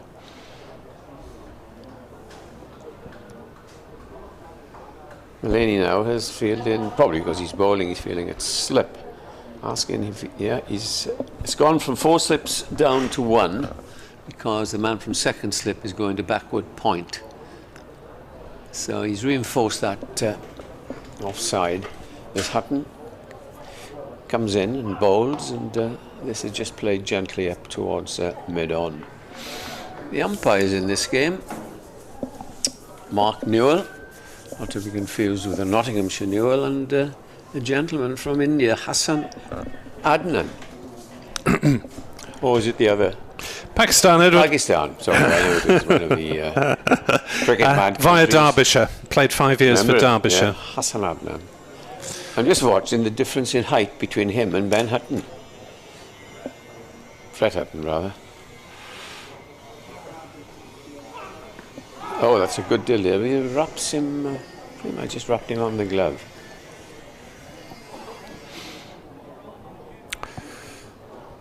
Big man is Brad Hutton.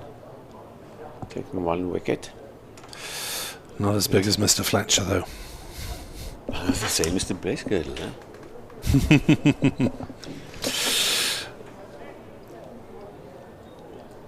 A slip. And a wicketkeeper standing back at the close fielders. Hutton in, bowls, is just nudged down towards extra cover for a single. He moves on to 44. We have had 1 ball short of 38 overs, and remaining, and we got 58 overs left. Probably less than that. Late tea. Have to wait for our cakes, but we've already had some cake, so we should survive Careful the now with your afternoon. weight, Nick. You're always on about it. Don't. Hutton is in, bowls to Carlson. Carlson gets behind that and tries to turn it away, but can only succeed in tapping it to short mid-on. And that's the end of another over. 138 for 3, Glamorgan.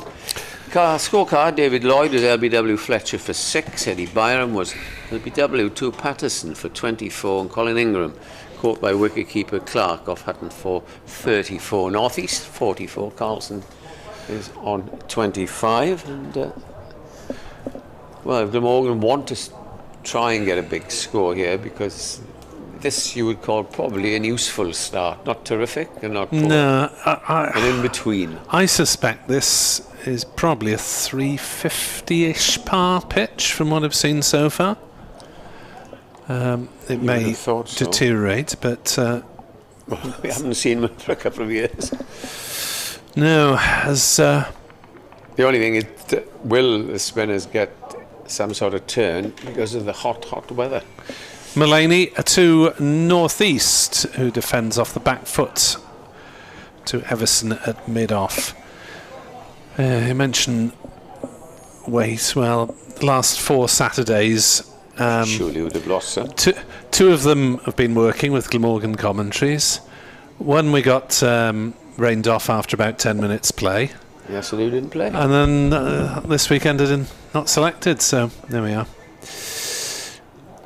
Everson is in to bowl. That's driven through the covers for 4 runs. Mullaney Just offering up a little bit of a half volley there, and North East latching onto it, smashing it through the covers, and a rare deviation from a perfect line and length from the Nottinghamshire captain, Stephen Mullaney. North East moves up to 48 and the score onto 142 for 3. North East 48 off 68 balls so far, and that was his 7th boundary. I said a few moments ago about his accuracy, and he pounced on that at North East, and I said about him judging length, which is exactly what he did then. Mullaney bowls, and that's driven straight back firmly, but Mullaney does well to get a hand to it, and they follow through, and there's no run. Tell me, Nick, how did you take it when you were told you hadn't been selected? Did you pout or walk away from the captain, or did you say, that's fine, I'll do some work off the field? Yeah, it's a bit miffed because it was such a lovely weekend to play.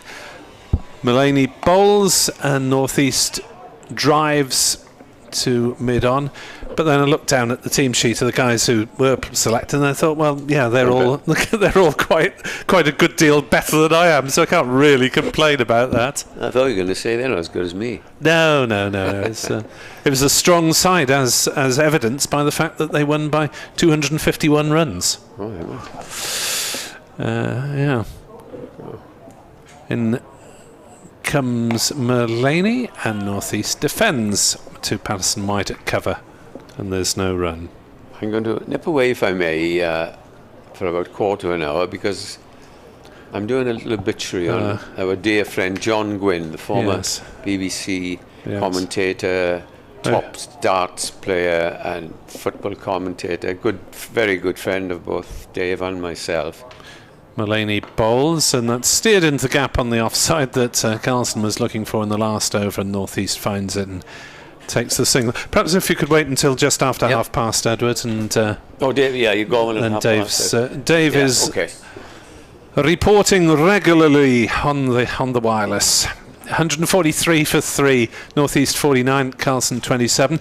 Sad to see the demise of Monmouth Cricket Club's first 11. I saw that. Pulled out of their division. It's very anybody who pulls out, it's desperately sad.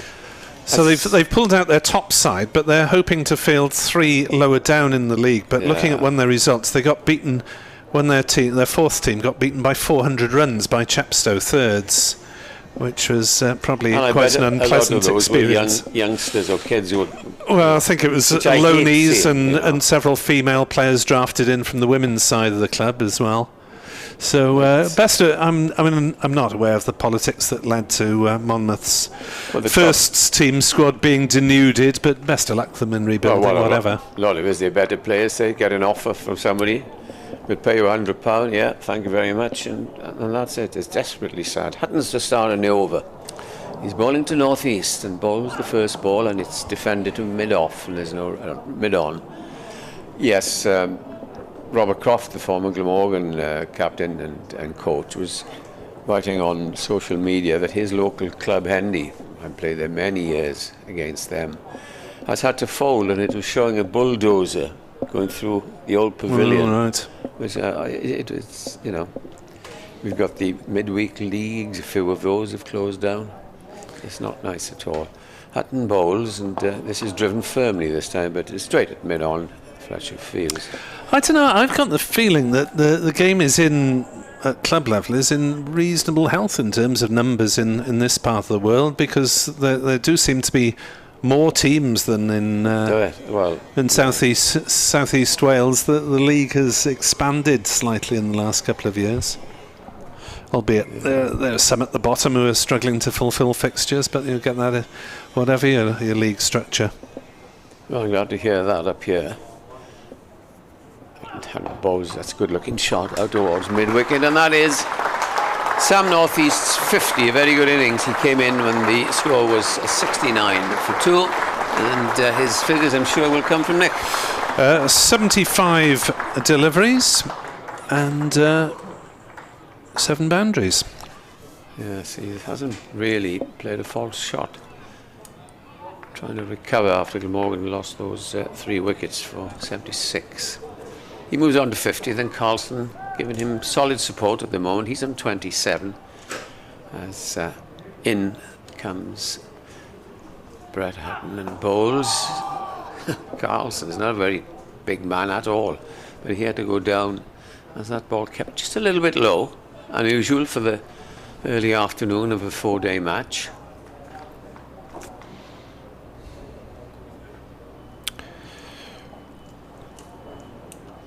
Middlesex 105 for 7 against Worcestershire. Luke Holman 31 not out.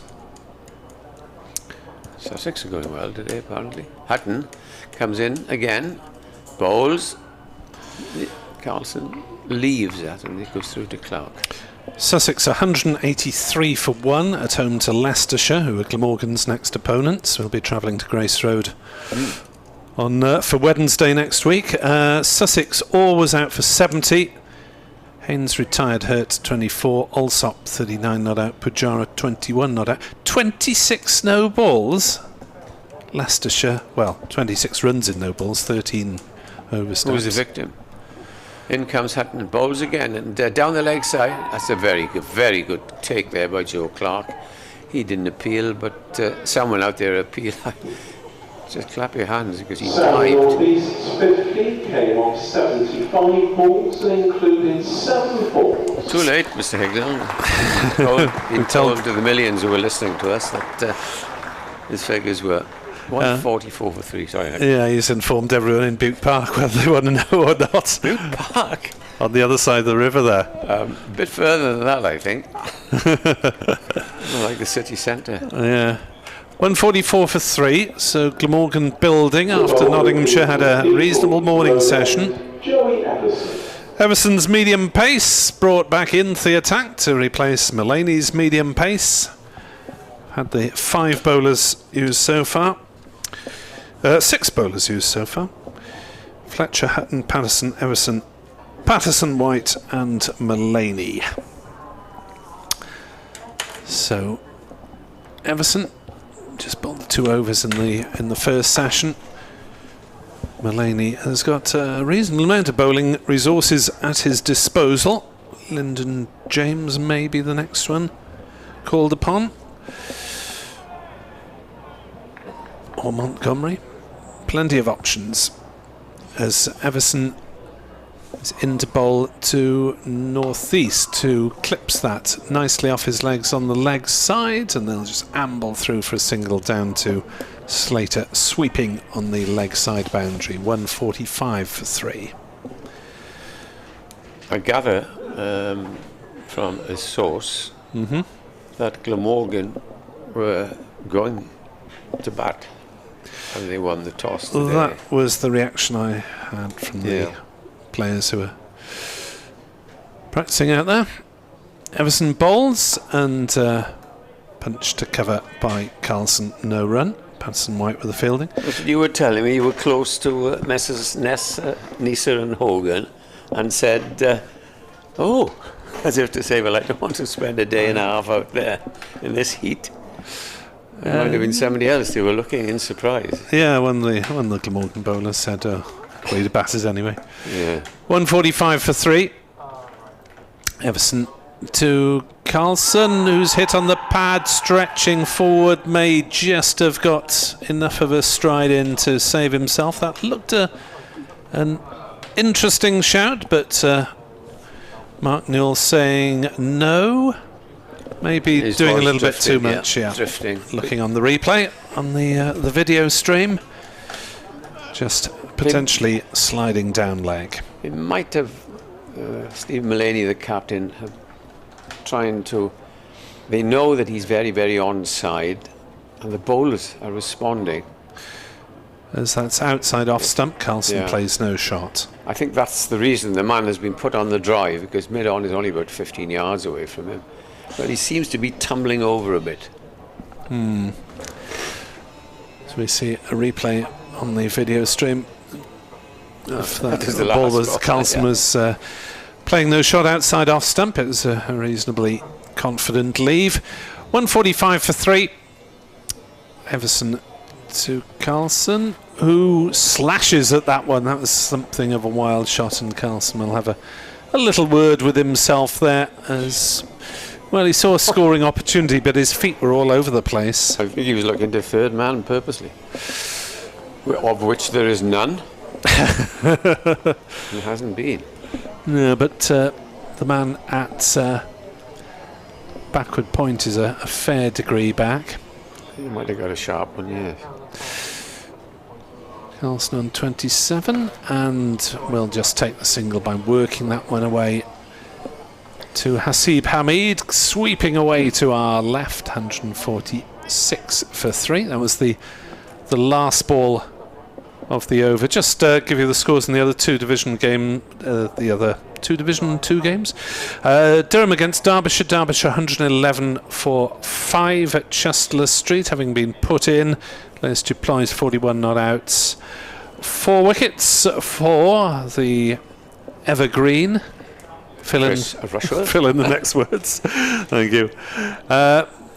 Middlesex 117 for 7 against Worcestershire. Sussex 194 against Leicestershire. So that's the second division for you. Run through the first division in due course. Yeah, you suspect that they want a result of 600 scored in a couple of games up in Chesterley Street. So they might have said, okay, let's spice it up for dear old Chris. Van Hunten to bowl, and he's in now and bowls the first ball to Carlson again, as if he's coming up, Nick, from third slip, if you know what I mean, and just coming across it instead of giving it gun barrel straight as North East does. Might be something for him to work on. First division, Gloucestershire all out at Chelmsford for 136. 5-4. Harmer? Yep. And who's the match referee? I can tell you, it's Mr. Dean Koska. Oh, the lurker. Yeah. Shot. That is driven firmly to mid-off. Well, Dean Koska might be getting out his boots and bowling on it if it's turning on day 1. 5 for... Well, we're still waiting the result Simon Harmer of what happened after he took about 16 or something in the last game. You know, I don't know. You know, I don't know. Surely they must say, can't you produce in this weather perfect pictures? Hutton is in. Short, that's pulled down towards fine leg. Played it well, got his wrists and pulled over the ball down to the fine leg boundary. It's been noticeable, hasn't it, that although Notts have had 2 back on the leg side for the hook shot, both these two have played their pull and hook shots very firmly down into the ground so far anyway. Absolutely.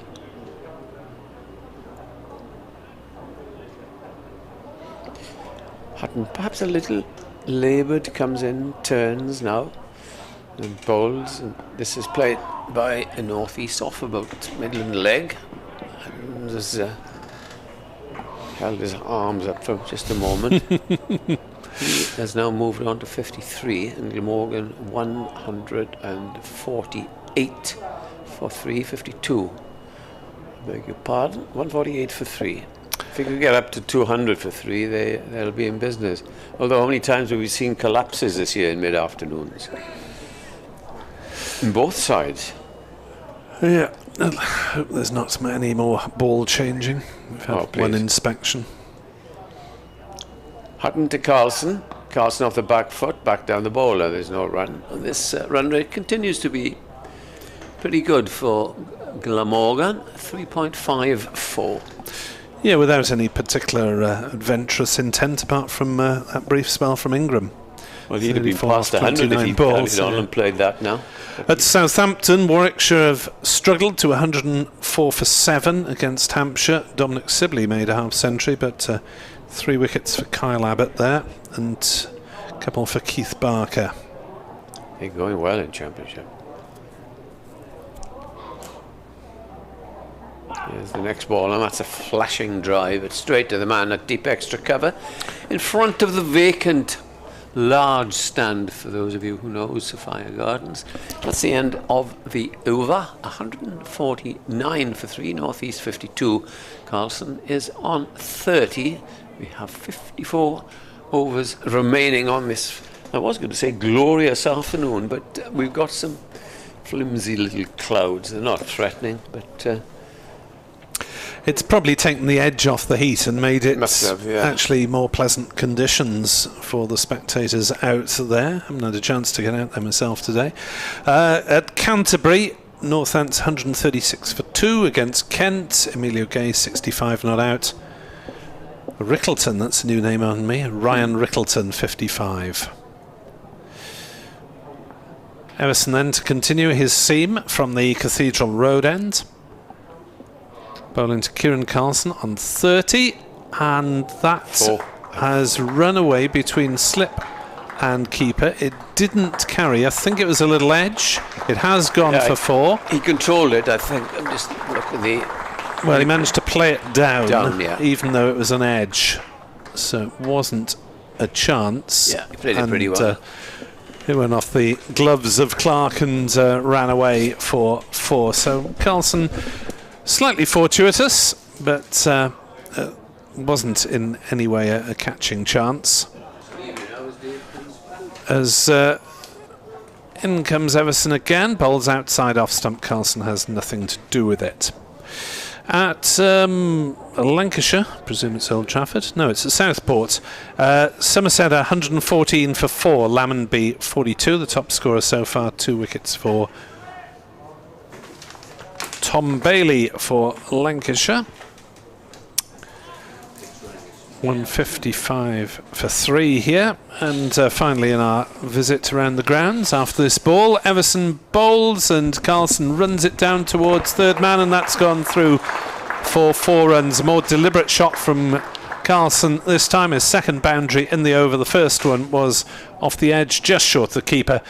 That one was just a little bit back of a length from Everson and steered away down to third man. 157 for 3, Carlson to 38 not out. Yeah, runs coming in clusters again, aren't they? We've had 1 or 2 dry overs, very few runs or scoring opportunities, and then all of a sudden the board gets going again, a couple of boundaries, gets it moving.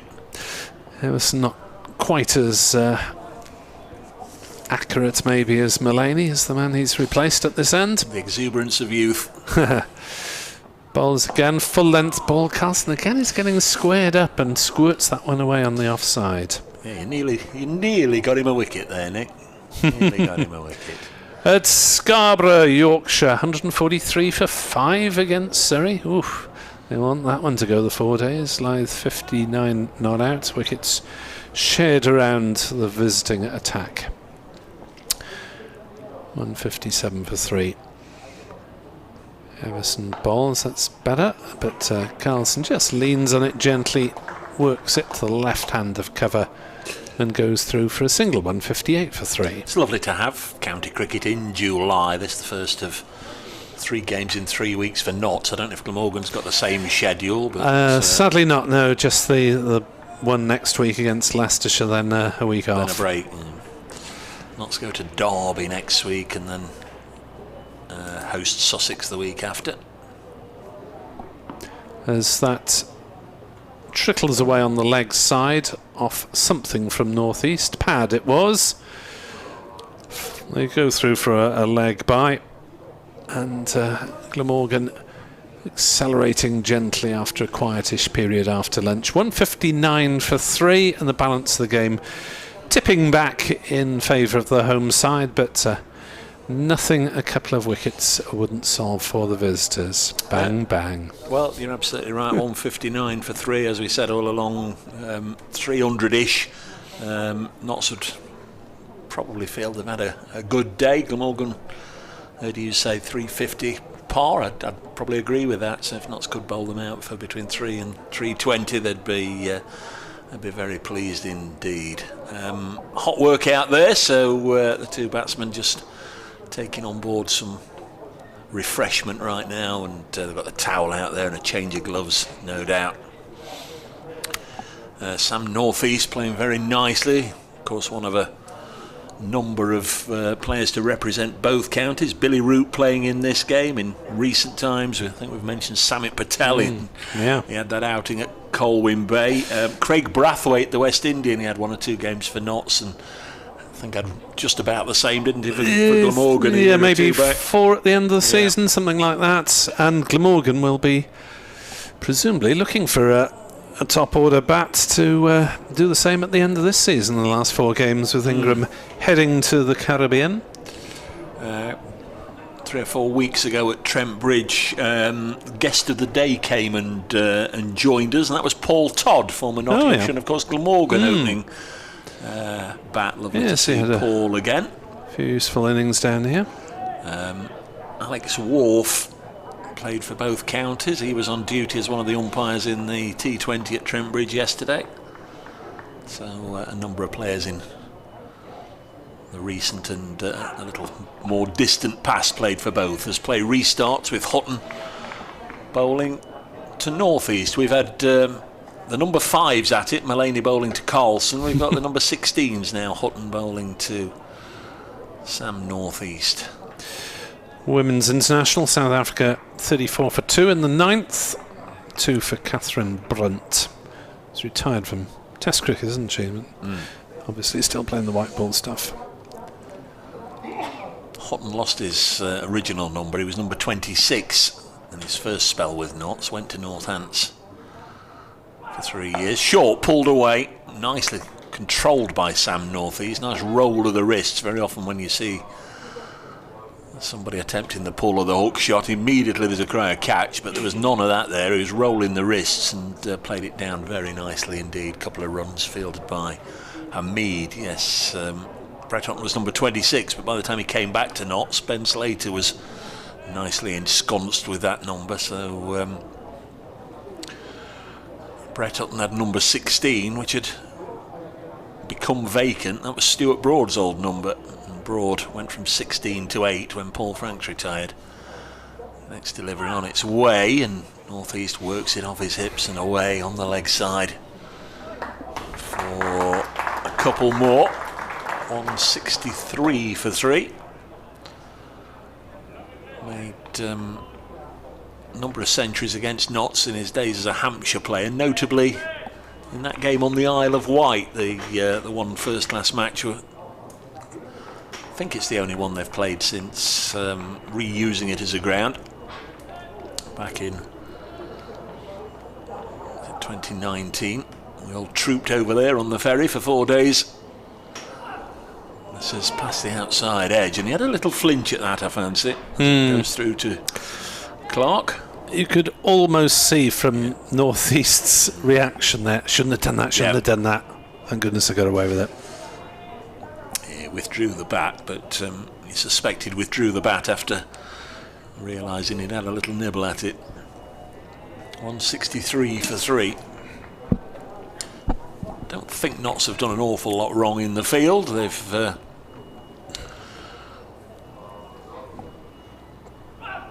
been nice and tidy on most instances. Let's pass the outside edge again through to the Clark. The outfield lightning fast. I'll be used to that from Trent Bridge. If you beat the ring, it's going to go away for 4, and there were 1 or 2 half volleys served up earlier on, particularly to Colin Ingram, and he wasn't going to miss those, so they were spanked away. But by and large they've been nice and tidy in the field. Perhaps talking Joe Clark into a spillage here, but I think he's done very well up to this point. I'll say up to this point. He's kept very tidily indeed. Oh, that's hit him on the pad, and that's got to be close, and he's out. And North East goes. Brett Hutton's got his man. 3rd LBW out of the 4 dismissals. And Sam North East was squared up a little bit, seemed to keep a whisker low. Let's have a look. Just cut back into him, and there was no discernible foot movement really from Sam North East, apart from making the motion to go and scratch away at his crease. But by then the finger had gone up, and a really good innings. As a bit of a tame end, he's been trapped to LBW by Brett Hutton for 56, and my word, did Notts need that. 163 for 4. Yeah, that's dragging the game back a bit towards the visitors. As I think you're right, it did keep a touch on the low side. 7 boundaries in the North East innings. 84 balls he faced, but he'd be disappointed not to go on, having looked so at ease while he was at the wicket. Partnership then of 87 for the fourth wicket. Unlucky in Australia. Unlucky here. Unlucky here in Wales. Last ball of the 44th over that was. Now Billy Root ahead of Chris Ahead Cook. of Chris Cook, yeah. Well, Root has batted 7. Just looking back at the Sussex game, and actually Chris Cook was injured in Sussex's innings batting first, so Cook batted at 10 on that occasion. One former Nottsman replaced by another. So just looking back to see, Cook batted ahead of Root in both innings in Durham. It's mix and match really, but Cook didn't play in Worcester because of that injury, with Root coming in ahead of Tom Cullen, backup keeper, who did very well in that match with 8 catches, one short of equaling the Glamorgan record of 9 in a match, but has been summarily dismissed back to the second team again. Who'd be a wicket keeper, a second backup wicket keeper? It's not an enviable job in a club, is it really? No. 6 first-class hundreds to Billy Root, 1 for Notts, and that was the match that secured promotion down at Hove back end of 2017. Everson then to Carlson at the start of a new over, and Carlson is defending on the onside. There's no run. Looking at the second 11 scorecards today, Glamorgan not in action. Nottinghamshire are at the Lady Bay grounds. Worcestershire 166 for 4. Well, that's the ground where the young Yorkshireman got over 400 a couple of weeks ago. Everson bowls. Carlson will take at least a single down towards steep backward point, just the single. 164 for 4. You're sort of over-egging the pudding a little bit, going on batting until your side gets 800 and you get 400. I suppose you get greedy, don't you, if you got 400 in your sights, I presume. Yeah, Kashif Ali, 98 not out for Worcestershire seconds. He's one of the products from the South Asian Cricket Academy. That's right. Yeah, played against Notts week last Sunday at New Road in the Blast game. Played a little bit, I think, for Notts seconds in the past as well. Left-handed Billy Root on strike for the first time. 2 slips and a short mid-wicket as Everson bowls and Root drives straight to cover, no run. There's quite a juicy half volley that looked like from this distance, but Root smacked it straight at Lyndon James. Mark says, afternoon chaps, I'm tuning in from Powys after a picturesque wander round Montgomery. Hot work today. Hot work most places. Where's Powys? It's the middle bit of Wales. Oh. Everson in, bowls, and Root defends on the leg side. Large and not hugely populated. It's the rural bit in the middle. Picturesque wander round Montgomery is put. Because we've got a Montgomery in this game.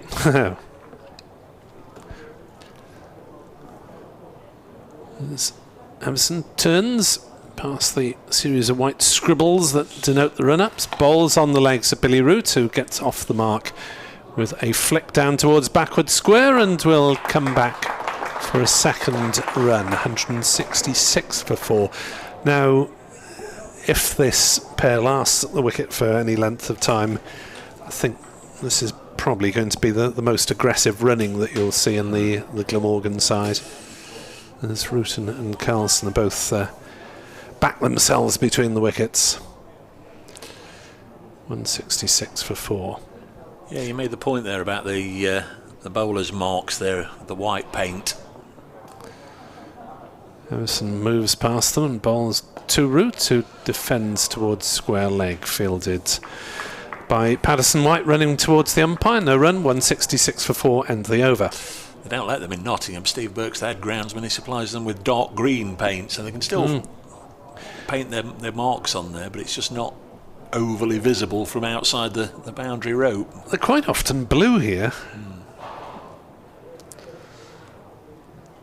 These are a real hodgepodge of noughts and crosses and lines. Either that or it's a short story in Mandarin.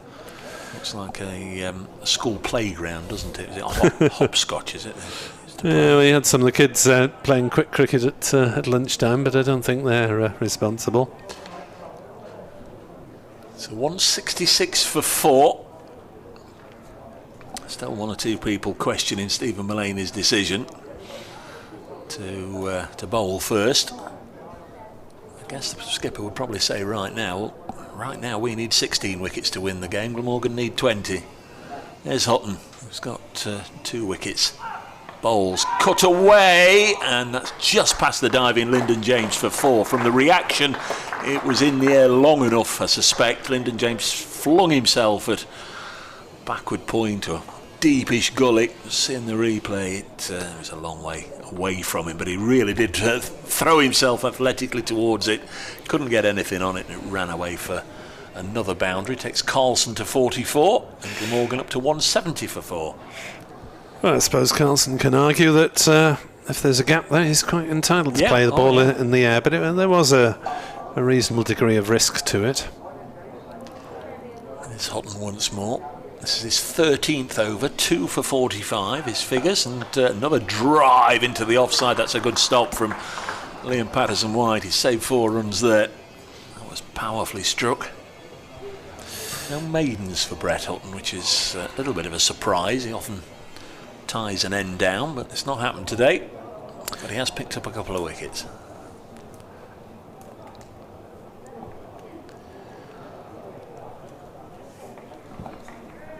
Game ticking along quite nicely now. We're in the 46th over. Next one is a little push and run by Carlson into the offside. Lyndon James fields. They take a single, 171 for 4. So we're getting towards the halfway juncture in the day. What are we, 18 overs after this till tea interval, so around about the 5 to 4 mark, I guess. Got the left-hander down onto strike now, Billy Root. That one first-class 100 for Notts I mentioned down at Hove. He got one in a Royal London game at Edgbaston, I remember. That really was a superb knock. But very often he was the one excluded. There were a decent number of middle order stroke players around at Trent Bridge when he was trying to force his way into the side. He's pushed this one into the offside. He'll enjoy this because it's going to make Luke Fletcher run and run and run. Now then, is Fletcher going to drag it back? Are they going to run 5? They've run 3, and they're certainly going to run 4. Asiba Mead there is the relay man, and they ran 4. Just wondered if there might have been a 5 there. Bless. And all run 4 to Billy Root. Pick your man. They got Luke Fletcher running there. Oh gosh. Well, he got the ball, got his hand down to the ball and flicked it back in the approved manner, but went tumbling over the ropes.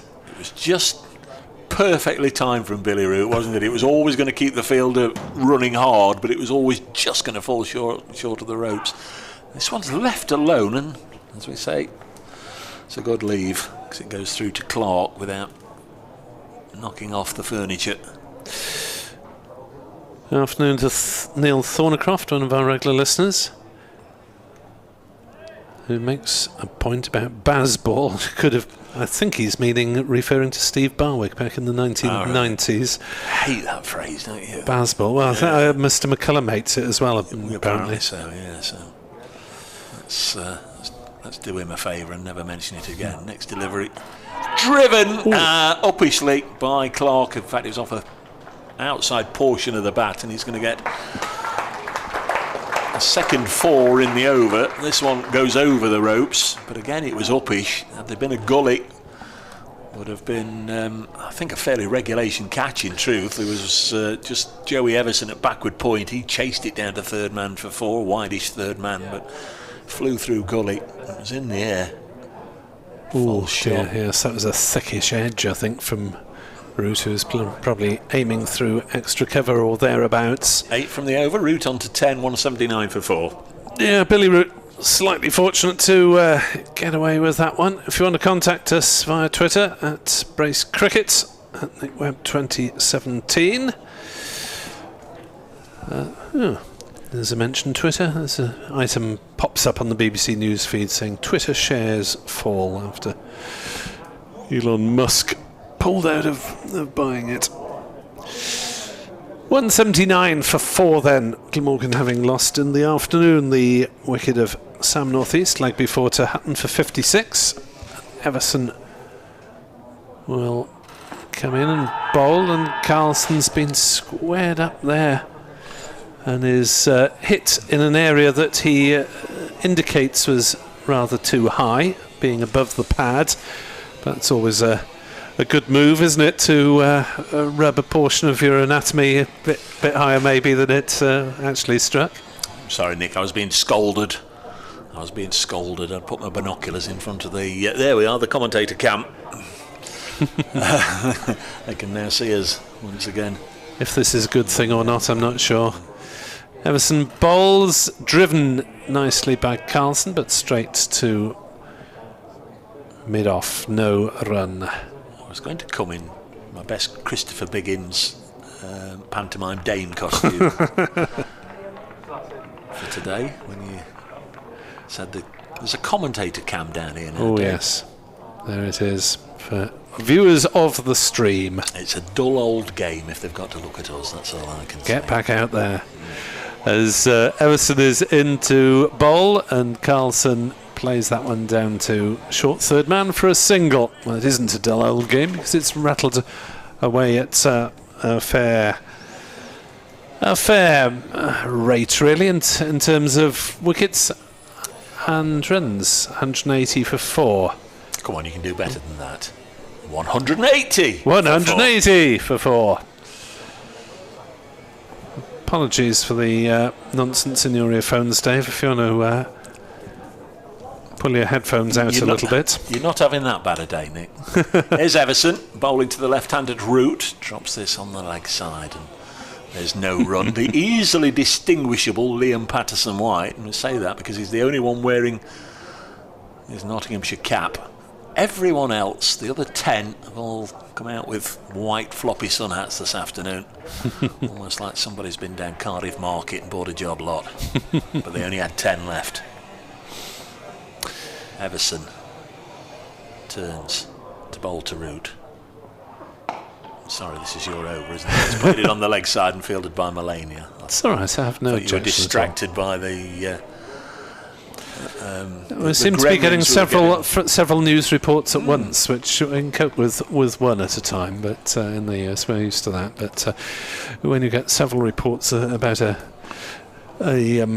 slightly unusual court case as well, it's not the best. Last ball of Everson's over then to Root on 10 not out, and there's a quarter of an appeal as he looks to play it down the leg side. It is taken by Joe Clark behind the stumps, but I think it was just natural movement of the ball away from the bat. 180 for 4 at the end of the over. Root 10, Carlson 46. The man out this afternoon, Northeast, leg before to Hutton for 56. Hutton 2 for 54. A wicket apiece to Fletcher and Patterson. Still, one more wicket for Notts would be back to about level again, I think. Yeah. As this does look like a decent batting pitch, and Glamorgan should, although they're less than halfway through the day still, and they're 4 down, they should certainly look to bat or be capable of batting all day. Well, this is the over that'll take us to the halfway point, the 48th over out of 96. Here is Brett Hutton, bowling to the right-handed Kieran Carlson, who drops it down at his feet, and Billy Root charging down towards the other end. He'd only come about a third of the way down and is sent back by Kieran Carlson.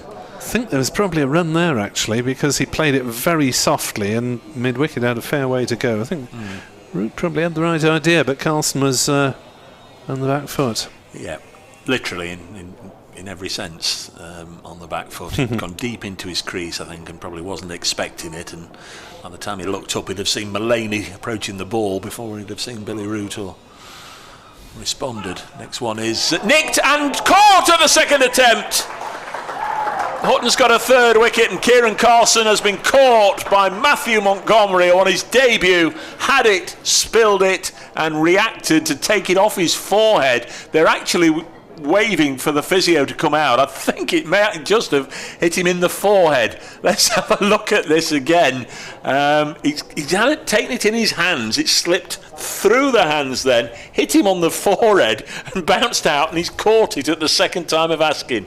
They are they're pointing perhaps to a bruise or a nick. The physio Coob Ansell's out there to attend to him, but there is that wicket that's just, as Nick was saying, just about levelled it up. Kieran Carlson, another one, nicely set on 46, has flashed at Brett Hutton and been taken by Matt Montgomery, and it's 180 for 5. Well, Carlson's got a reasonable score there, but again without quite convincing, as he looked to work that one away on the offside, got a thick outside edge and caught at the second attempt by Montgomery, tumbling backwards and managed to knock the ball up to himself somehow. 180 for 5.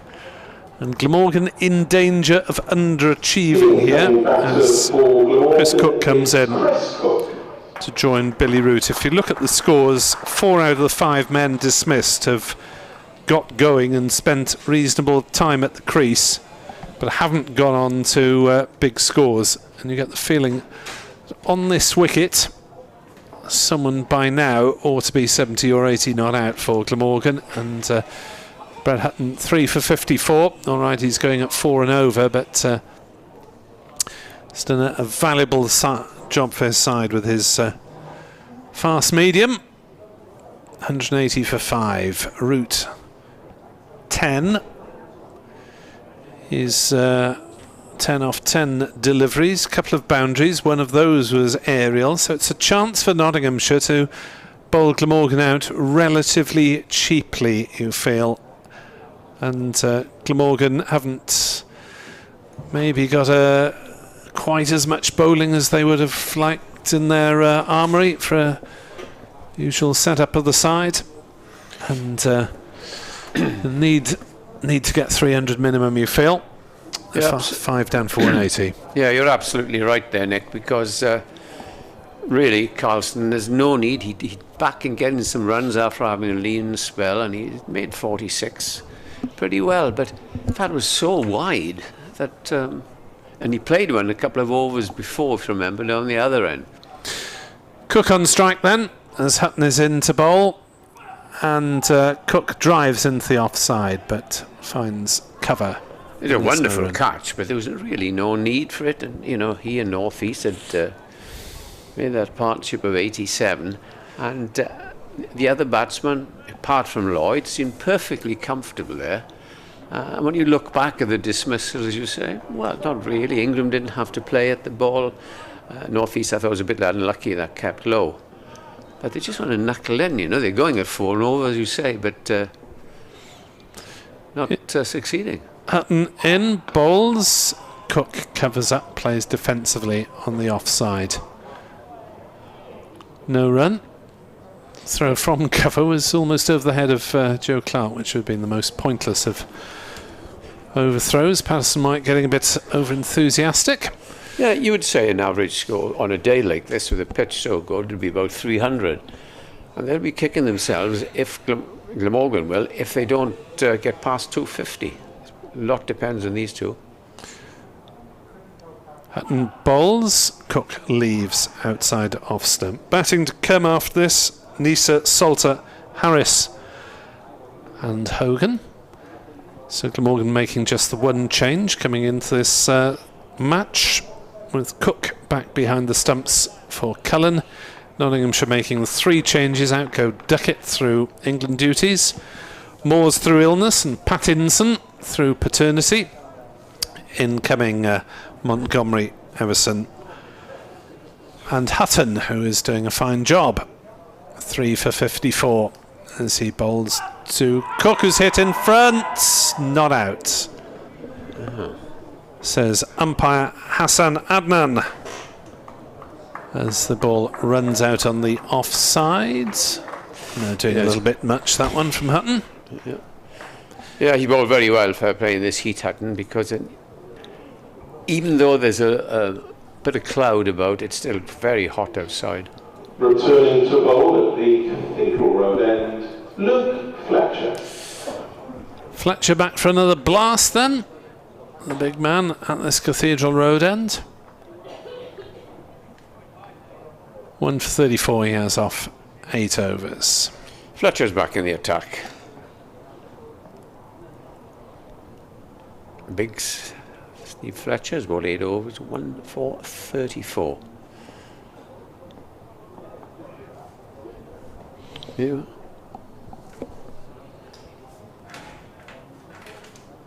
Two slips then, and a man close in on the leg side. As Fletcher comes around the wicket, bowls the first ball to Root, who plays out into the covers, and there is no run. 180 for 5. And Nottinghamshire's bowlers have stuck at it. Fair play to them. Morgan once or twice were threatening to put big partnerships. There was one very useful one, but really not partnerships that should have gone on. Fletcher then, bowling at the end, that he took the wicket of David Lloyd. Comes round the wicket again, past the umpire now, and bowls, and that's well wide of the off stump. Nottinghamshire, of course, know all about Billy Root, because he spent a couple of years there recently before joining Glamorgan. Played extremely well in the last game, 99 not out, and hasn't played a lot in the first team this year.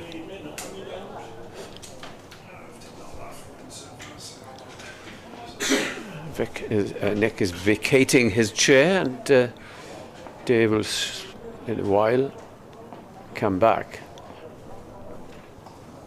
Fletcher from this end runs away from us, bowls to Root. Root glides it away as if turning with a shot out to short mid wicket, and there's no run. 180 for 5, and we're not just past halfway. 48 gone, 47 to go. Back comes Dave Basegirdle, having given all the good people of Nottinghamshire everything they want to know about this game. Trying to describe that last wicket was an event in itself, really, because I think it struck him in the forehead. It burst through his hands. It was nasty, it looked. Yeah. Fletcher again into the left-handed Root, and Root is forward into a ball. Just jumps a little bit at him. No ball.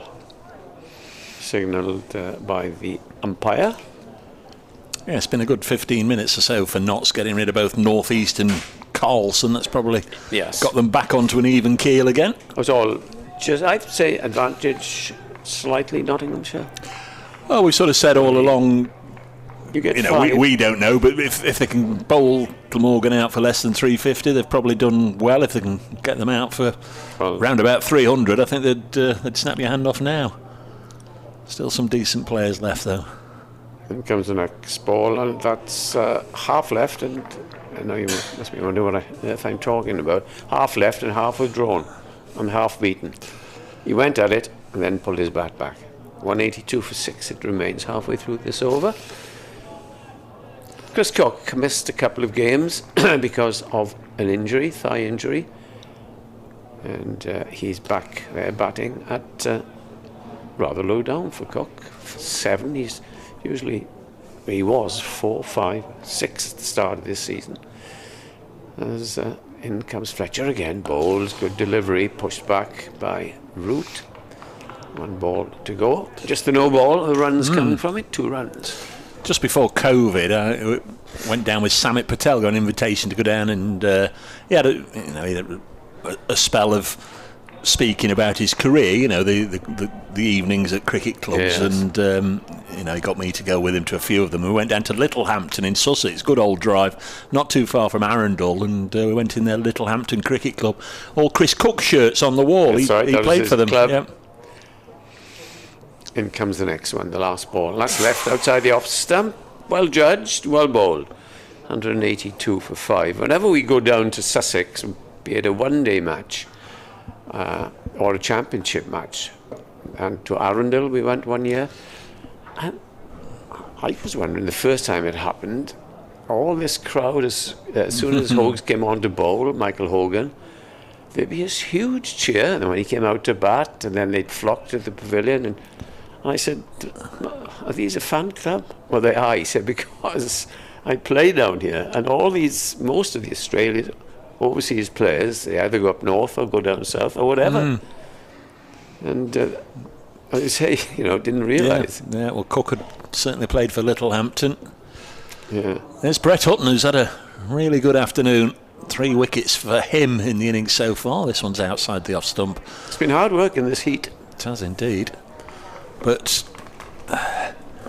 you know, you can half see the thinking. I know we've all had a sort of a puzzled look at Stephen Mullaney's decision and whatever, but you know, get the job done today while you're relatively fresh at the start of the match, and you know, Hotter weather to come. You're not going to win well, that's it. You're not going to win a county championship match without bowling a side out twice. So if you can crack on and do it once on the first day.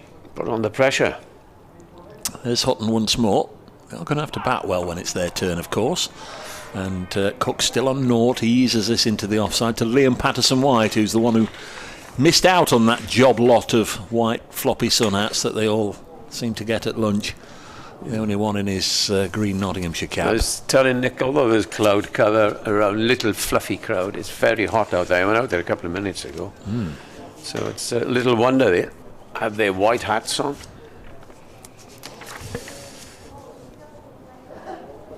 Hutton once more, past umpire Sanadnan, bowls. Again, Cook happy to shoulder arms. The Glamorgan wicket-keeper batsman who got a century in this match back in 2017. And just looking back here, Dave, at the corresponding game earlier this season at Trent Bridge, Glamorgan won the toss there and inserted. Well, at April the 14th, you expect that sort of thing. They got 302. Glamorgan 379.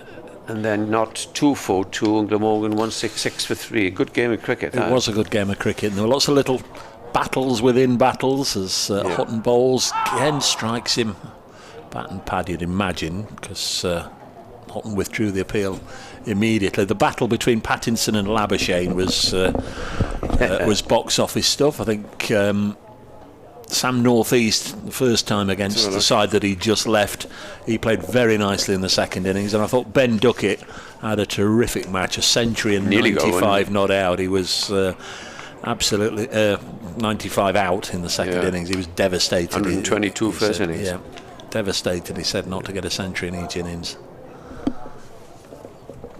Hutton once more in to bowl to Cook, and again he drives crisply in the V up to Fletcher at mid-on, and that's where are we? 1 ball left in the over. Brett Hutton went 14 overs without a maiden. Now he's looking at back-to-back maidens. 182 for 5. Extraordinary catch from Matthew Montgomery. You'll remember that on his Nottinghamshire debut. Can imagine that on a cold day in September. But it's a brilliant catch. Straight at him, racing at him. Hutton bowls, played with a open face by Cook. Can't penetrate the ring. Ben Slater doing the fielding. End of the over, 182 for 5 Glamorgan. Put into bat by Stephen Mullaney. We've had 50 overs, so they're going along at 3.5, getting on towards 4 and over. And we've got still 14 overs to go before tea, so not too bad. 3/4 of an hour or so. Might get a bit of spin from Patterson-White.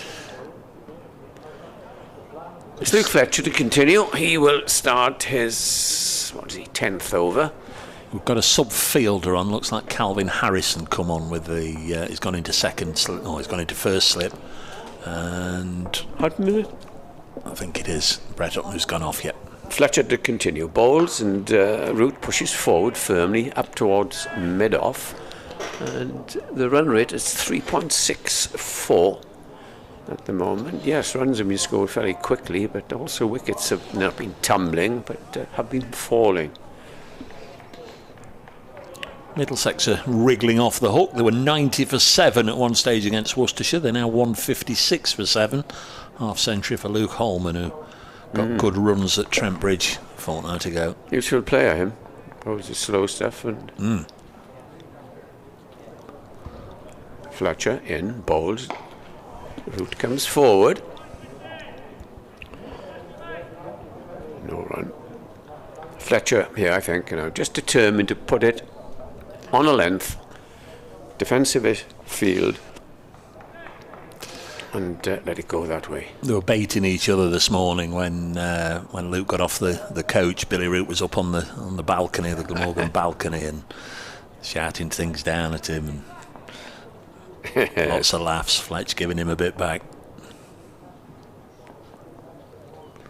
There is Fletcher, sturdy, well-built bowls, typical fast bowlers, girth. This goes through to the wicket keeper. How's Fletch now? 33. Great servant. Does he play one days? He's got a 100 contract. Was he really? Yeah, with the Trent Rockets. And of course, he played here last year with the Welsh Fire.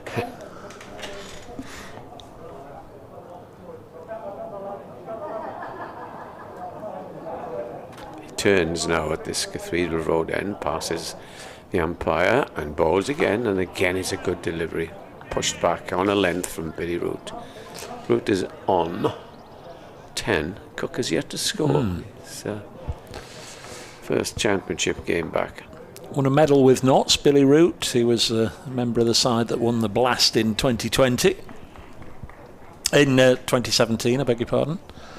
He looked such a good player when he got that 99 to give Glamorgan victory a couple of days, about 10 days ago. And then other times, you think, an innings come again and he'll do something which disappointing. And here's the next ball, and this time he pushes forward. I suppose he's got it in his mind, right, my old teammates, I don't want to fail against them.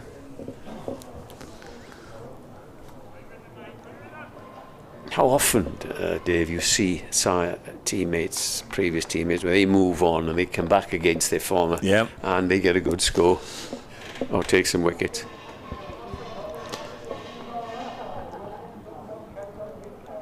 And in football, it seems to be the in thing not to celebrate a goal against your former side. I find very strange. In cricket they do, don't they? They love it.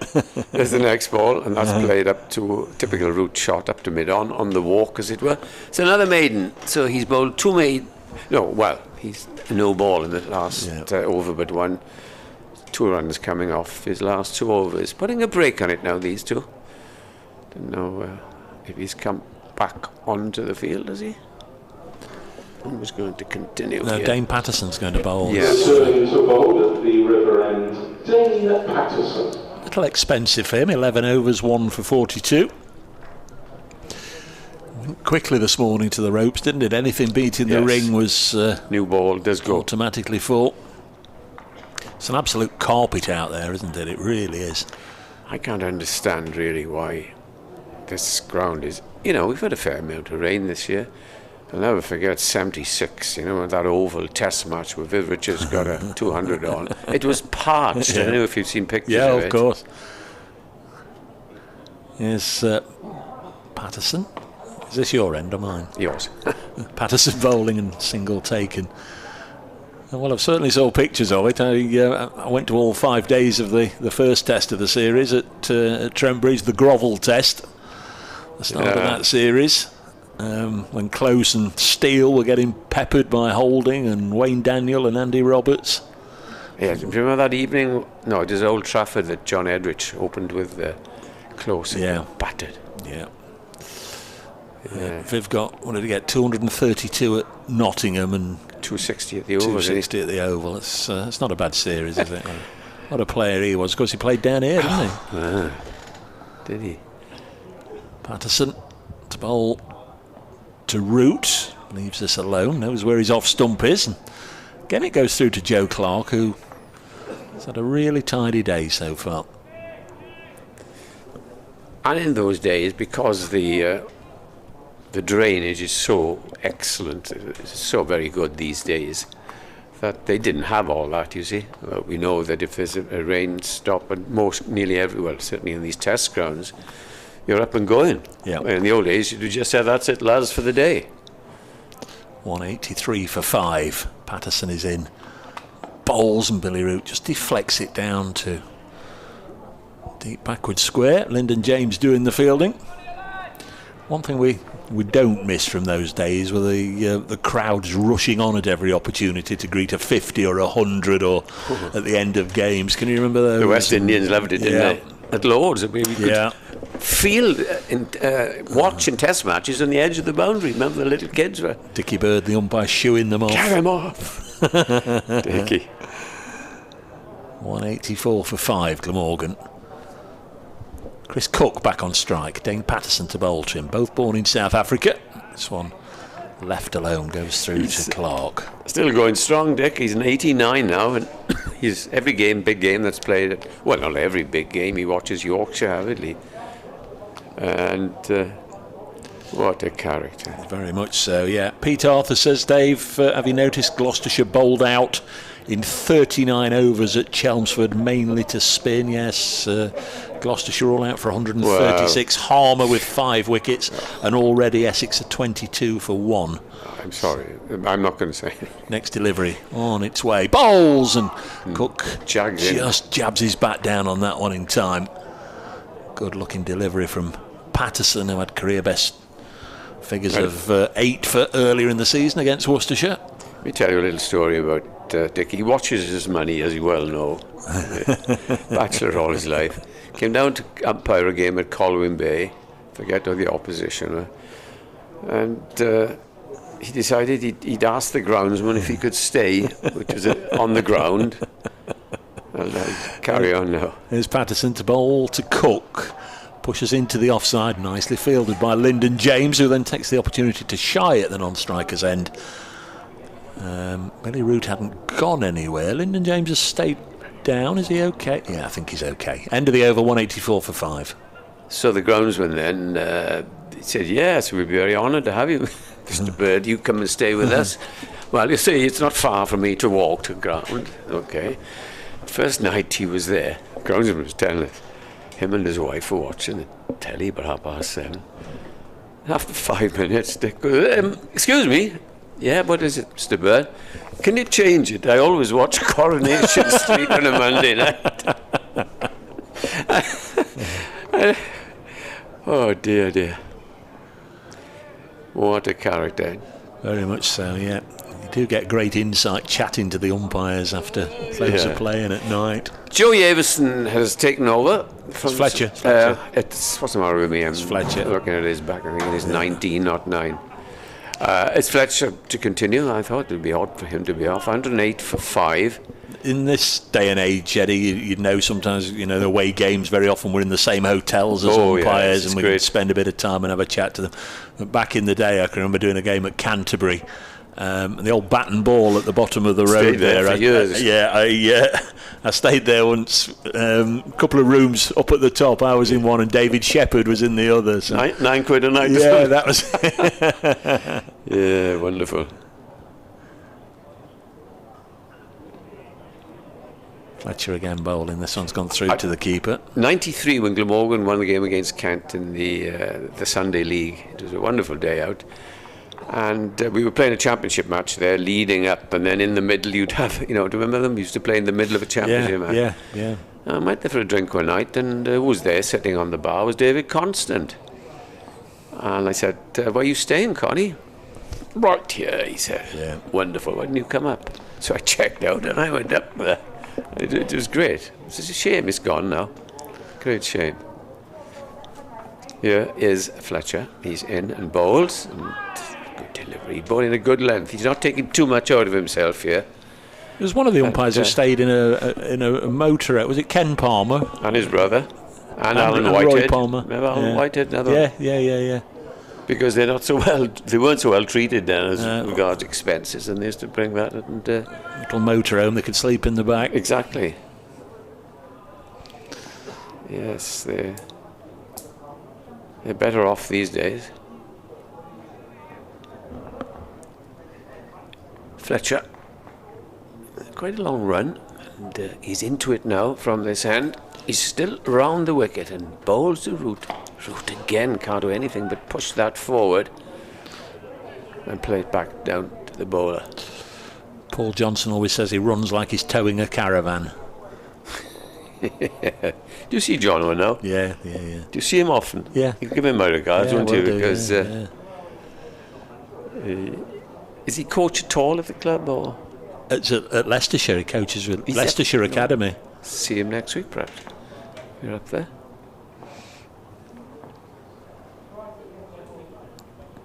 Here's Fletcher again. Into the left-handed route, testing him all the time, but he does get a short ball, which he pulls out to mid-wicket, but there's a man there. Feels it. Been on that boundary all day, Asiba me, hasn't he? He has, I was just going to say, he's been patrolling that area. Oh, it's good news to hear that Paul Johnson, what a hitter of a cricket ball he was. Whether he's opening on a Sunday with his batting 4 or 5, he's a fine player. Yeah, I think he'd have, in this day and age, he'd have had an international call-up or 10. Or the franchises would have been after him. Yeah. One ball left in this over, and there'll still be 11 overs before tea. And yet it's level. In comes Fletcher, this time to the right-handed Cook, and Cook just watches it past Another the no it's ball. a no ball. It's a very unorthodox stance that Chris Cook's got, isn't it? With his, we'll have a look at it this time. His left foot pointing down the track towards the bowler, and his right foot pointing towards point. That's where most batsmen stand when they want to hit the ball hard, cow-shot corner in one-day games, isn't it? Yeah. It's a very open stance, as you say. There we are. Fletcher in again, bowls, and that's played away firmly up towards mid-wicket. They'll be happy with the single, I think. Cook retains strike, and all of a sudden it's gone rather quiet. It has. Typical county championship first day, which I would enjoy far more than other types of cricket that are going on these days. Yeah, we're very fortunate, as we often say, to be able to watch a 4-day match unfold. They twist, they turn. You think one side's on top, and then the other side will come back and have a strong session. It's you're absolutely right, because it's not something that everybody with the normal working life can devote 96 overs for 4 consecutive days to, but very, very fortunate to be able to watch this format of the game. Absolutely love it. There's Dane Patterson. Just have to nip next door in a minute. Might get this over in. He bowls down the leg side, and again well taken by Clark. Well, nothing could tell you more than what you've just said, because in the last game at Worcester, Glamorgan trailed by 132 on first innings, had to chase 3-3-3 or 3-3-2 to win, and got them for the loss of, 7 wickets, which again shows how that game changed after the first innings. It's all twists and turns. Patterson from the River End. Can only be about 40 or 50 spectators at that end. Little push and run here, a shy at the stumps from Lyndon James. Narrowly misses. Captain was backing up. They take the single, 189 for 5. A lot of people have come over here. It's cooler here on this side. The sun goes down to the west behind us. Yeah, there were rather more, weren't there, at the River End during the morning session. Yeah, shading. There's plenty of gentlemen around the ground that some bare-chested I was going to say, taking their t-shirts off now. I nearly said bare-chested people. I mean, of course, the men. I hope there's an ice cream vendor on the ground. There's If so, one they'll be doing a roaring trade, or should be. That's my greatest disappointment. The last game where Worcestershire, the best in the country, but he's he gone. doesn't come anymore, does he? Interesting failure for you to describe, Dave. Yeah, for Billy Root, Notts have got 2 slips, but they brought in 2 Short almost body line, 2 leg side catchers. This is clipped on the leg side. Fletcher goes down in instalments and makes the stop, and there's no run. 189 for 5. It's a long way down for the big lad. Yes. One is a backward short leg, the old-fashioned backward short leg you used to have in the old days, and then one is a very short square leg. He's parallel to the umpire just about. So that flick, as I say, that Root plays off his toes, they know all about him. Patterson to bowl. In again to Billy Root, and he's happy to defend. And there's no run.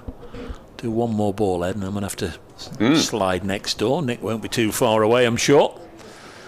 Not to worry. Remember the days we used to do it on our own all day? Yeah. A collapse at the end of it.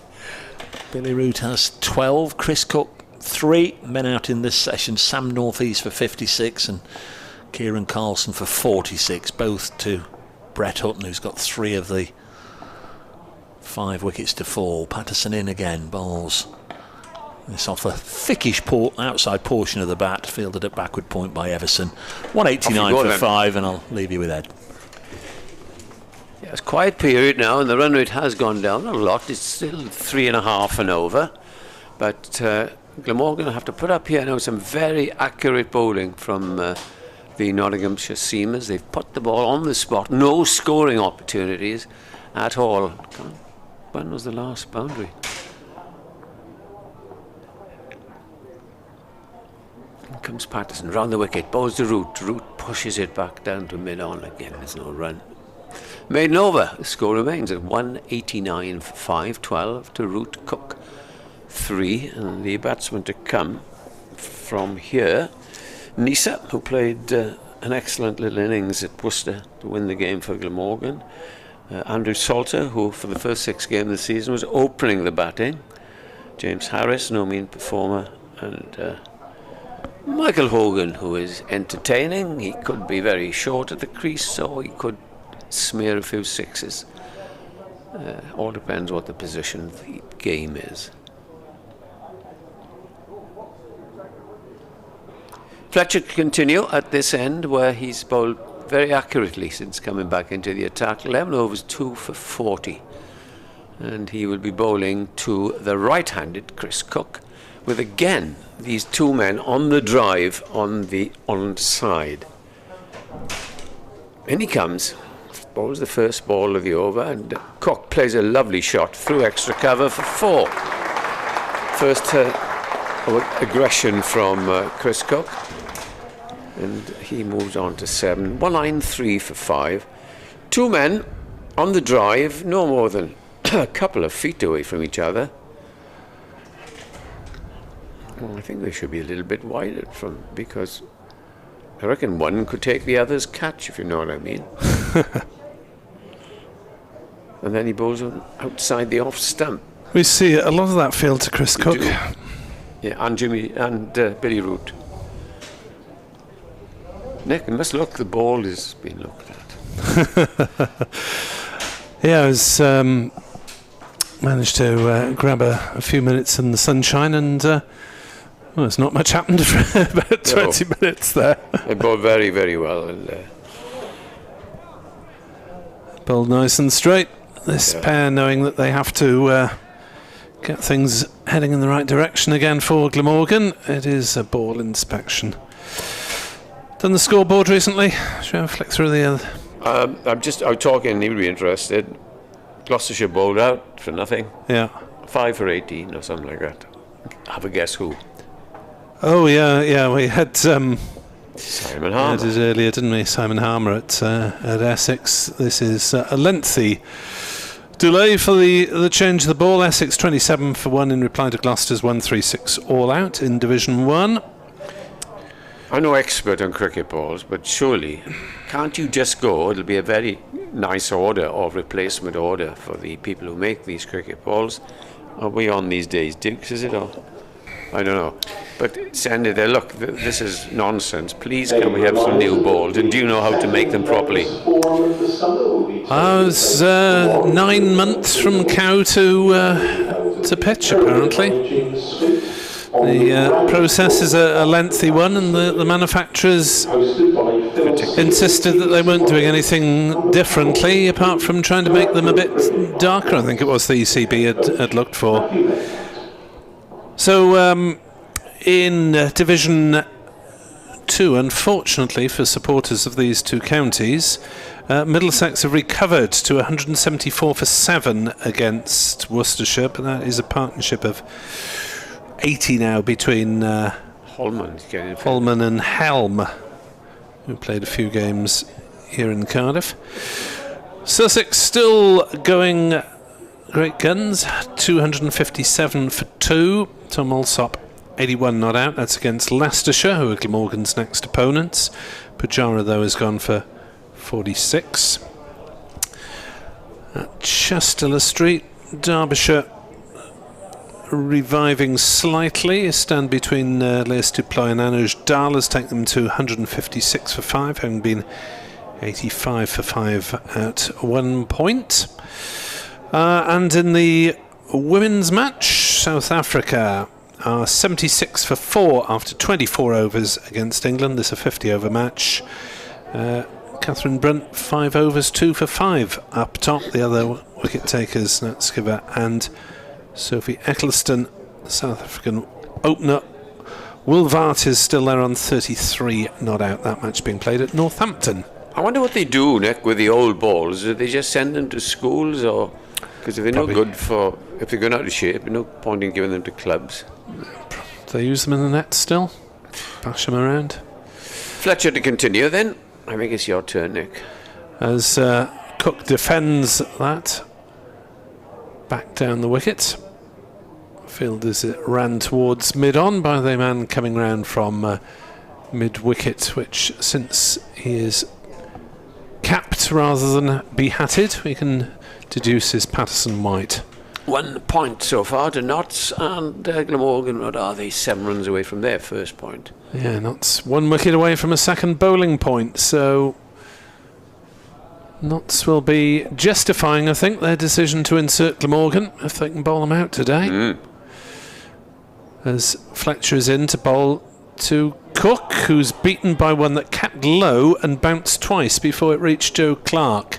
And that's neither side wants to see that in first day. Slightly worrying sight there for batters of both sides, I think you'd have to say. 193 for 5. We've had a couple of occasions before where one or two have kept low on the first day and we've been somewhat concerned about it, and then it's improved as the match has gone on. Let's hope it's one of those. Getting baked in the sultry sunshine. Fletcher bowls and Cook's hit on the pad as the ball bounces out towards the square leg umpire. Patterson White again in fielding action, and they decide not to risk a cheeky leg by. 193 for 5. I'm no expert. I know little about reverse swing. Former Glamorgan seamer and England seamer Steve Watkin. I said, what exactly is reverse swing? And he said, it's an in-swinger, no more. Don't listen to anybody. But I was thinking, because that man is there, it is reverse swing time. Fletcher in to bowl. Cook defends resolutely up to mid-off. It certainly looked there last over when there was 2 short legs for Billy Root. Well, wicket fell in the 48th over. I suppose we've had that delay since then, but only 13 runs scored in around about 7 overs. Very accurate bowling, and credit to them. Doing their best to back up their captain as the perspiring Fletcher turns at the end of his run. Runs in away from us, and bowls to Cook, who again is cautiously covering that one up and defending it out on the offside, and there's no run. Dave Bracegirdle will come back in to represent the Nottinghamshire perspective for the next, still got 9 overs to go until the tea interval. Nasty feeling, I've left my glasses outside. There we are. I hope no one will pinch them and back of the stand. They're of absolutely no use to anyone else, because I've got lousy eyesight. There's a new over starting from Dane Patterson. The first ball is defended and Dave can take over the rest of the over. Yeah, go and get him. Go and get him. You'll only whittle. Whittle? You'll only whittle. That's a good word. What's it mean? Well, you know, whittle, worry, okay. Stress, fret. Yeah. Okay. Whittle. Back shortly. Oh, talk about you while you've gone. Dane Patterson to bowl. He said his glasses are no use to anybody bar him. Mine are no use to me because I don't wear them. which is wrong, really. Got him at home in the case. Last forever. Edged. Caught. And there's a wicket. Dane Patterson has got Billy Root. Caught by Brett Hutton at first slip. Low down. And Notts have got a second bowling bonus point. That was nicely taken by Brett Hutton. Right into the bread basket there. Billy Root pushing at it away from his body. Oh, that's a lovely, lovely height for a slip catch. And Billy Root goes 193 for 6. Ball put in a good area by Dane Patterson. Billy Root just had to play on it. The angle that Patterson bowling round the wicket had was always coming in very close to the off stump, so he had to push at it, but it just kissed the outside edge and flew at a very, very nice height to Brett Hutton, who's had a good day. 3 wickets and now a catch. Root was caught by Brett Hutton off the bowling of Dane Patterson for 12. So the 56th over, that wicket falling. And Notts will be absolutely delighted to get their 3rd wicket of the session. At lunch, Glamorgan were 103 for 3. So 90 for 3 in this afternoon session, and we've still got about half an hour or so to go. 8 overs left, and the new man is Michael Neser on his way out at number 8. Did you miss it?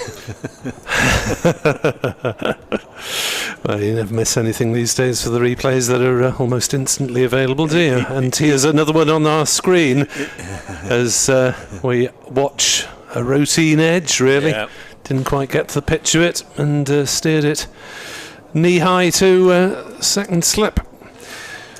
Nottinghamshire's second team have also taken 6 wickets. Worcestershire 213 for 6.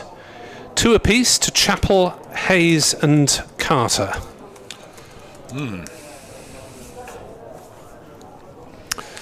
that's over the road from Trent Bridge at the Lady Bay ground. So, second wicket for Dane Patterson there. Bowled nicely, he's put the ball in good areas. Gone for a few today. 2 for 45 his figures. But he is in his 14th over. It's by no means easy out there. Sweltering hot, as I'm sure Nick would testify, having been out there. Got so giddy he forgot his glasses. Here comes Patterson to bowl to the new man. Neser gets solidly behind it and defends. Yes, it's a nasty little slump for Glamorgan, isn't it? From 163 for 3 at one stage. North East and Carlson looking reasonably set. 3 wickets have gone down for 30, which is not the worst collapse in the world, but even so, you couldn't see it coming at 163 for 3. No, you couldn't. Next delivery on its way, and Neser cuts this away and he'll get a boundary. He's off the mark with a flashy 4 down to third man. Hit it hard and got the reward. He usually does hit it hard when he hits it, Michael Neser. As I say, when he came in at Worcester, he won the game in very quick order with 30 odd needed to win when he got in, and 3 wickets standing. might think that was still a slightly perilous position, but he biffed 5 or 6 boundaries and left poor old Billy Root high and dry in 99. There's Patterson in again over the wicket, bowls, and playing a miss from Michael Neser. And no, it's not the end of the over, still 1 to come. Be 8 overs to go after this one.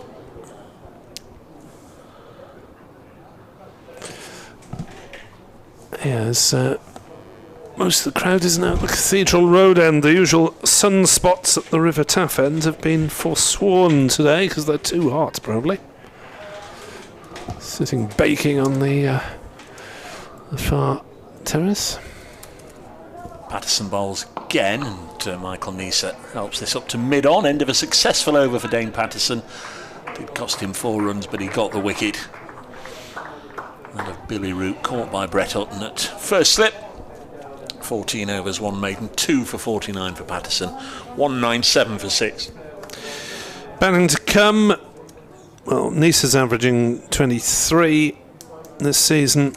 Salt to the next man in, 14.5, although much of that was as an emergency opener. He's averaging 47 as a non-opener. James Harris then, 13.6, he's better than that really. And then bringing up the rear is Michael Hogan in his final season in first-class cricket. Luke Fletcher from the Cathedral Road end. Into bowl, driven by Cook, but intercepted by Everson at mid-on, no run. So all credit to the Nottinghamshire bowlers. They have done a very tidy job here today. Even though Glamorgan is scoring at 3.5 runs and over, 197 for 6 is, you suspect, not a great score in the context of the pitch and the conditions. As Fletcher turns and charges in and beats the forward prod of Chris Cook, who didn't quite get to the pitch of that one. Not CCC fans have been in touch. Very perceptive. I don't notice things like this, but they say, looking at the scorecard, so you've got Lloyd 6, Root 12, Byram 24, Ingram 34, Carlson 46, North East 56, and you know, it's there for us all to see, but not, they say, have you noticed knots have taken wickets of batsmen scoring in single figures in the 10s, in the 20s, in the 30s, in the 40s and in the 50s. As Fletcher bowls, that's a leave by Cook outside off stump. I'm slightly worried because it might mean that Chris the Cook next will guy's going to get in the 60s. 60s and then Neser in the 70s. But it's very perceptive. I don't notice things like that. But I thought you were about to say they're all... and nobody's got a duck yet, though, so there might be one of those. But there we are. Yeah, very perceptive. Good spot. All even numbers, no odd numbers. Yeah. 197 for 6 as Fletcher bowls. Cook works it off his legs for a single.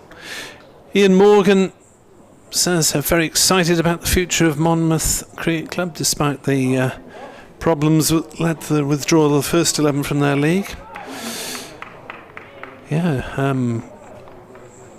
to tell us more, Ian, if you'd like to. 198 for 6. Usual BBC email address with a dot in between. I know less than 0 about Monmouth Cricket Club, but just in the back of my mind I've got it as one of the most picturesque in the country. Well, Monmouth is generally a picturesque place. Yeah, that's... As is Abergavenny in the same neck of the woods, as that's allowed to go through by Neser outside off stump. Some lovely club grounds around the world, well, around the UK in particular, but I don't know any in this part of the world really. Played a lot of club cricket in Devon, so I know a lot of the grounds down there. The Valley of the Rocks at Linton and Lynmouth is always one that features in postcards. I must have played there about 20-25 times over the years. Wow. Fletcher's in, that's slapped into the offside by Nisa, but straight to Hamid at cover, and therefore there is no run. 198 for 6. Nottinghamshire have 2 points in the bag. Glamorgan are 2 runs away from their first. I played for a club called Braunton in North Devon when I lived down there. That's picturesque, not too far away from Instow, the North Devon club. We're talking with Eddie Bevan earlier, mentioning David Shepherd. That was his club, and of course it was, or is, the Overton's club. Jamie and Craig Overton, they started playing their cricket there. Really picturesque thatched roof pavilion and score box. Patterson then with ball in hand, trying to keep up the pressure. Chris Cook on strike. This unorthodox stance. He's the first one onto the leg side, fielded by Liam Patterson-White. Joe Clark has popped on a cap. Standing back to Patterson, obviously. He's popped on a cap. He has had the floppy sun hat on. I don't know where that's gone. Patterson-White's whirling his arms around as if he might get a little bit of a bowl before tea, which isn't too far away now. 6 overs after this one as Dane Patterson bowls again. That's edged. It scuttled along the ground and it was well stopped by Brett Hutton. That first slip was good work. Could so easily have gone underneath him or squeezed between Brett Hutton and Matthew Montgomery. Now Hutton's getting loose as well.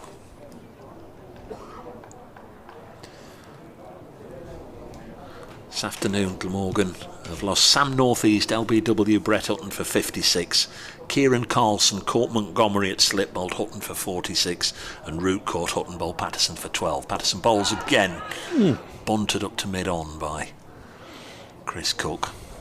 There's no run, and that is the end. No, it's not the end of the over. Just Stephen Mullaney's at mid-on. He fielded the ball and then began walking in, striding in purposefully as if it was the end of the over to throw me off the scent, but he was going to carry on marching to have a chat with Liam Patterson-White about what he plans to do. That last one wasn't too far away from Patterson-White. It was slightly uppish, so maybe just get a bit closer. Yeah. It's a good shout. He has gone in a stride or two nearer. Next one's chopped by Chris Cook to Slater at either a backward point or deepish gully, whichever takes your fancy. It's probably on a line of deepish gully there rather than the traditional backward point, but either way, makes the stop. 198 for 6, Glamorgan. What's been a beautiful day in the Welsh capital. It really has. Brian Adams performing in the Castle grounds this evening. I'm half tempted and 90% sure that I won't. Go and rock out. Patterson bowls, driven away for 4 by Cook, and that will bring up the Glamorgan 200 and a first batting bonus point to the home side. Takes Cook on to 12 and Glamorgan 202 for 6. And that first point comes up in the 58th over. Through the bat at it. It's funny how often balls hit into the stands or over the advertising boards just manage to find a little gap to disappear down concourses between stands or to go under stairs or whatever, and that one did. There's just a little gap over there and it had to be retrieved by a steward because it just found its way between the two stands and was on its way. I don't know if there's groundsman's equipment or whatever it is over there, but away it was going out of the ground. End of the over, 202 for 6.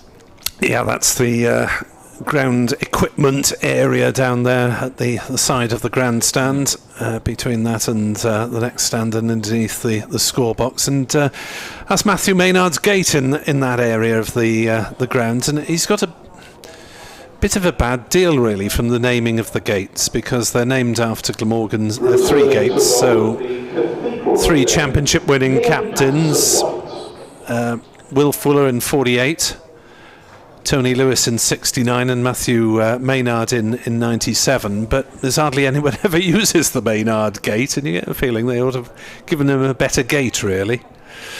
But there we are. The Matthew Maynard gate. Yes, he's got MPM, his initials, in wrought iron into the construction of it. The young man, Nick, at mid-off here, 31, is Calvin Harrison. The leg Thank spinner you. is on as a fielding sub.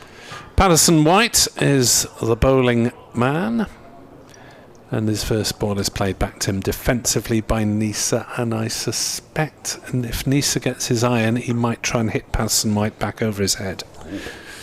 It's the prediction, as that's tossed up, and it's almost caught at mid-wicket. Did he get a hand to that, He James? did, yeah.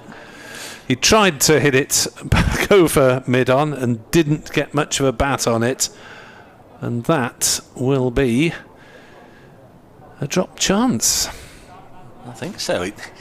I was expecting on the replay to see him leaping high and just getting a fingertip to it, but it didn't seem as if that was the case. Single taken as Cook defends the next ball. So Nice has been dropped on 4. He took the single. 203 for 6. Couldn't catch it and couldn't deflect it to Joey Everson at mid-on either. Patterson White bowls, shorter, flatter. Cook defends to mid-on. It's been a watchful effort from Cook so far. 12 off 36 deliveries, as Glamorgan struggled to establish the sort of platform that you feel they ought to get. Patterson White bowls. Cook drives straight to Everson at mid-on. No run. Always looks like he's put a full day's toil in, Liam Patterson White, because he's got green grass smears all down the front of his flannels. That's again flat, and Cook tries to play it down towards third man, but steers it straight to gully. And the over. 203 for 6. At least Patterson White is rattling through his overs and keeping Nottinghamshire's over 8 firmly level. But we still have 5 overs to go to tea, which I can never understand. If tea's meant to be 340, well, they add time for every wicket, and we had those delays with North East messing around with his thigh guard, etc., etc. So it never quite matches up to what the time ought to be. It doesn't. But at least we do get the full allocation, whereas the test don't get matches, me started. I just don't get it at all. I just don't get it. We've got to finish playing at 6:30 because the regulations say we've got to finish playing at 6:30, even though we're 10 overs short of what we should be. Change the regulations. Change the regulations. Make them stay out there. Don't let them go for tea. As a new over starts, and starts with a boundary. Dane Patterson bowling. Thickish outside edge from Michael Nisa. Didn't mean it to go there, but it's scuttled away past the 2 slips. There's absolutely no protection down here. We're struggling to see the far right-hand corner away to our right, but just wondered for a second if there might have been somebody left down there at third man, but there wasn't, so it's 4 runs. But yeah, the over 8 in Test cricket, absolutely appalling, and they seem to get away with it test after test after test, series after series, year after year. Patterson to bowl to Nisa. Well, there's a bit of a flash at this one. I like this approach from Michael Nisa. Not entirely sure I would like it if I was in the Glamorgan camp, because he's trying to whack everything into the river or out towards, is it Splot?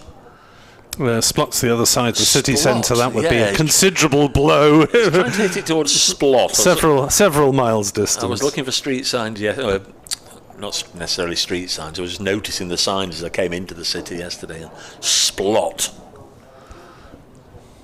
What a fabulous name. Where did he come from? Splot. Next ball is cut away, again down to third man for 4. Bit more bat on that one from Nisa, but flew away. He knew what he was doing. I think it went in the air, this one, though. It did. Yeah. So is Stephen Mullaney going to disturb the equilibrium here, and these 2 slips either push one of them wider or one of them deeper, or There's Matthew Montgomery, who's fetched the ball, going to come back and stand absolutely right next to Brett Hutton. He is, so it might happen again. 211 for 6. That one went down to Canton. Saw that as well. 211 for 6. Next ball is in. Short, pulled without any great control, but a single taken nonetheless. Mead spent the day almost in the shadow of the pavilion, not that there's been any shadow. Does the fielding. 212 for 6. Yes, thankfully we have the aircon on in the commentary box because it's still quite sweltering despite the high hazy cloud, which means we're not getting much direct sunshine this afternoon. Have Splott got a cricket club? Not to my knowledge. Next ball is beating Cook and through into the gloves of Clark.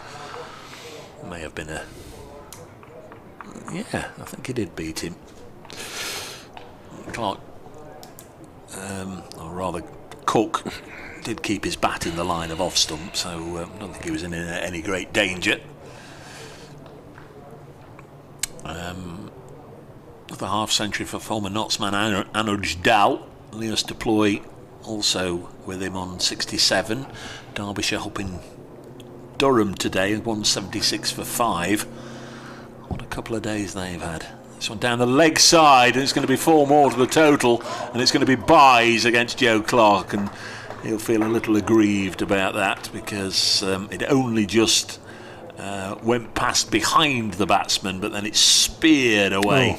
And Clark couldn't get anywhere near it. 216 for 6, 4 byes. So there were 12 added to the total during that over. 8 from the bat of Nisa and the 4 byes. Glamorgan need to get the scoreboard moving somehow, slightly perilously in Nisa's case. He's moved on to 14 and he's already overtaken Chris Cook, who has faced 28 more deliveries. Dave will be back shortly. Yes, I was going to say it'll be tea shortly, but it's another 4 overs, so you probably will hear more of Dave Bracegirdle before the tea interval. As Patterson White bowls, that's driven on the offside by Nisa in relatively controlled fashion this time. He goes through for a single, moves to 15. 217 for 6 here on BBC Sport Online. As Patterson White bowls and Cook comes forward and defends out on the offside, and there's no run.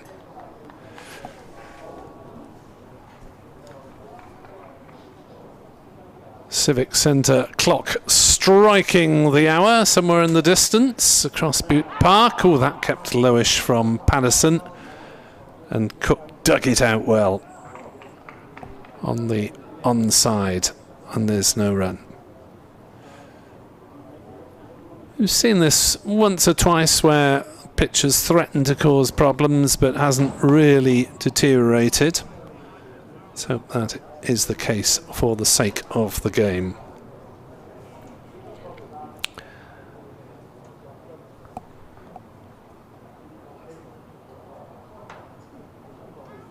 Patterson White in past umpire Newell. Cook defends.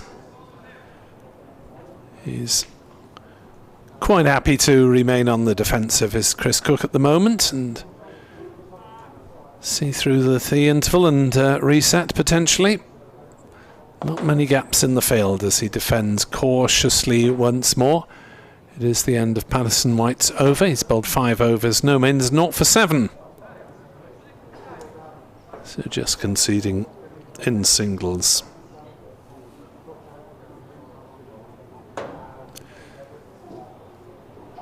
Good afternoon to our listeners in Cape Town. The BBC Sports team out there. As the Nottinghamshire captain brings himself back for probably 2 overs then before the tea interval. He's bowled 6 overs, 0 for 17 so far. Wicket takers, 3 for Brett Hutton, 2 for Dane Patterson, 1 for Luke Fletcher. The frontline seamers have accounted for all 6 wickets so far. As Mullaney runs towards us and bowls to Nisa, who turns him away on the leg side down to fine leg comfortably enough. Emerson Fields. Single taken. Nisa to 16. Fiddling around with his boots, pads, gloves. Gets them all back in order. As Mullaney is in, just the one slip. Clark standing up behind the stumps, and Cook defends on the leg side. No run. Cook 364 runs, for an average of 36.4 so far this season. Missed the last game through injury. Top score of 85 not out in the first match, the draw against Durham. A couple of half centuries since then. As he is hit on the pad there, pushing forward. 218 for 6. Update for BBC Radio Wales listeners follows shortly.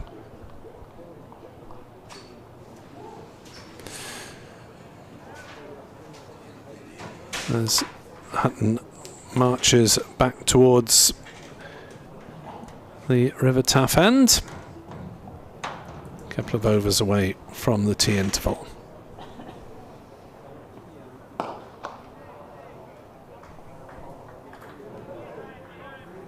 Glamorgan are 219 for 6 with just a few moments to go before the tea interval. They haven't really profited in the afternoon despite two batters getting well set. Sam Northeast made 56 off 84 balls before he fell leg before, and Kieran Carlson made 46 before being caught at slip. Billy Roots also fallen in that manner for 12. There have been 3 wickets for Brett Hutton, 2 to Dane Patterson. At the moment, Nisa's on 16, Cook on 13, Glamorgan 219 for 6. Make that 220 for 6 as they take a single. Nisa on the leg side. I was doing that radio update as Dave Bracegirdle will be back in alongside me to see us through to coffee and cakes or whatever. Mullaney, last ball of his over, and Cook is caught at the wicket. Big appeal. Clark went up straight away, and Glamorgan lose their 7th wicket with a score on 220, and it really is advantage Nottinghamshire now. That's a huge wicket to get right on the stroke of tea. Chris Cook, Stephen Mullaney's just spent a career doing exactly that, coming on, breaking partnerships, getting key men out, striking at the most opportune moments, and since he's taken over as skipper, he's just had the happy knack of knowing when most of the others are sort of out of puff and desperate for a little bit of inspiration or impetus from the skipper, and he's come on and got a good wicket. And again, a hand there for Joe Clark, standing up to the wicket. Not sure how much of a deviation there was, but Clark, who doesn't keep wicket very often for obvious reasons, a little bit down the pecking order at Trent Bridge with the gloves, but he's doing a terrific job. That's his 2nd catch today, and not yet seen a replay of it, Nick, but I think that was obviously a good bit of glove work, but a really important time for Notts to strike. Glamorgan 220 for 7. Bit of work to do to get up to around about the 320 mark that we felt they probably would have been looking for. Absolutely. This looks as though it's going to be a below par total, albeit there's a bit of lower order ability to add in Nisa, Salter and Harris. But Mullaney will be absolutely delighted if he can get Glamorgan out for somewhere in the region of 250, which looks a possibility at the moment. Ian Evans on Twitter, wasn't aware that we'd lose both Nisa and Ingram. We have to bring 2 overseas in for the remainder of the season when they go. Wondering who's available. Well, I guess look and see who's touring here, and who might be able to stay on in the country would be the simplest way to go. 220 for 7. LPW for you. It's going to be bowling to Michael Nisa. So 1 over to go before tea. if you're Liam Patterson-White, you float it up here, don't you? He's in and bowls, and this is hit crisply to mid-off, and there's no run. In fact, is it 2 overs to go? Yeah, it's his last over before tea, but the team's penultimate. That's right. That's what you were implying, wasn't it, Dave? I've His no last idea. over. I've absolutely no idea. There's 10 balls to go, aren't there, before the break? So it was your over that we've absolutely snaffled here. I did the last one. Right, latest latest delivery. It's a dot ball anyway. Yeah, dropped on the leg side. It was a dot ball, and he comes again, and it's defended. Yeah, of course it was. Stephen Mullany took the wicket. So that was with 2 overs to go. Yes. Right. It's the last ball of the 62nd Okay. over. We're just about there. Hang on, brace girdle. We're nearly there. 9 deliveries, or 9 legal deliveries to go before the break. This is pushed to Dane Patterson. Mid-on makes a sliding stop, but not before they take a single. Andrew Salter says, thanks, pal. I wanted to stay down the other end till the break. I think for Andrew Salter, anything is a relief after opening the batting. 221 for 7. Liam Patterson-White bowls again. Salter solidly behind it and defends. Did open the batting at Trent Bridge, Andrew Salter. Yes, he stuck it out for the 6 games before Byron was fit again. Bless him. Patterson-White took 2 for 22 in the first innings against Glamorgan at Trent Bridge, 1 for 51 in the second. And this one's blocked, end of the over, 221 for 7. We've got 1 over to go. A reminder that tea will be taken at the end of the next over. Thank you. During the tea interval, you're very welcome to go out onto the outfield. Middlesex all out. Good. At Merchant Taylors, 188. They were 93 for 7. A little bit of a tail wag from Luke Holman in particular. Held the lower order together. He made 62. There was 50 as well for Tom Helm, but no batting bonus points for Middlesex. 188 all out against Worcestershire. They're taking tea there. Come on, you pairs. For listeners of both stations, it's better that Worcestershire win that match. Maybe not with too many batting points, because that'll put them back in the mix as well. Then here comes Mullany looking to add to his success in the last over, and Nisa back on his stumps manages to turn one to square leg for a single, to the anguish of the Nottinghamshire players. In the middle, Mullany and Joe Clark, who thought they might have snuck one through. Salter then takes guard from umpire Hassan Adnan, and will be quite happy to block the 5 balls if that's what's called for. Nottinghamshire tightening the field. Yeah, Nottinghamshire anticipating that's what he's intending on doing. So Mead brought in off the fence. So there is a sweeper on the cover side, but 6 saving the single and a slip.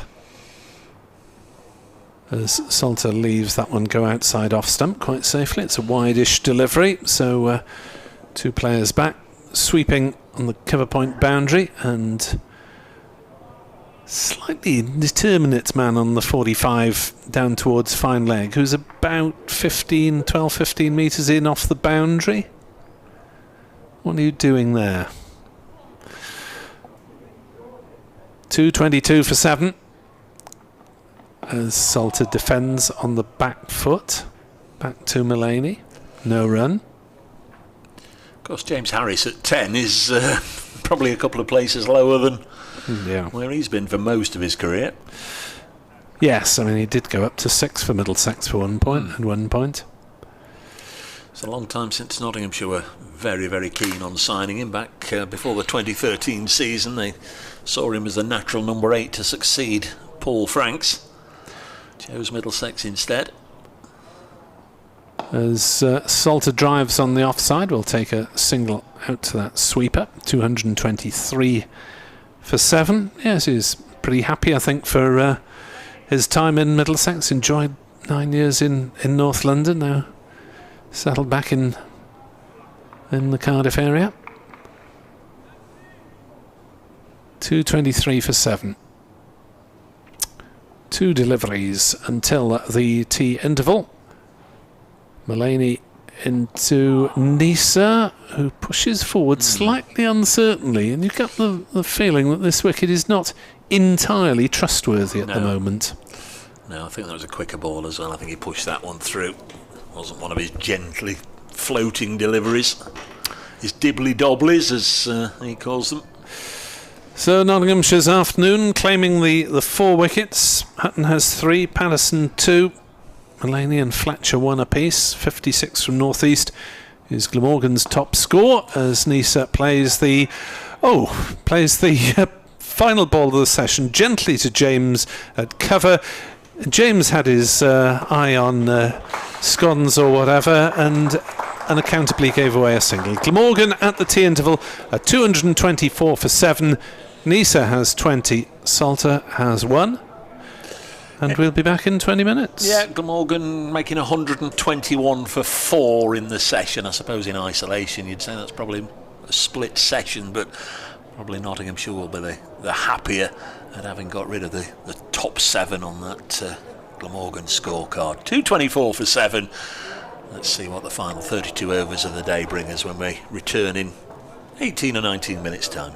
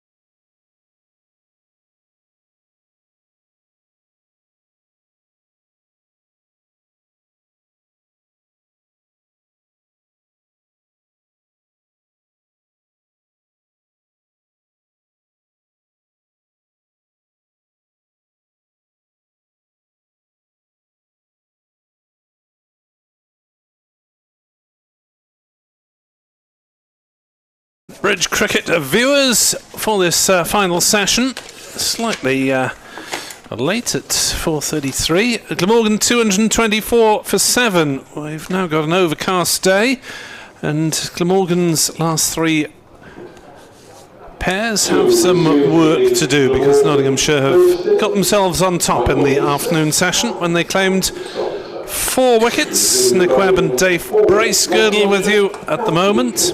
Nisa and Salter at the wicket, and LPW to commence the attack for the visitors. Yeah, been a really good shift put in so far by the Nottinghamshire bowlers.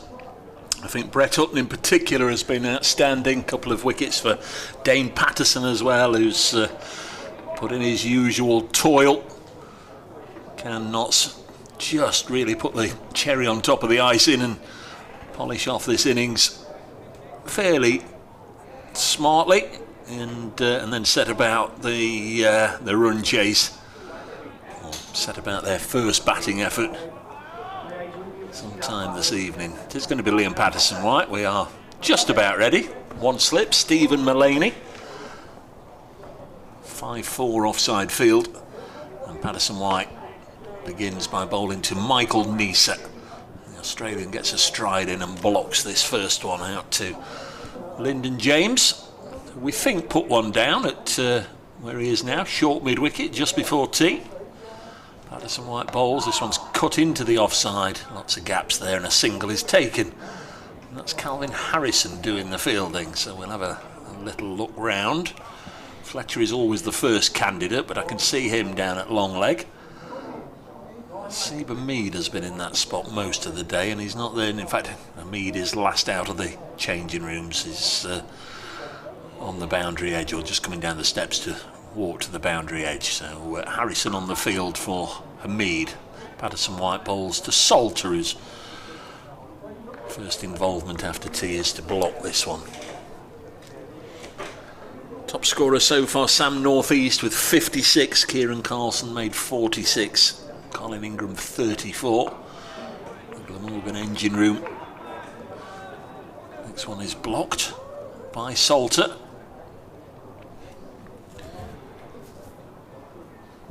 Patterson-White in just his 7th over. Fairly lightly used. He's only gone for 9 runs, make that probably 13. I don't know. Dane Patterson might be able to drag it back. They've run 2. He will just inside the boundary, away to our right, so they do come back for a couple of runs. Yeah, interesting to see Salter trying to go over the top against Patterson-White. Expected it of Nisa, not maybe quite so much of Salter, though he is strong through the mid-wicket area. Knots over 8 has been adjusted. Oh, green, happy days. I was just going to say -1, but that's +1, isn't it? It is. Green. Next ball is dropped on the leg side, so if you're mystified before tea that they were level, you must be even more mystified now that they're ahead of where they should be. Glamorgan 7 wickets down, 31 overs remain in the day. 227 for 7. The umpires are obviously adding extra time because the middle is a long way from the dressing rooms. They're towards the grandstand side, and it takes a couple of minutes to get out there. To continue bowling at the river, Regular listeners will know I'm pretty fair with most teams, as long as you're trying to get on with it and there's no obvious delaying of tactics and dawdling and having endless chats and stopping to move the field around between each delivery. I've no real issue. Not so just trying to get on with it today, are they? 227 for 7 as Nisa, trying to get on with it, drives hard back to Mullaney, who takes all the pace off the ball as it runs to mid-off, and there's no run. Most sides are like that, but there are 1 or 2, this will go unnamed, but there are 1 or 2 that always seem to slow the game down very deliberately, and as I say, the captain will come across and chat to the bowler almost after every ball. As Nisa off the back foot, flicks on the leg side but straight to Patterson-White at mid-wicket, and there's no run. What annoys me is when sides get ahead of the run rate and then deliberately slow it down in the last half hour, and I think umpires ought to be given the power to intervene, to say you're deliberately messing around, get on with it. Yeah, but they're not going to slow them down if they've bowled 22 overs in the previous hour. As Nisa drives to mid-off, but hits it rather too firmly. I take your point there. But if you've bowled 22 overs in an hour, which is obviously extreme, that doesn't really give you the right to mess around and bowl only 10 overs in the next hour. Well, theoretically it does under the current regulations, but I think a bit more power to umpires to wave a few yellow cards around for time wasting or whatever. Disciplinary points. Mullaney is in to bowl to Nisa, who edges off a thick edge down towards third man, flings the bat at it and gets away with it. 231 for 7. That's 3 boundaries, is it, down there under 2? At least. Steve West reports that it is too hot to watch his Glamorgan heroes at home, so he's now in his local pub with a cold one. Oh, that's the way to do it, Steve. That is the way to do it. Play. Take your iPad. Where's Steve? Do we know? He is currently in a hostelry in Lisvane, which is a couple of miles north of here. Oh, right. 231 for 7. Near Splot. No. That's driven hard by Nisa and half stopped, well stopped really, by the big man at mid-on. Well done, sir. Big man being Luke Fletcher. Has he done himself a mischief there? He's gone at it with the wrong hand, hasn't he? As he's fallen to his right, he's stopped it with his left hand. You sometimes see goalkeepers do that, don't you? And you wonder, how on earth have they done that? I wonder if he's jarred his shoulder. 232 for 7. Ball back. Doesn't seem to be making an issue of it, but he's going to crack on with it for the time being. As Mullaney is in to bowl to Salt, who stretches forward correctly. And so, 2 keepy uppies and down it goes. I've had a few words from Ian Morgan at Monmouth Cricket Club. We're discussing the demise of their first team. Monmouth Cricket Club. Ian says, as the longest serving player dating back to 92, after a period of outstanding success of first team around 20 years and eventually gaining promotion to Division 1, the COVID pandemic struck. It had a major impact on our club. Senior players and club stalwarts suddenly started to play golf on a Saturday.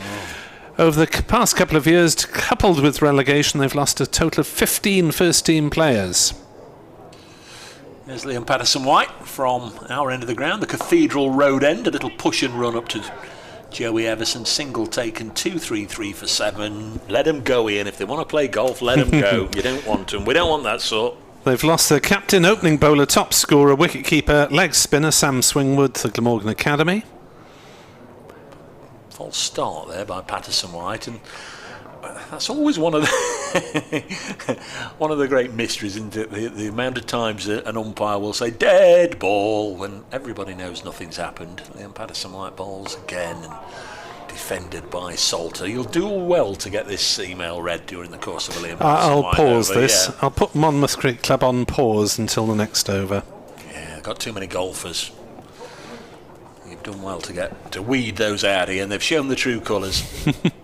Next delivery on its way, clipped nicely into the gap on the leg side. He's threaded that needle through the particular leg side haystack that Notts had set up.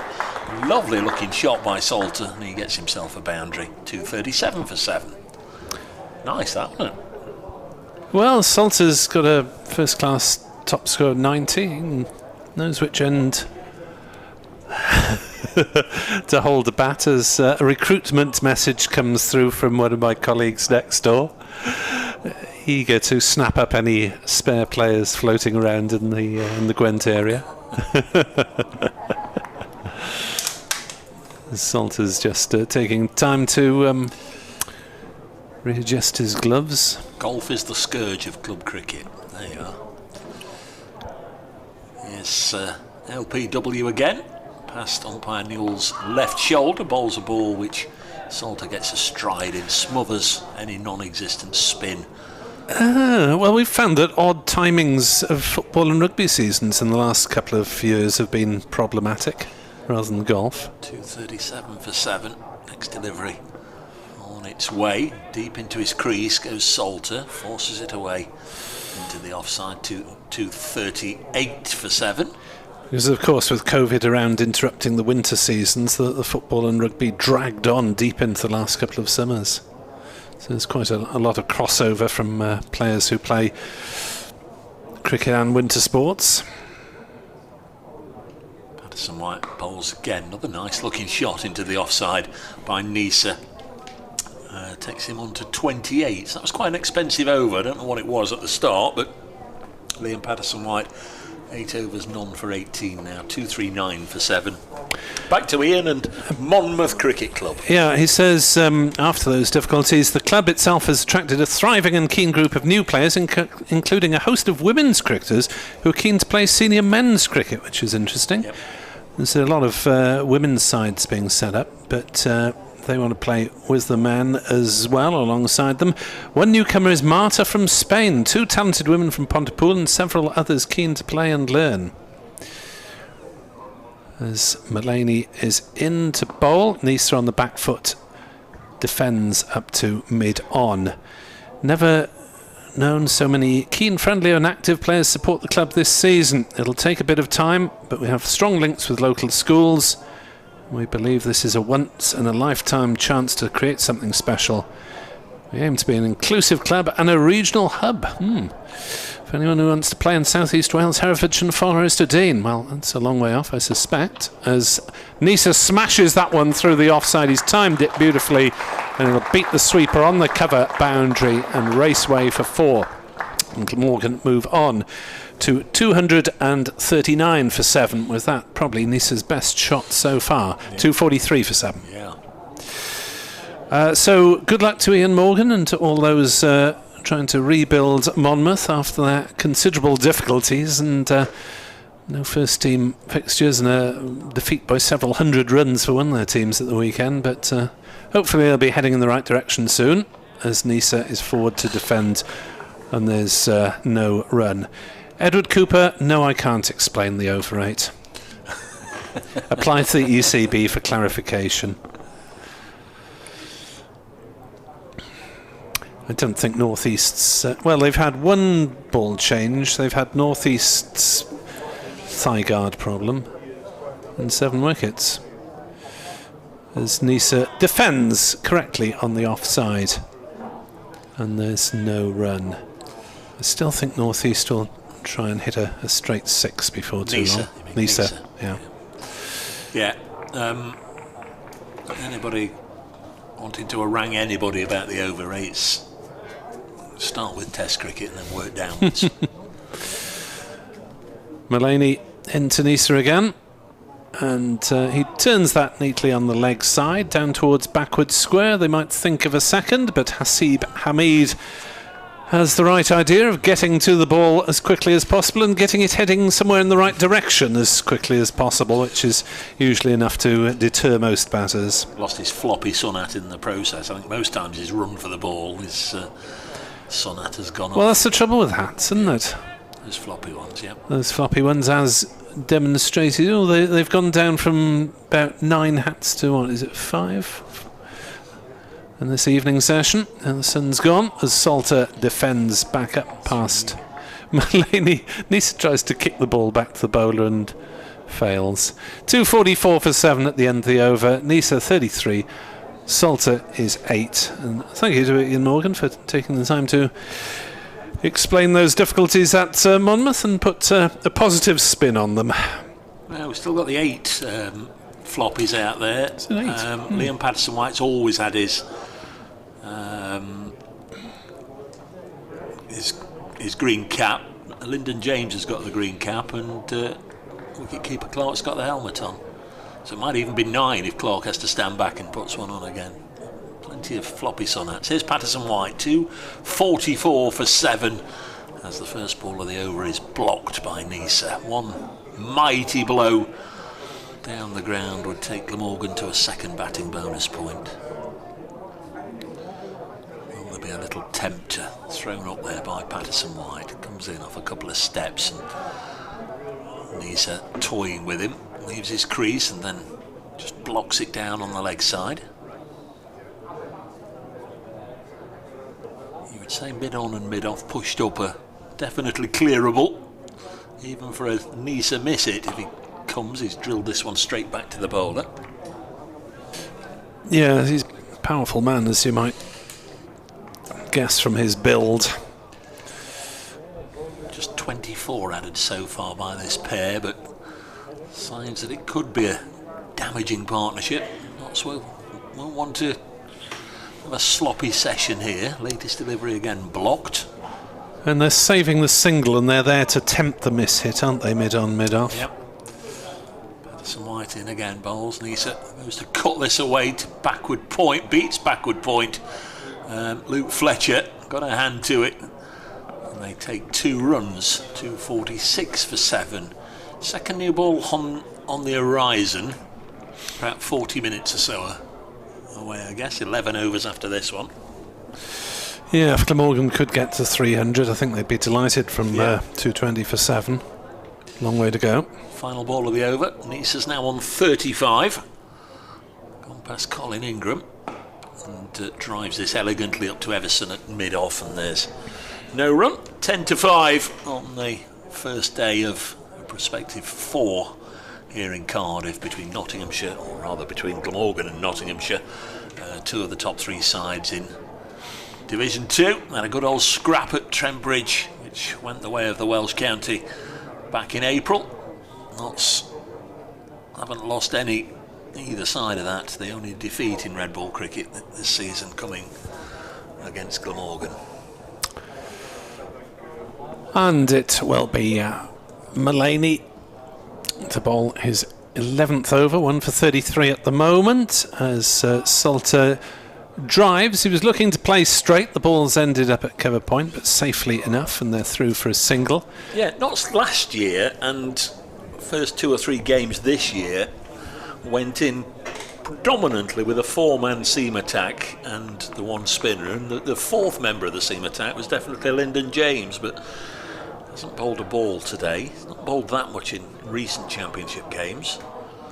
A little surprising he's not bowled. As Mullaney bowls and Nisa defends, no run.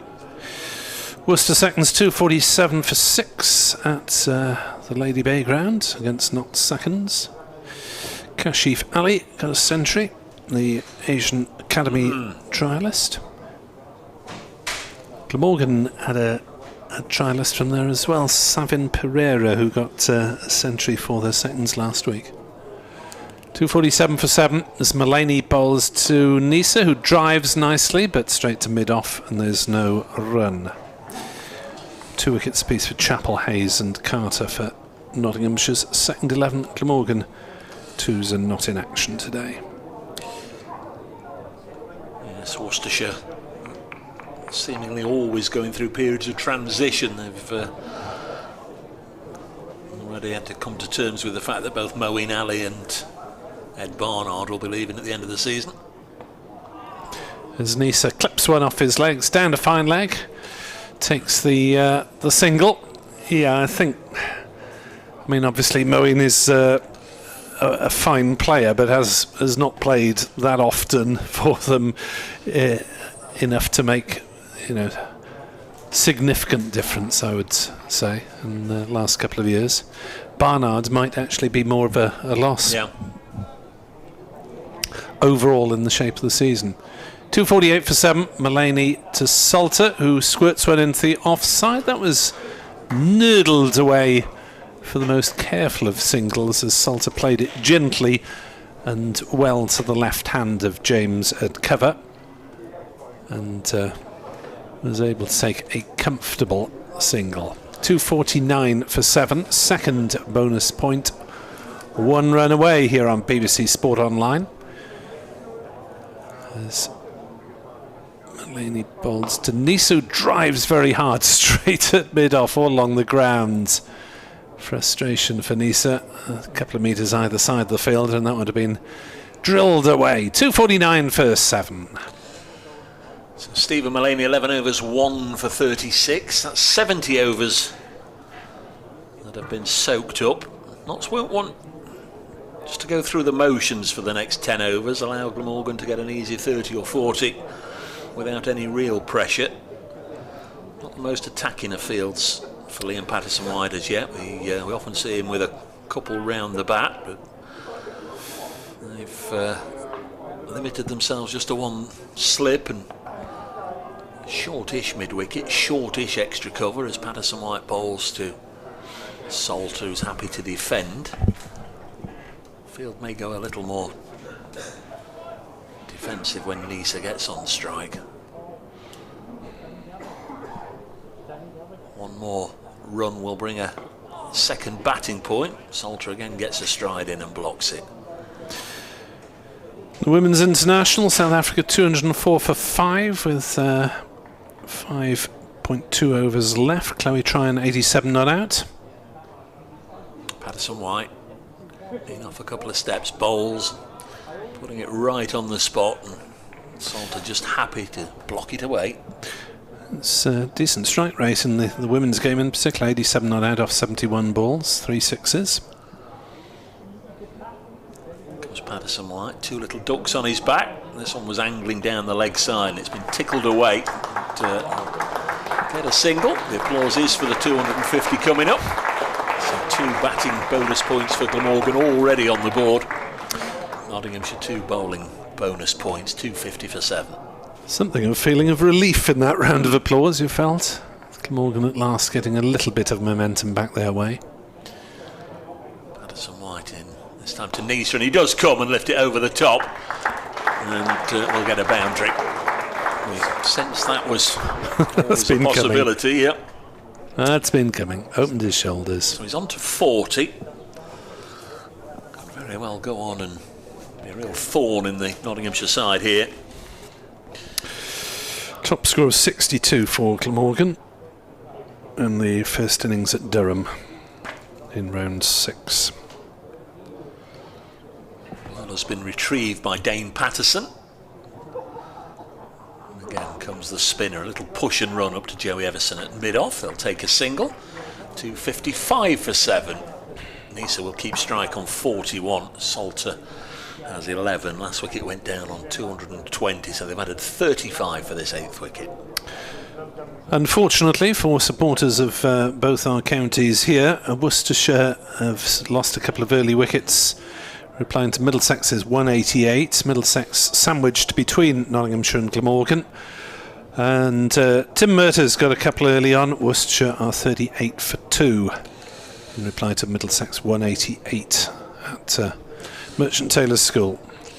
There's some news from Sussex as well, just breaking. The Sussex Club have tweeted, following an assessment this afternoon, we can confirm that Captain Tom Haynes suffered a broken hand whilst batting this morning and will be out for at least 5 to 6 weeks. Ouch. 255 for 7 as Mullaney bowls. Cries of catch as Nisa clips this on the leg side towards Patterson-White, bounced well in front of him. Yes. Desperation rather than real optimism from Mullaney. So won't be able to replace him in the match now with a broken hand. It's concussion or COVID, isn't it? Right, yeah. Rather than cracked bones. Sussex come to Trent Bridge in a fortnight. 255 for 7. Next delivery is whipped away on the leg side by Michael Nisa. Goes to 42, 256 for 7.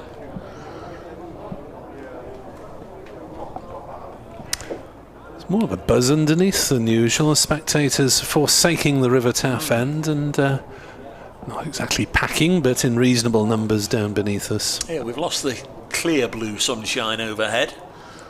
There is plenty of cloud cover right now. The single taken here, pushed onto the offside. Montgomery's the fielder. 257 for 7, just milking the bowling nicely here. It's a sensible little partnership so far. I mean, it is what you do, or what you try and do, when a side is just trying to run down the overs to get to the second new ball. Sussex are 321 for 3 against Leicestershire. Tom Alsop 118 not out. Glamorgan go to Leicester next week. We'll aim to kick them when they're down. Matt Montgomery was just down on the ground stretching. Oh, bowled him! Mullaney through the defences of Nisa. and that was as surprising as perhaps I made it sound. Absolutely didn't see that coming. As Nick's just said, they've been milking the bowling over the last 6 or 7 overs without any difficulty whatsoever, and Nice has just played all around that one and been comprehensively bowled by Stephen Mullaney, who gets his 2nd wicket of the innings. And it's been that sort of day for Glamorgan. Just start building a partnership, just look as if they might get into a position where you can say they're edging towards being in the ascendancy, and another wicket, and that's really, really surprising, just the way it manifested itself. And Nisa, I think, will be disappointed as he goes off, because there was a good score on the cards there for him, and he's maybe just left a few runs out there. 257 for 8. Yeah, he played all round a straight one, really. Could say he was yorked, but it wasn't a ball of ferocious pace from Mullaney. It was up in the block hole. Nice has allowed the ball to go between bat and pad, and looks suitably disappointed, having got to 42. 257 for 8 then,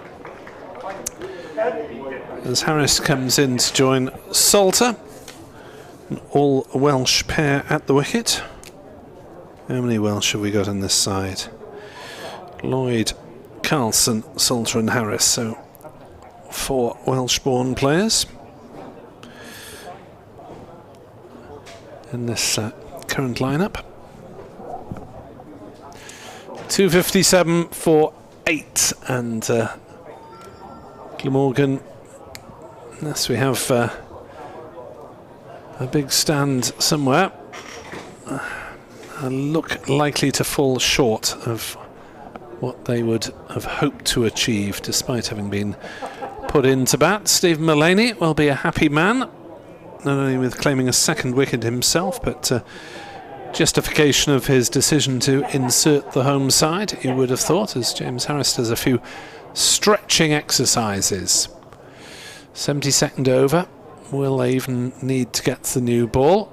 Mullaney runs in. Harris is nowhere near ready, because Joe Clark is waving short mid-wicket around for some reason, which you'd think would be the skipper's prerogative, but suggesting that the infielder there goes slightly to his left as Mullaney bowls down leg side, and that hits someone's pad on the way through, whether it's the batsman's or the keeper's. It matters not, because it's no runs. It's tidied up by the man at slip, which is Brett Hutton. He's done well with the ball to claim 3 wickets, 2 apiece for Mullaney and for Patterson, and 1 up top for Luke Fletcher.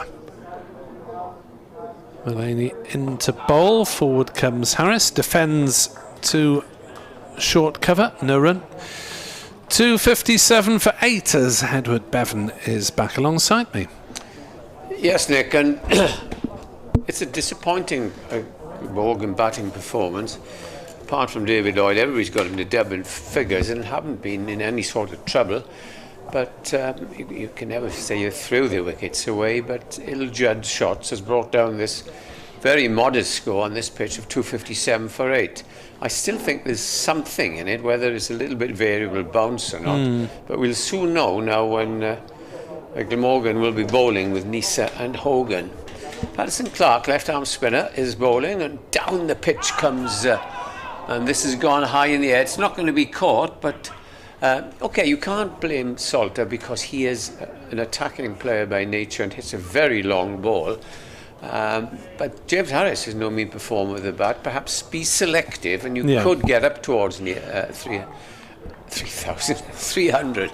258 for 8 is... yeah, they ought to have... That was not great cricket all round. It was mishit by Salter, skied over the head of Everson, and somehow they neglected to run a second. Hey-ho. Here's Harris to face his first ball from the spinner, Patterson White, and he's pushing forward. So 258 is a below par score, you would have thought, but often we say that and we are proved wrong, because you have an excellent opening attack and an useful spinner in Salter who can keep things quiet and pick up wickets. Yeah, Patterson White bowls again, comes forward as Harris. And having said that, okay, be selective, because there's only Michael Hogan left, and goodness knows what will happen when he comes in. So perhaps a positive approach would be better. In comes the next ball. That's a bit short. Pushed away for a single down to deep extra cover by Harris. The score moves on to 259 for 8. 2 batting points. Glamorgan, if they get to 300, well, it will be okay. Lower end of power, I think, even if they get to 300. It'll be okay, but no, what they really wanted and should have got to. Patterson White, as the sun comes out again, bowls, and this is jabbed away into the covers, but no run this time. With James Harris, you feel like saying, well, look, you batted at 6 at Middlesex. Go out and play like a number 6. Yeah. Here comes the next delivery, and swept fine by Harris, by Salter rather, but he didn't. I don't think he got a bat on it. It hit the pad, and there was no run. 259 for 8. I thought Nisa played as well as anybody, and it was just that variation which I spoke about earlier on, which you always get from Mullaney. He's not quite there to drive, and and he's a very, very useful bowler to have, and keep the runs down. Yeah, 163 for 3 at one point with Ingram and with North East and Carlson together, has slid gently away from Glamorgan and towards Nottinghamshire, who've shown really even a man down in their attack, with Pattinson absent as Mullaney bowls and Harris drives into the offside, and Lyndon James, well, you can't knock him down for enthusiasm. He hurled himself for that ball, even though it was nowhere near him, and they're back for 2 runs. Picked up by the sweeper on the cover boundary. Diving in the cause, I think you'd call that. 261 for 8. Well, I applaud diving in the field, but he was actually about 3 or 4 metres away from the ball. 261 for 8, Harris to 3. Mullaney bowls. Harris is hit on the pad as they tries to play it to square leg, and they go through for a leg by. 262 for 8. So eventually the signal from Hassan Adnan. I was just looking at my book here, Notts v Glamorgan in April. Notts got a useful lead of 77. 302 Glamorgan, who were put in. Glamorgan Notts 379 and 242. Glamorgan 166 for 3. Very good game of cricket that was too. Mullaney bowls. Salter pushes forward and is called through for a single by Harris. He was half asleep then. Bowled into a gap on the offside. Didn't often you see the non-striker calling for a Well, run for the man. He'd hit it in front of him and didn't know quite what to do. Salter. Sort of square of the wicket. 263 for 6. Harris on 3 on strike. Salter's moved on to 14. He's hit the 1 boundary. There's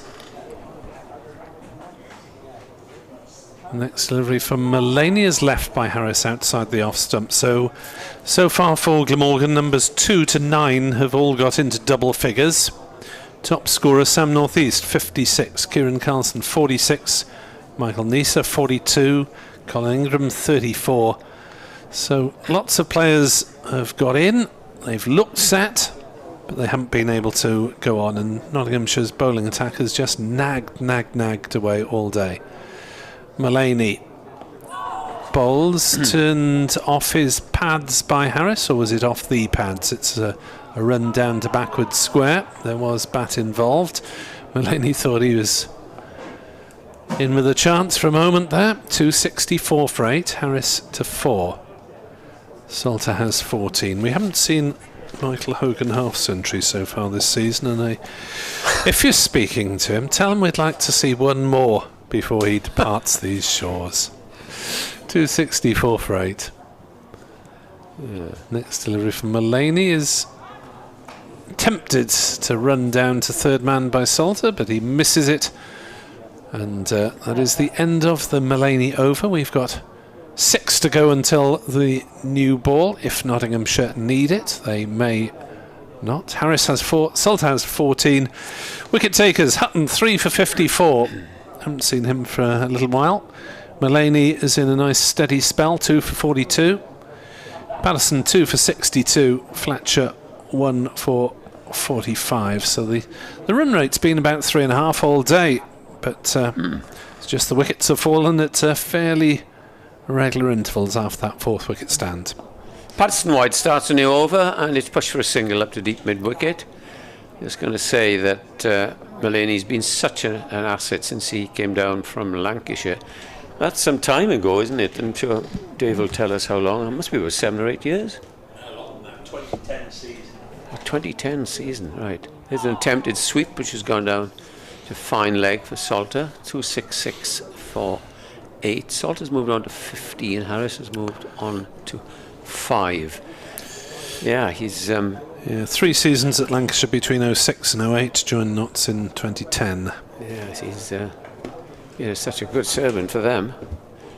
Patterson White coming around the wicket, bowls, and this is driven nicely. It's also very nicely fielded, and there's no run by Dave Patterson. Moving well to his left there, the South African quick. Bowls very quickly. Patterson White bowls again, and this again is well pitched up. Take your time now, Patterson White. There's no time to draw breath here by the time he's bowling. Well, it's Good to see, though. It can be part of the tactics, isn't it, not to allow the batters to settle. He's coming around the wicket. Nice, economical little run, and that's well pitched up again. Yorker length, dug out. At least it gets us home to supper a bit quickly when he's bowling. And then we slow down the last 10 overs every time. That's to remind you that this is the 75th over. Another 5, and the new one will come out. In comes the next ball, and that's driven. Intercepted a short extra cover. That's the end of another over. 266 for 8. Glamorgan were put in this morning at 11 o'clock, or 5 to 11. It surprised everybody, I think, but after a breezy, quick innings of 34 from Colin Ingram, well backed up by North Eastern with 56, Carlson 46, and Nessa 42. Wickets have also fallen at regular intervals, and it's been a good contest up to now, as you probably heard over the loudspeaker. The man Very who put the loud loudspeaker. in the loudspeaker. It's a change of bowling with Everson coming back to bowl his little medium paces, and it will be Andrew Salter, who's been opening the innings for the first 6 games, batting at number 9. He's facing. Here comes Everson then, running towards us from the River Taff end, and Salter plays that one on the onside. Patterson White intercepts, no run. Yes, Andrew Salter, well, did the best job he could, but didn't really get going as an opening bat when Eddie Byram was not fit and Joe Cook was not firing for the seconds, so he stood in manfully. 266 for 8.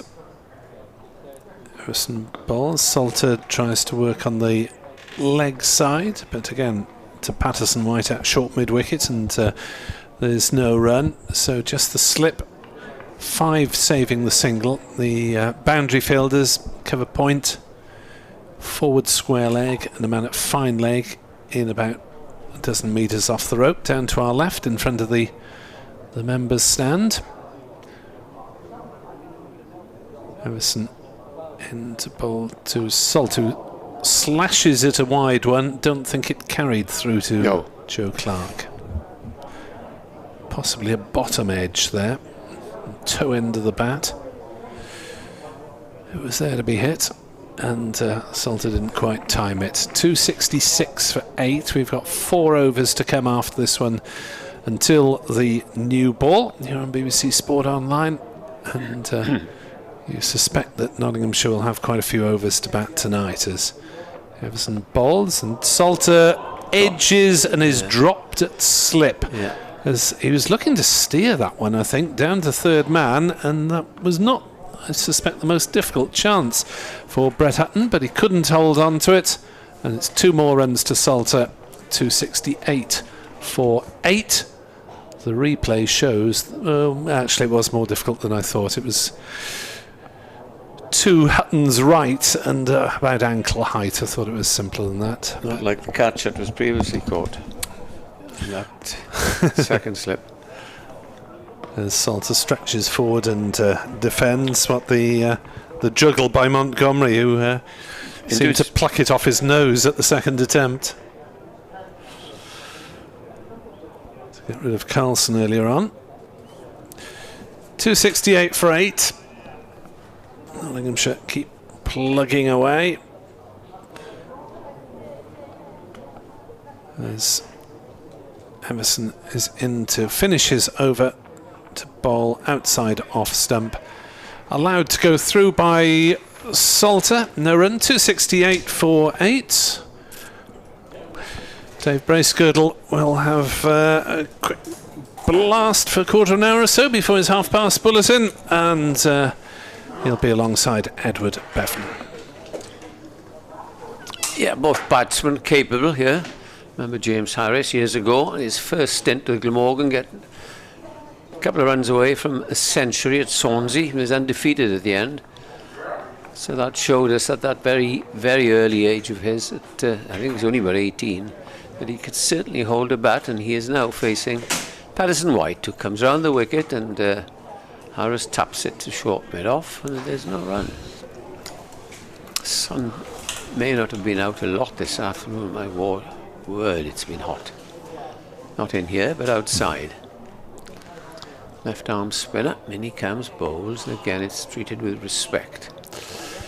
Yeah, we switched the aircon on first thing this morning, Ed, and it's kicked in, hasn't it? During the afternoon, it's quite nice in here. No. Patterson White walks briskly back to his mark, and he's round the wicket again and bowls, and this is Harris uses his feet but can only drive it to mid-on.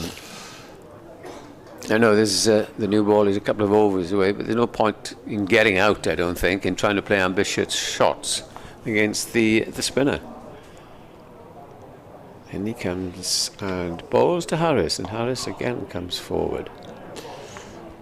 I think it was felt when he was coming towards the end of his first spell here, James Harris, that he would go on and have a very successful international career. It didn't quite materialise for him, did it? No, we've spoken a lot about that. The next ball is just poked out to cover. Afraid when he went to Middlesex, his action changed, and well, you can take your own conclusions from that. I think he had one sensational game right at the start for them, didn't he? Got a 9 for us or such in an innings, yeah. Fine, but young ball. Yeah. Driven this, they will think, as he pits up the ball of 2, but it's only going to be 1. He's been grazing out there all day since he was put out as a extra cover on the boundary, the sweeper. End of the over, 269 for 8, 17 now to Salter. Harris is on 6, and we have had 77 overs. There'll be 2 overs from Everson, 1 more from the spinner, Patterson White, who has not taken a wicket but bowled quite tidily. No, it is a Peter Morse, Stephen Mullaney thing. You'll have noticed Ben Slater has pretty much monopolised the boundary edge away to our right, and away to our left, Asiba Mead. Here is Joey Everson going to start the 78th over with a delivery that's kept out by Harris. We've got 9 bowling to 9 now. We've had 5 bowling to 5 and 16 bowling to 16 earlier in the day. But yeah, the thinking behind it is they're the opening batsmen, Ed, one either side. They can do the running, save the legs of the quick bowlers. You very often see the quicks out in the deep, running here, there and everywhere, and the thinking is, well, they've got enough miles to run during the day. We'll let the opening batters go out there and they can do the... That's good thinking, isn't it? The running on the boundary. It's very deliberate. Next delivery into the... Well, I said it was into the pads. We'll have a look at the umpire here. Hassan Adnan, is he going to tap his knee? He is, in the direction of Andrew Hignell and Cosworth, who's doing this game for Notts. Roger Marshall, the first team scorer, was on international duty at Trent Bridge yesterday, so another call up for Anne to come and do this championship game. 270 for 8. Joey Everson bowls, and Saltru's on 17. Happy to just block it on the leg side, fielded by Liam Patterson-White. Can you hear some, in my ears, somebody rehearsing a piece he's doing for 6 o'clock news, I think. So long as he wasn't going to suddenly cut over to Nick Webb for a cricket update. Yeah, so I've changed my voice. Can you do a Nick Webb impersonation? Not very well. Well, better than me, surely. This one's pulled away. In fact, it isn't. We all look to the pavilion. Everybody looking towards the pavilion, and he's either clothed it or missed it altogether, and it rebounded off the pad out onto the offside to Lyndon James. But Salter looking for a big hit on the leg side. Didn't get hold of it. 270 for 8. Just Michael Hogan to come. Shadow from the floodlight starting to creep across the ground. This one's cut away, and yet another boundary behind square on the offside. We had Michael Neeser, we reckon, at least 4 times. Yes. He got one down there, or a little finer than that. But enough width offered, and it was nicely cut away by Saltru's onto 21. 274 for 8. That 300 will be very tempting right now, won't it? That extra bonus point. Yes, it's always useful, especially as Glamorgan didn't pick up a batting point in their last game, but picked up the maximum the game before. Joey Everson from the river end bowls, and this next one's pushed into the offside, no run. End of the 78th over. This year, person who's trying to do that, we got him in your years as well. Yeah. This is the 3rd time he's had a crack at this piece. He's obviously very self-critical because he wants to get it absolutely perfect. Yeah. He's perhaps just got a requisite number of seconds, 21 or 22 seconds or some such, you must have your piece done by. Yeah. We've all been there, haven't we? We certainly have. Right, this is the last over, one run presume, for Patterson-White. New ball now in 2 overs. He comes in and bowls, and this time there's no runs. 274 for 8, 26 runs away of a 3rd. And just the 1 wicket needed for another bonus point. For Nottinghamshire, this is a good looking shot. It's drive, and Habib this time runs as hard as he can, and he stops that. Oh! And that nearly, if that had bounced in the popping crease and come up, it would have struck. And he's telling him, is Patterson-White, please try and keep it down. I'm into the sun here. I think it was a direct hit onto the stumps, wasn't it? It was, yes. Just as well they didn't attempt to run. They're not the easiest to see, these. We know it's the sponsor's logo, that's why they're blue and green, but I don't find them the easiest to see. Here's the next ball. A paddle sweep down to fine leg, and that's going to bring him 4 runs. So, well judged there by Andrew Salter. And the score just mounts up to 79. Yeah. Yeah, the bail, sometimes a bail is clipped off, and it's very hard to detect, isn't it? It's Sponsors are everything, David. yeah. These days, aren't they? We did have a season or 2 of brilliant white stumps and bails, if you may remember. I do. 4 or 5 years ago. Brilliant white, weren't they? Patterson-White in and bowls down the pitch, and that's hit hard and high over us, and that's cleared everything for 6. So it's good over this for Glamorgan. Yeah, they obviously sense the second new ball is on its way and try and cash in. Salter moves on to 31. They're all in the mid-30s, 40s, but I wonder if Salter can go on. Here is the next delivery. It's just pushed away on the offside. There is no run.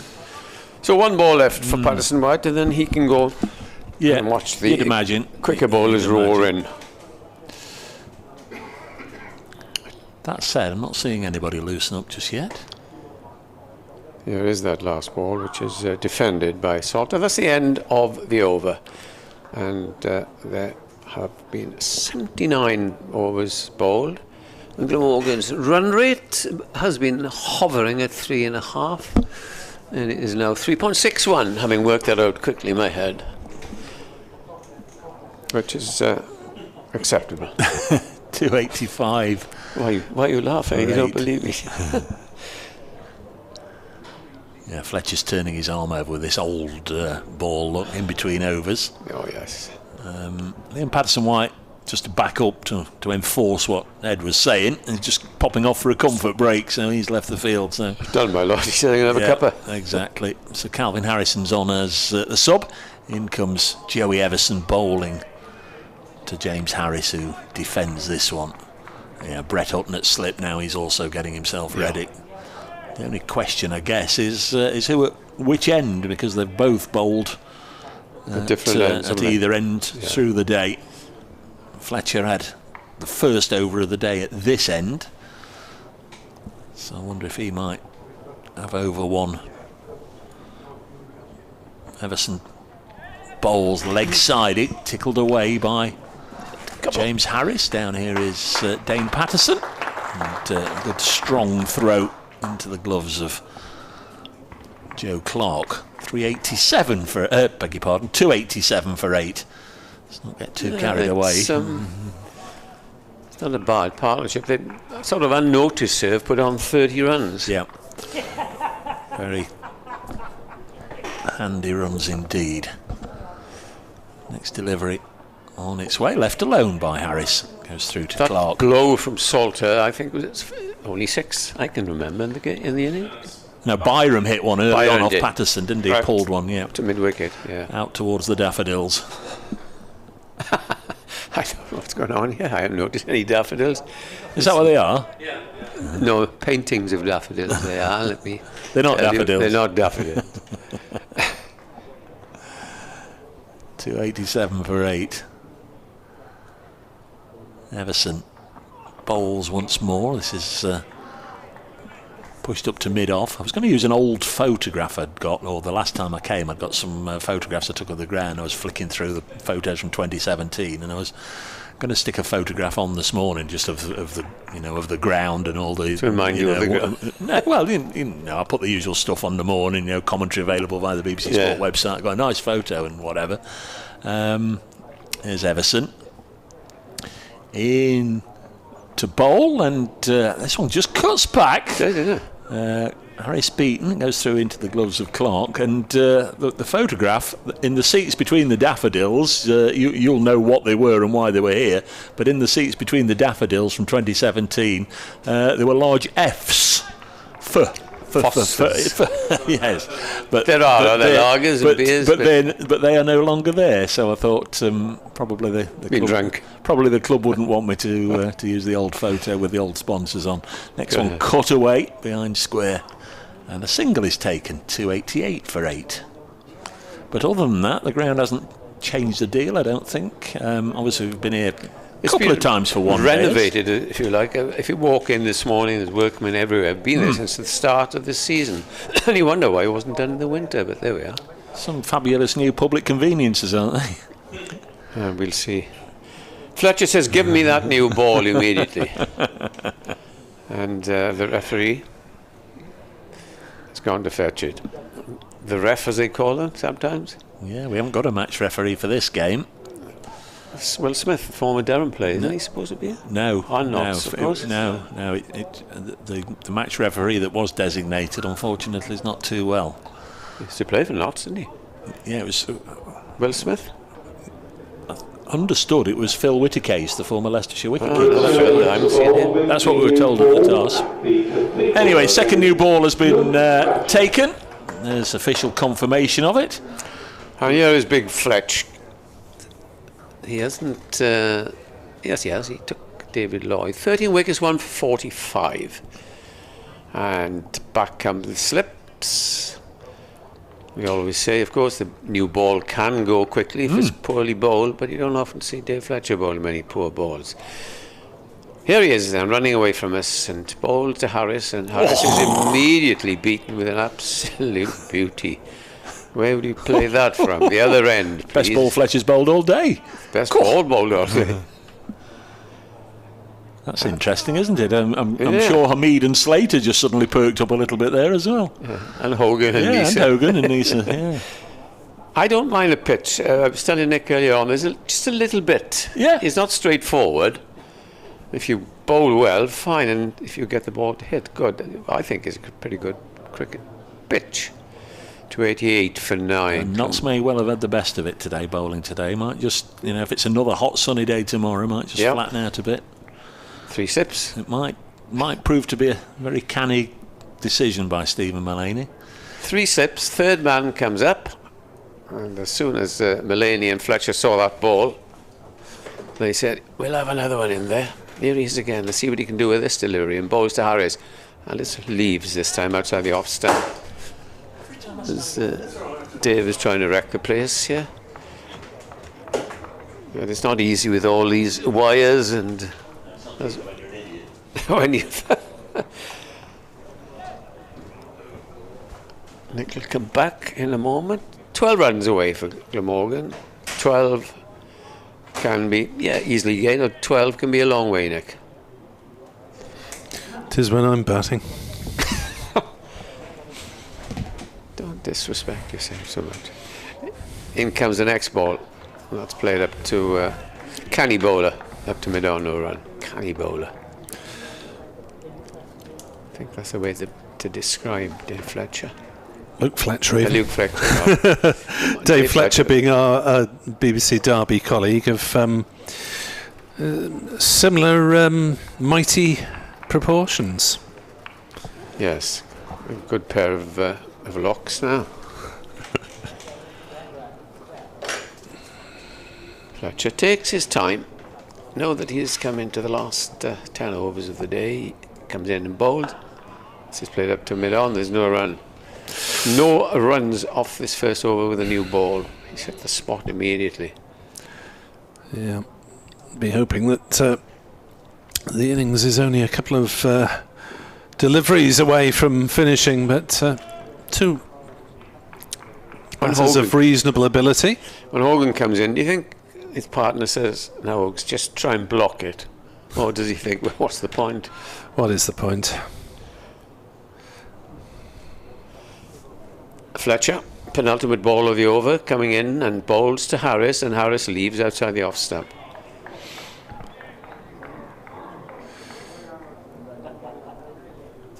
Steve West would be happy with 300 after being put in, especially if it's topped up by a couple of Nottinghamshire wickets. It looks as though it could well be an awkward little spell for Slater and Hamid. Salter played pretty well, 31. Harris is 10. This little partnership has put on 31. Here's the last ball of Fletcher's over. Bowls. Lovely shot through extra cover from Harris's 4 runs. Bowled a half volley, and Harris showing that certainly, as we've been talking, when he can bat, and that was probably his best shot. Hammered it through the covers for 4. 292 for 8. And it will be, I suspect it'll be Pattinson, because Mr. Hutton has had quite a long bowl. Returning to bowl at the River End, Brett Hutton. Oh, it is Brett Hutton. Hutton's going to continue his labours, Edward, from the River Taff End. Does he bowl then, eh? No, he's only 15. It's only 15. Oh. One fewer than Patterson, actually. So seem to have a lot. Well, he's taking wickets. He should. He's taken 3 wickets. Yes, should have a little left in the tank. Should Brett Hutton, coming into the side for this match to replace James Pattinson, as in comes Hutton and bowls down leg side. Salter flicks it away for 4 to fine leg. Last 2 have been the new ball does go far when you hit it well. So we've just had 2. There's a grunt of effort there from Hutton, and I think he knew from the start that it was heading where it shouldn't.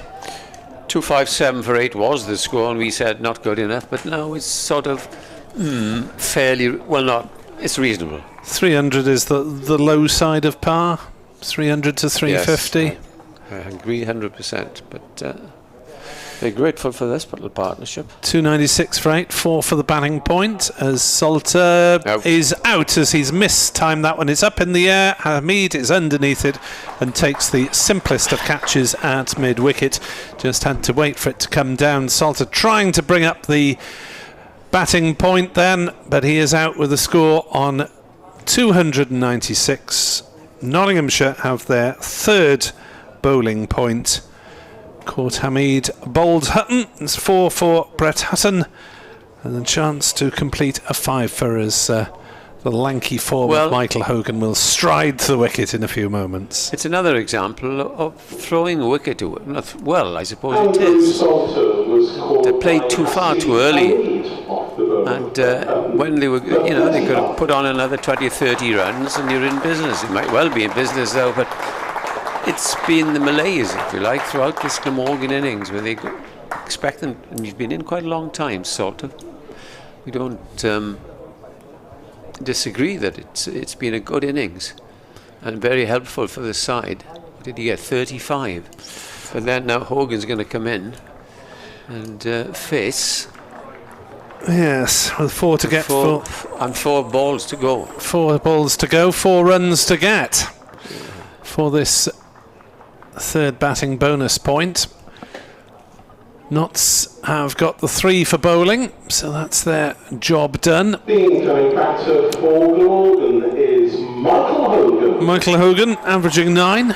Glamorgan would take 9 from him, I think, in this circumstance, because that would mean they'd get the third point. But Nottinghamshire have stuck to their task well without any fireworks with the ball, but just traditional disciplines, line length, accuracy, etc., etc. Yeah, the odd ball this morning, well, 3 or 4 of them were struck by Ingram, and then we thought that he was going to be there for most of the day. But here is Michael Hogan, and he's coming in, having a chat with James Harris. I don't know quite what they... You know what he's now, he's forgotten that you've got to go into bat, whether they crossed... What was that? It's the Hogan on strike. Yeah, it's next year it comes into test matches. It's different it's between. Confusing, isn't it? It is different between the ECB. The ECB have adopted it early for domestic cricket, so the new bat will face even if the ball's gone up in the air and the batters have crossed. Hogan doesn't take guard as usual. There we go. And in comes Hutton to bowl to him, and he flicks it over mid-wicket. They'll pick up a couple of runs. There may well be 3 here. They'll turn, they'll have a look, and they'll gallop back for a third run as Hogan is well past the wicket by the time the ball arrives back in the hands of Hutton. Well, Hogan has taken Glamorgan on to 299, and just up to James Harris to score a single now, and it'll be job sort of done. No blocking, no drive through mid-wicket, 3 runs. Leave it to you, James, he says. Hogan's stance is getting looser and looser as he gets towards the end of his career. Hutton is in to bowl to Harris, who defends to mid-wicket, so mid-on, and there's no run. Throw is fired back towards Joe Clark, just in case Harris was wandering, but he wasn't. 2 balls left of the over. 299 for 9. 4 for 61. Next to Hutton's name on the board. Can he polish them off and get a 5 for? Having been brought into the team for this game. As he bowls to Harris, that will be the 300. It's down leg side, pulled away by Harris and almost fielded by Joe Everson on the ropes, who did everything to get behind it, but unfortunately for him the ball kept on going towards the ropes despite Everson getting a firm hand on it, and ended up in a pile of arms and legs. 303 for 9. Glamorgan have got their third point, and Welsh listeners and viewers can relax slightly. Harris moves on to 38. And they were all out for 302 up at Trent Bridge earlier this season. As next delivery is pulled by Harris through mid-wicket, goes rocketing away to the mid-wicket ropes, Harris to 22, 307 for 9. But that is the end of the over, and it does leave Michael Hogan on strike for a full over, potentially from Luke Fletcher. 307 looks a lot better than 299, but we'll have Fletcher bowling to Hogan, and I cannot predict what will happen when Hogan's at the crease. Well, you can predict that he won't be trapped like before. Perhaps you'd like to explain that to our viewers and listeners. He never has been like before in 12 years of professional cricket. That's because his front leg is usually somewhere pointing towards mid-wicket. Here we go then, it'll be Luke Fletcher to bowl. He's here for a good time, not a long time. Yes, to Michael Hogan. And he comes and bowls the first ball. Oh! Studious defence from Hogan. And the 3 slips are now 2. There's a third man, and the mid-on has come back a bit as well. They know this man. You only usually see the Hogan defensive shot in the rare occasion when he's trying to bat out for a draw. What did he get up at TV? That 19 not out at Trent Bridge. No problem, was it?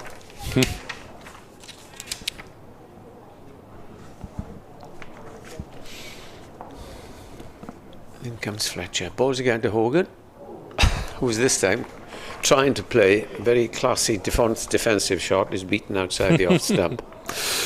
Yeah, that Hogan 19 not out did help Glamorgan to 379 all out and a first innings lead of 77 over Nottinghamshire, and that proved decisive in the end with Van der Hochten got 62, Wheel 45, so really annoying tail end runs from Glamorgan that proved decisive in the match. Oh, Luke Fletcher looks as though he's had enough. He looks as though he's had enough. I think he wants a pint of something. Not necessarily water. Yes. Fletcher comes in, balls again to Hogan. Hogan gets a run down to fine leg. I don't know quite how, because he was looking to play it up to mid-off and squirted off the inside edge. The score goes on to 308 for 9. And David Lloyd is the only batsman not to have gotten into double figures today. And Mr. Hogan, if he manages to get 6 more runs. Yeah, they're out parading the boundaries, even though it's halfway through the over. Mid-wicket, deep extra, third man, fine leg, deep mid-on. So there's 2s to be had on that offside. I don't know about 2s, 1 certainly, but I would think Glamorgan will take anything. As Hogan comes into Harris, over the wicket, bowls, and it's let. The ball has been let through to the keeper. No shot played. 2 balls of this over left, and you would have thought perhaps balls 5 and 6 you might have brought the fielders in, because is Harris trusting Hogan for 1 ball? Who knows? Who knows? I don't think it's worth messing around for Glamorgan. They just score whatever they can. Yeah. Not turn down runs or anything like that. 308 then for 9. Here is Fletcher, comes in, bowls to Harris. Harris pulls and will get that single out to deep mid-wicket. So no, Hogan has to negotiate 1 ball and let Harris get on with it.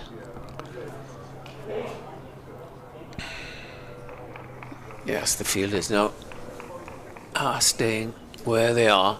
They're quite happy to give Michael Hogan the single if he wants it.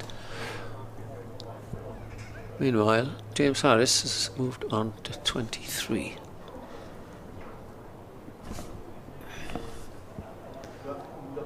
You got an engagement with Language of Heaven, Edward? I have, but not for another 5-7 minutes, so I'll do another over if I may. In comes Fletcher, bowls to Hogan. Hogan gets the identical run that he got 3 or 4 balls before, squirting the inside edge. They take the single, and 310 for 9, and I suspect that he will not be trying to defend much now that he's got the bowling. Just looking at overs remaining, that's now 13, so if a wicket falls now, you take off that over and -2 off the board, so maximum of 10 for Nottinghamshire to face this evening, as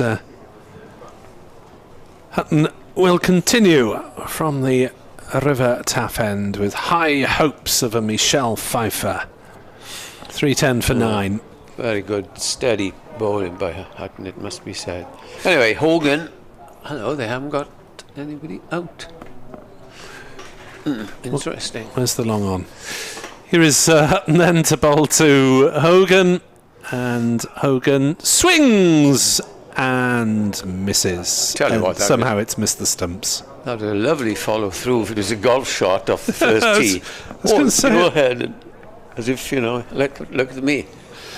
That's Actually, gone miles down the fairway. Yeah. Actually, it ended up in Clark's gloves behind the stumps. Whether it's an authentic cricket shot. Ended up in. I don't think that was towards Splott. I love to see the. That was more towards my neck of the woods in Roath. As Hutton is in to bowl to Hogan, who swings again and toe ends it back past the bowler up to mid-on for a single. 311 for 9, and Hogan moves on to 6 not out of 7 deliveries. This is the time of day now, with about 9 overs left, that the bowlers just want to finish it off and get into I was going to say a hot bath, a cold bath probably today, while the opening batsman will just be thinking, yeah, we'll have to bat here, I think, tonight, so never a good time for the openers. Here comes Hutton again, trying to finish off this innings. As he bowls to James Harris, who drives hard on the offside. Will get runs, he'll get 4 of them. To cover point, beats the sweeper on the cover boundary. 315 for 9, Harris to 27. Who would be Nottinghamshire's night watchman, Dave? Fletcher. Usually Patterson would probably be Fletcher, so maybe Luke Fletcher won't have the chance to... Is it fair to ask Fletcher to strip off his playing kit and put his feet up in his shorts on the balcony, or get in the shower early, or whatever? 315 for 9. Harris plays forcefully again on the leg side, clips it out towards Hamid at mid-wicket, single taken. 28 to Harris, 316 for 9. 20 more runs. The tail end is doing quite well. Yeah, 20 for the last wicket, can't complain. But if you've got Harris at number 10, you ought to set your sights a bit higher, really. Yeah. Although he has the complicating factor of Hogan has 2 balls to face here. not knowing what on earth Michael Hogan is going to produce. Well, we know he's going to produce some big swings of the bat, but will they make contact or not? Hutton is in to bowl to Hogan, who forces that one to point, fielded by Patterson White. No run. 316 for 9. Last ball of the Hutton over. Figures now 4 for 75. So a strange day going to and fro, really. Glamorgan not really getting the big partnerships that you felt they were in for at one point, with North East and Carlson at the wicket. As Hutton is in to bowl to Harris, who squirted that one off an edge. Hogan, who's squirted that one off an edge.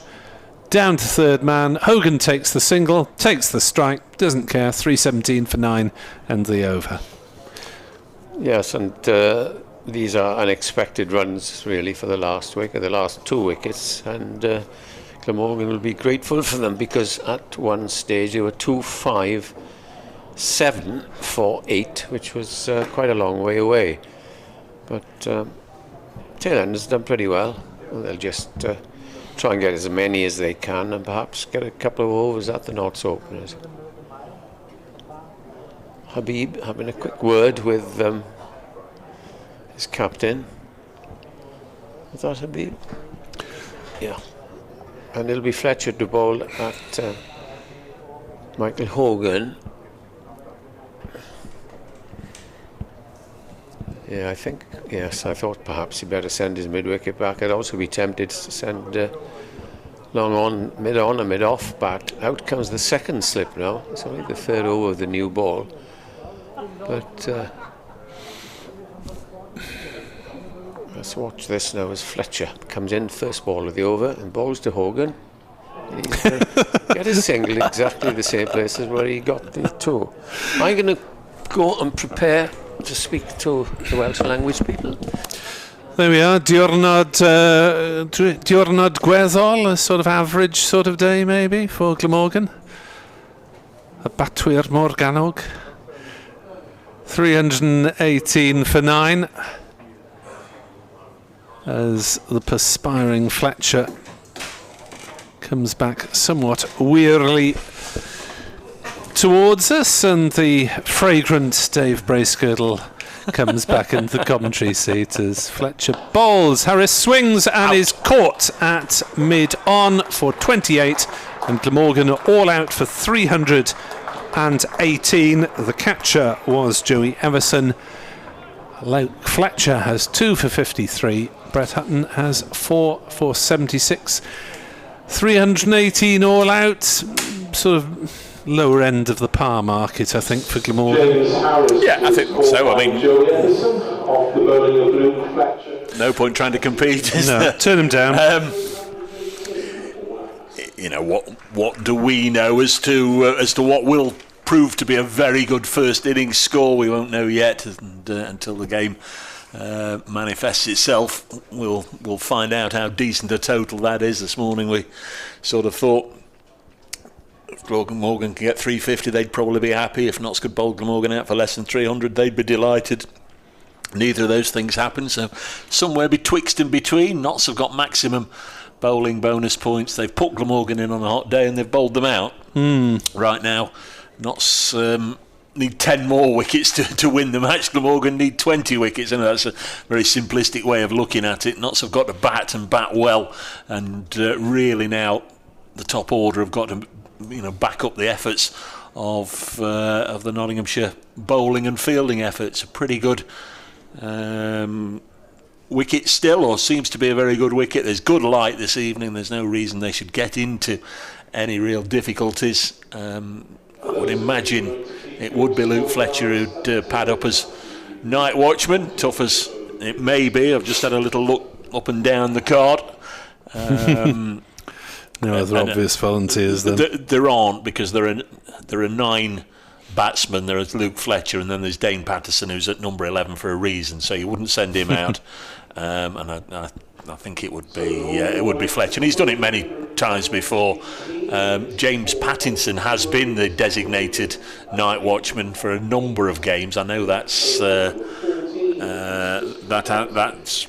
fact, but he's not been required to do it, so they also see it as a little bit of a lucky omen when he's been required to stick the pads on late in the day. But let's see how Glamorgan go. 318 for 10, says the scoreboard, all out. There's 9 overs remaining, so this game could move on and have another twist or two. Sam Northeast, I thought, batted beautifully. He was very careful, very watchful, as is his way early on, but got his way to 56. 75 ball half century. His partnership with Kieran Carlson in the middle of the day really threatened to move the game significantly towards Glamorgan, but both fell in pretty quick order to Brett Hutton. 163 for 4 became 180 for 5. At that stage you'd say Notts had the upper hand, but Glamorgan's lower order doubled that total, and they made sure they got 3 batting points as well. 318 is the Glamorgan score, and they've got to work around that.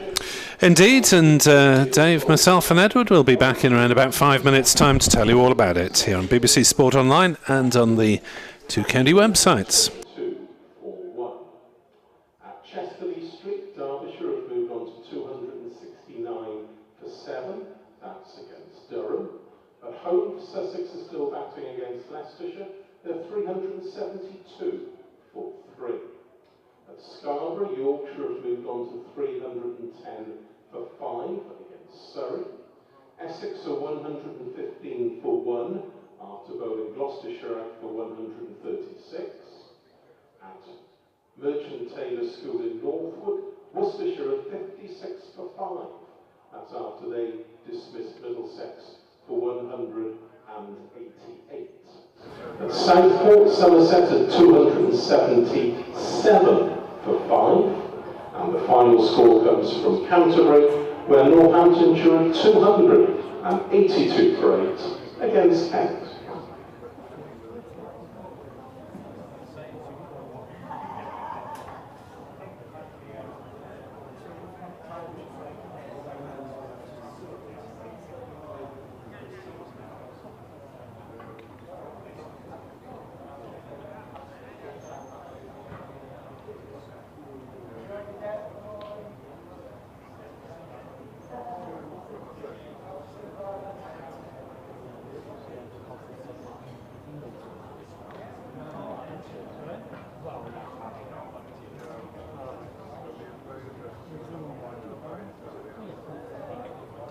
They should do the body for you, my man.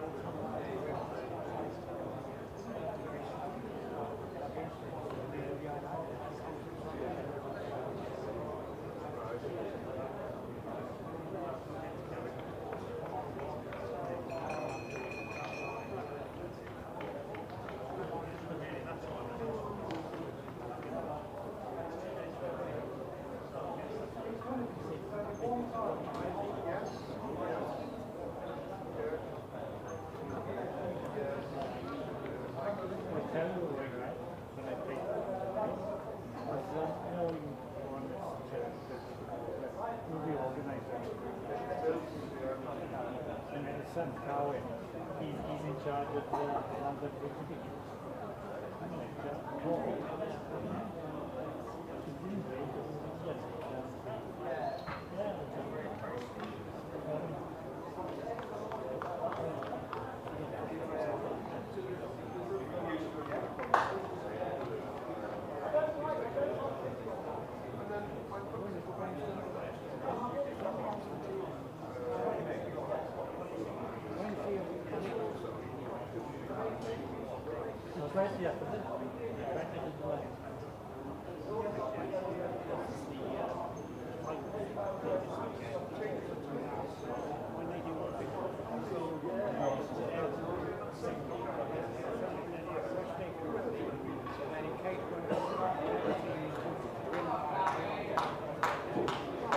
To open the batting for Nottinghamshire, Ben Slater and Hasib Hamid.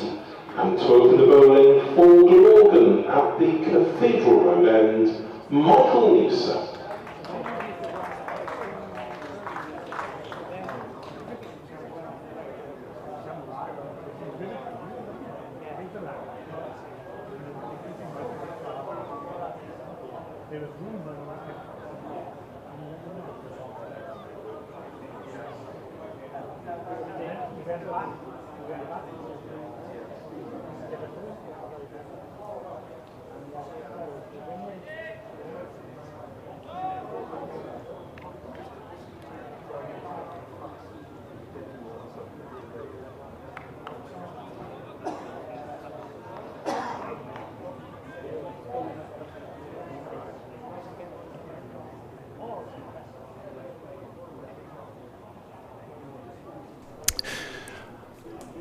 Oh, very good evening and welcome back to Sophia Gardens for this final session of play, with Notts replying to Glamorgan's 318 all out and Nisa bowling to Slater, and the first ball going through to keeper Chris Cook.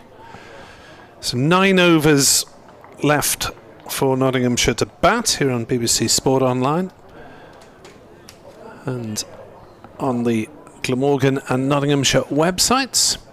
318 we think was possibly the low side of par. Nottinghamshire have done a job after putting Glamorgan into bat, bowling them out inside 85 overs.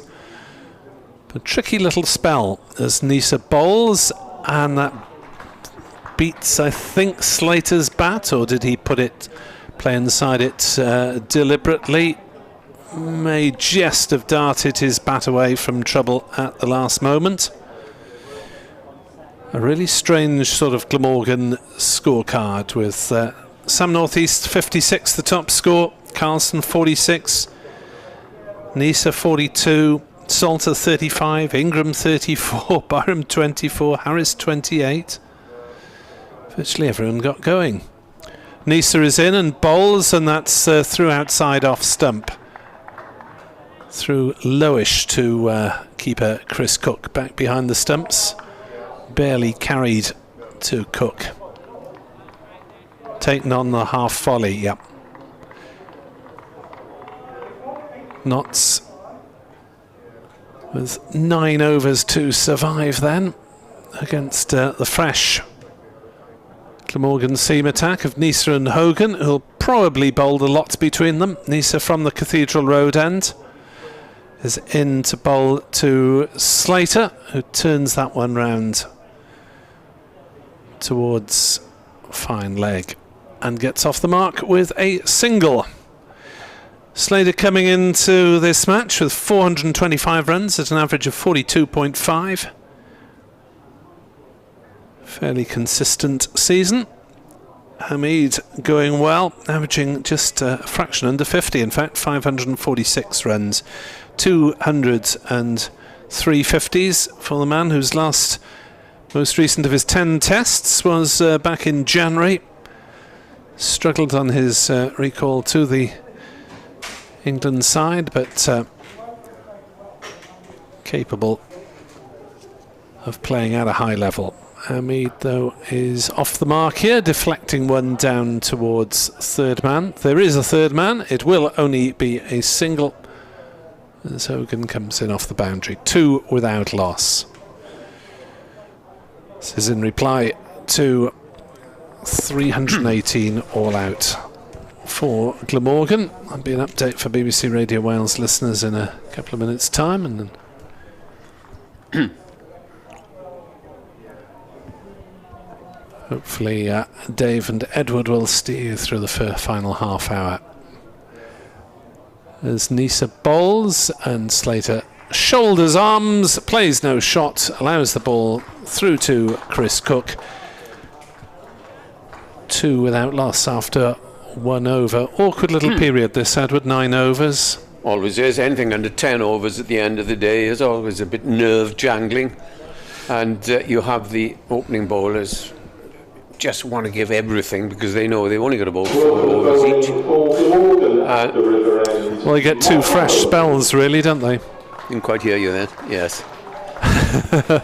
Yeah. Michael Hogan is to start up from the River Taff end. I'll just hang on with commentary for a few more moments while we update radio listeners. As Hasib Hamid will be on strike. 3 slips. 4 saving the single, 2 on either side of the wicket, plus a third man due to Edward Bevan's request and a fine leg. As Hogan is in to bowl, it's down leg side, that's a loose opener, and Chris Cook at full stretch can't take it cleanly. He'll go through for a bye. Well, that's Hogan's sighter. We expect 23 balls on target from now on. 3 without loss. 3 slips. Extreme weather forecast for the weekend. So 34. Most of us have had those sort of temperatures on holiday. I quite enjoy it, actually, but take precautions, obviously. 3 without loss. Hogan into Slater, who cuts to Salter at point, and there is no run. Slater to Salter. Oh no. It's one of my least favourite matchups from a commentary point of view. Had Pepper stumped Salt the other day, which was gratifying to see in one of the county matches. Yes.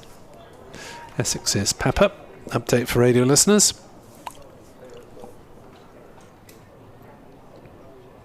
Nottinghamshire are 3 without loss, as there's almost a chance produced by Michael Hogan bowling to Ben Slater. Didn't quite carry to slip, but Glamorgan all out for 318, little below par. Sam Northeast top scored with 56. Kieran Carlson made 46. Michael Nisa 42. Lots of bits and pieces scores, but no one really kicked on. Brett Hutton 4 for 76 was the most successful of a consistent Nottinghamshire seam attack. The visitors have 9 overs to bat out. They're 3 without loss in the second. As Slater pushes that one back to Hogan, and there's no run. End of the day, indeed. Yeah, I remember Ben Slater, of course, from his time at Derbyshire. Very, very useful opening batsman. And Habib, I think I'm right in saying, has come into a bit of form in the recent few weeks. Hasib Hamid averaging 49, as that almost finds the edge of Slater's bat through to Chris Cook. Hogan with the arm raised in the air, that is the extent of his demonstrative nature. Just did a little bit too much, that one, to find the edge. Hogan retreats into the distance. Very few spectators at the River Taff end, which is unusual. They're sheltering from the sun. It's too much for them. Hogan bowls, and up on his toes goes Slater. Defends back down the wicket. 3 without loss after 2 overs. There are 7 to come. I have a little bit of writing to do, so I'll vacate and summon Mr. Bracegirdle to accompany you. Yeah, two useful overs, and if you hit the seam, the ball is still very new, and we've seen the bat beaten 3 or 4 times, twice from Hogan, twice from Nisa, and they will be racing in here knowing there's just 4 overs before a night's rest each. 3 slips then, attacking now as Nisa attempts. Well, he not attempts, he's coming in and bowls to the right-handed Habib, who defends up to Carlson, who's fielding at mid-off. Excellent day's cricket we've had here. If you don't enjoy that, well, don't come to the cricket. That's all I can say, Dave Bracegirdle. Excellent day. Yeah, very much so. 4-day county championship cricket's not for you if you don't relish days like this.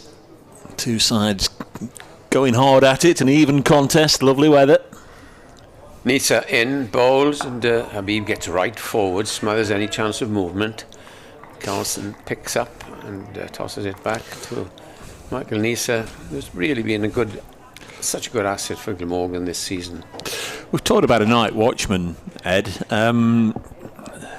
It's the debutant Matt Montgomery.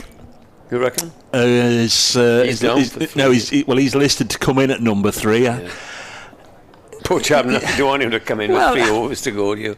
There's good visibility, there's good light. You might want to get involved in the game. I don't quite understand night watch. Never have, because if the night watchman gets out, then you've got your next batsman coming in any case. Unless some put, of course, 2 night watchmen in. Yeah. Invariably, it's never, or very rarely, done how it should be done anyway. The night watchman seems to spend his time at the non-striker's end, which isn't the idea, is it? Michael Nisa walks about 20 paces back, and now he's into his run. Passes umpire Newell, bowls, and this is played up towards mid-on, treated with respect. 3 slips, the man down on the 3rd man boundary, a cover. Big gap between cover and mid-off, as if you're saying to the batsman, well, if I bowl one up there, go on, have a crack, and then you might nick it to one of the 4 fielders behind 3 fielders and the keeper behind you. I think it's always a good ploy. Yeah, that's the trap, isn't it? And that's trusting yourself, and you, as far as captains are concerned, trusting the bowler. Onside is the fine leg, down in the boundary, mid-wicket and the mid-on. Nisa comes in, bowls to Habib. Habib is forward again. Pushes it up to mid-on. Survival is the priority this evening for the next half a dozen overs or so. Yeah, we'll be done, I would imagine, around about past 30. It's usually about right when there's been a change of innings. Ready for a big feed back at the hotel? Had a nice lunch. And plenty of cakes. Been regally looked after as always here. Nisa in, bowls Habib, who leaves at the last moment, goes through on the half volley. That's the end of an over, end of a maiden over, and it's 3 without loss. Will you be stuck in the traffic for an hour or so? No, this is the best time to go. Traffic is gone by about, 6:45. But these days, I don't know if you've noticed, I think they must in the offices work staggered hours, because sometimes it's 4 o'clock and they're all racing home. And the schools, if you catch it then at 3:30, well... Yeah, that's definitely the worst time. School's out. So... the 4th of these 9 overs about to be bowled by Michael Hogan from the river end. Bowls to the left-handed Slater, who just pushes this into the offside, and there's no run. One huge score this season for Slater, a double 100, unbeaten, 225 not out up at Chesterley Street. Some consistent opening partnerships between him and Hamid. That's the chat we were having early in the day. He goes up and plays against his old club and gets a double. Derbyshire, wasn't it? Next one on its way and steered into the offside. No, it was Durham that Slater got his. Well, I thought it said Chesterfield. Chesterley Street, right. Chesterley Street, yeah. 3 without loss, knots. 1 apiece and 1 extra already.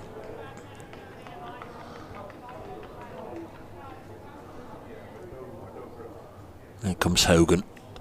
Past umpire Adnan. Balls to Ben Slater. Shoulders, arms. It goes through to Chris Cook. Love the bright red numbers and names on the back of these Glamorgan shirts. The Dragons had a season or two, didn't they, as the one-day side, the Dragons. Everybody remarks on how delighted they are to see bright red numbers. I like the red. I like the red. Instead of the black ones, which you can hardly see at times. Ben Slater raises his bat and then brings it down to punch this one through the offside. Outfield quick, ball hard and new, and it goes away for the first boundary of the innings. The two openers touch gloves, and Ben Slater on to 5-7 without loss. Some of the people just making their way home. They've probably told their good ladies, we'll be home at 6:15. And the good ladies have said, it's 6 o'clock, where are you? Well, there are more overs to be bowled. What does that mean? Oh, I'll be home now. I don't know if they're still playing at Scarborough, but if you've ever been up there just before 6 o'clock, the first sitting. Yeah, the ground vacates, doesn't it?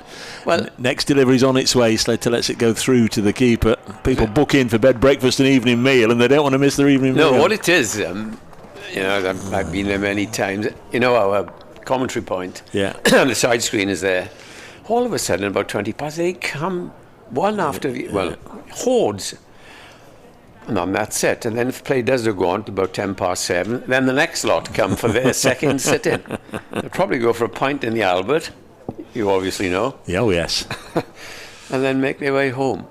Next delivery is played away on the leg side by Slater. He's going to push hard for the second and does come back and gets 2. And that's the end of the over, 9 without loss. They are still playing at Scarborough, but only just. They're in the 89th over, where Yorkshire have had a good day. They're 332 for 5. In particular, Adam Lythe. He's 137 not out. You lose a few pounds today. Yorkshire against Surrey, yeah. The Whitby Warrior, Adam Lythe. And Surrey have used 3, 6, 8 different bowlers, including Rory Burns. Do they test boys playing Pope? We'll have a little look.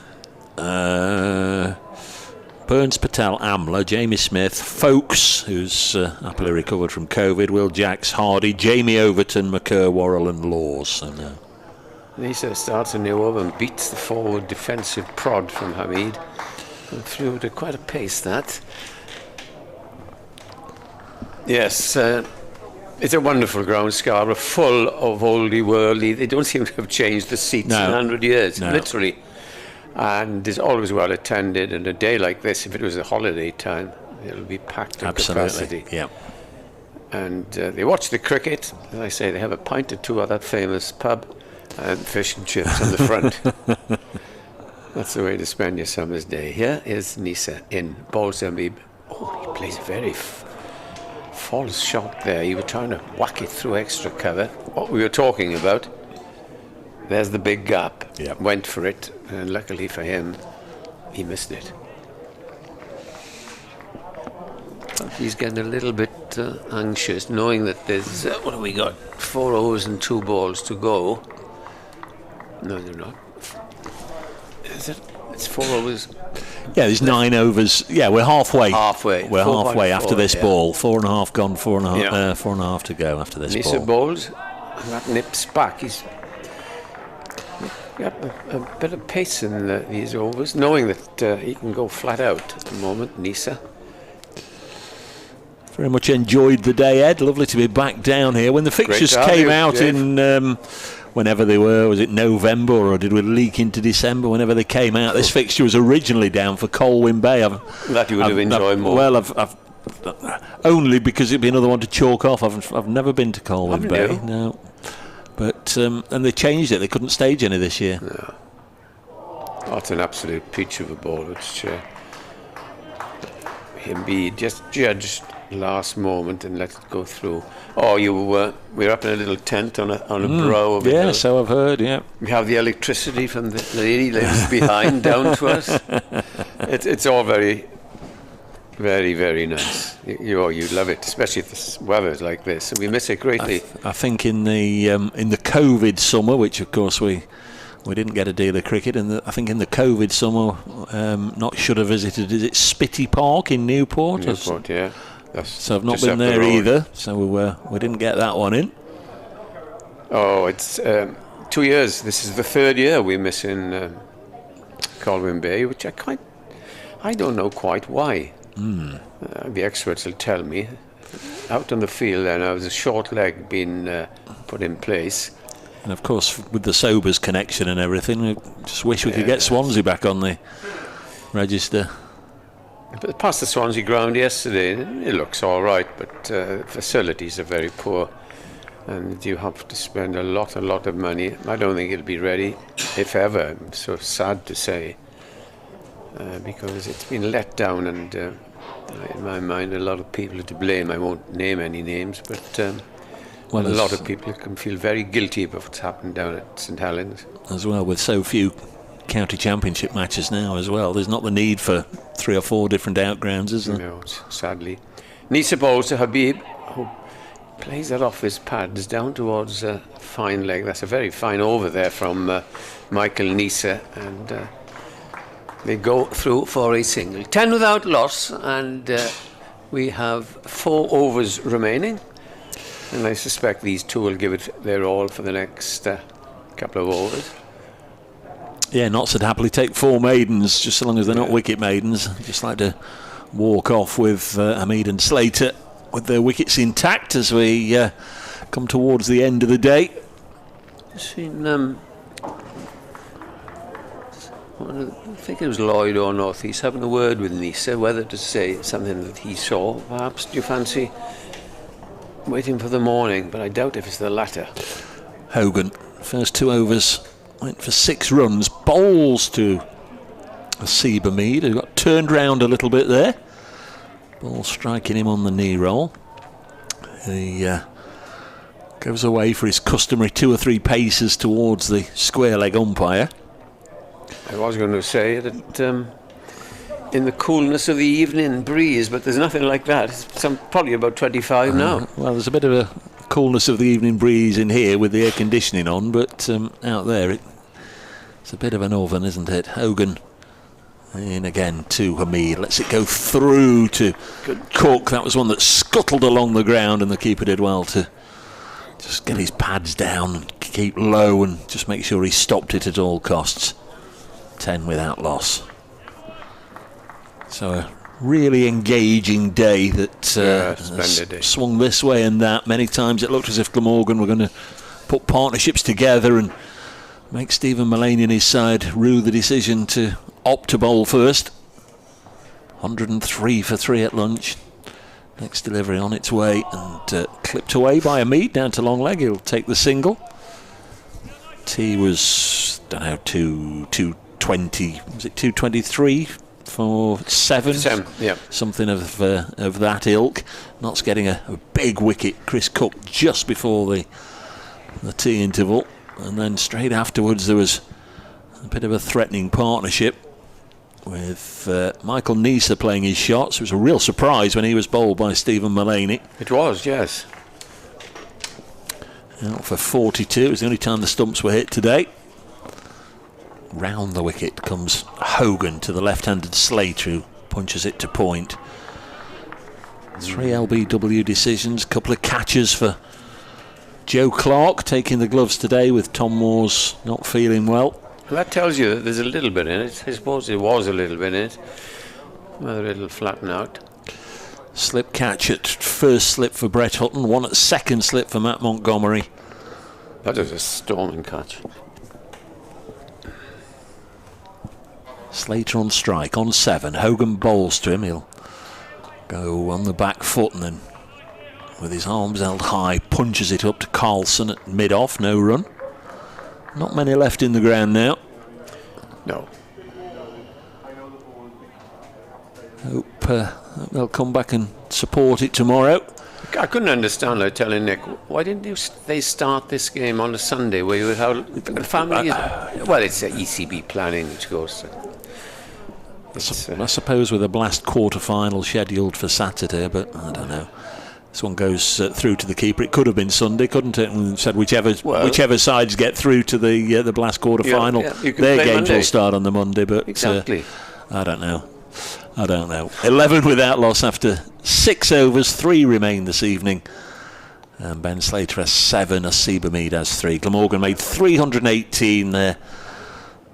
Dominant force was Sam Northeast with 56. Kieran Carlson made 46. Nisa's 42 at the bottom.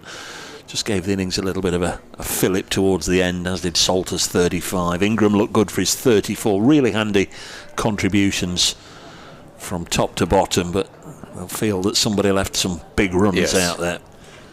Here's Nisa to start another over. Bowls to Habib, who drives, but it's stopped very smartly by the bowler.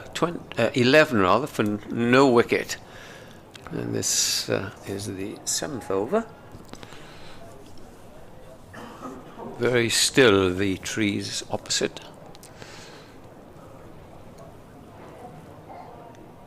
And we're going to have another fortnight, I think, of this, or 10 days at least. No sign of rain. Nisa, in he comes, bowls again.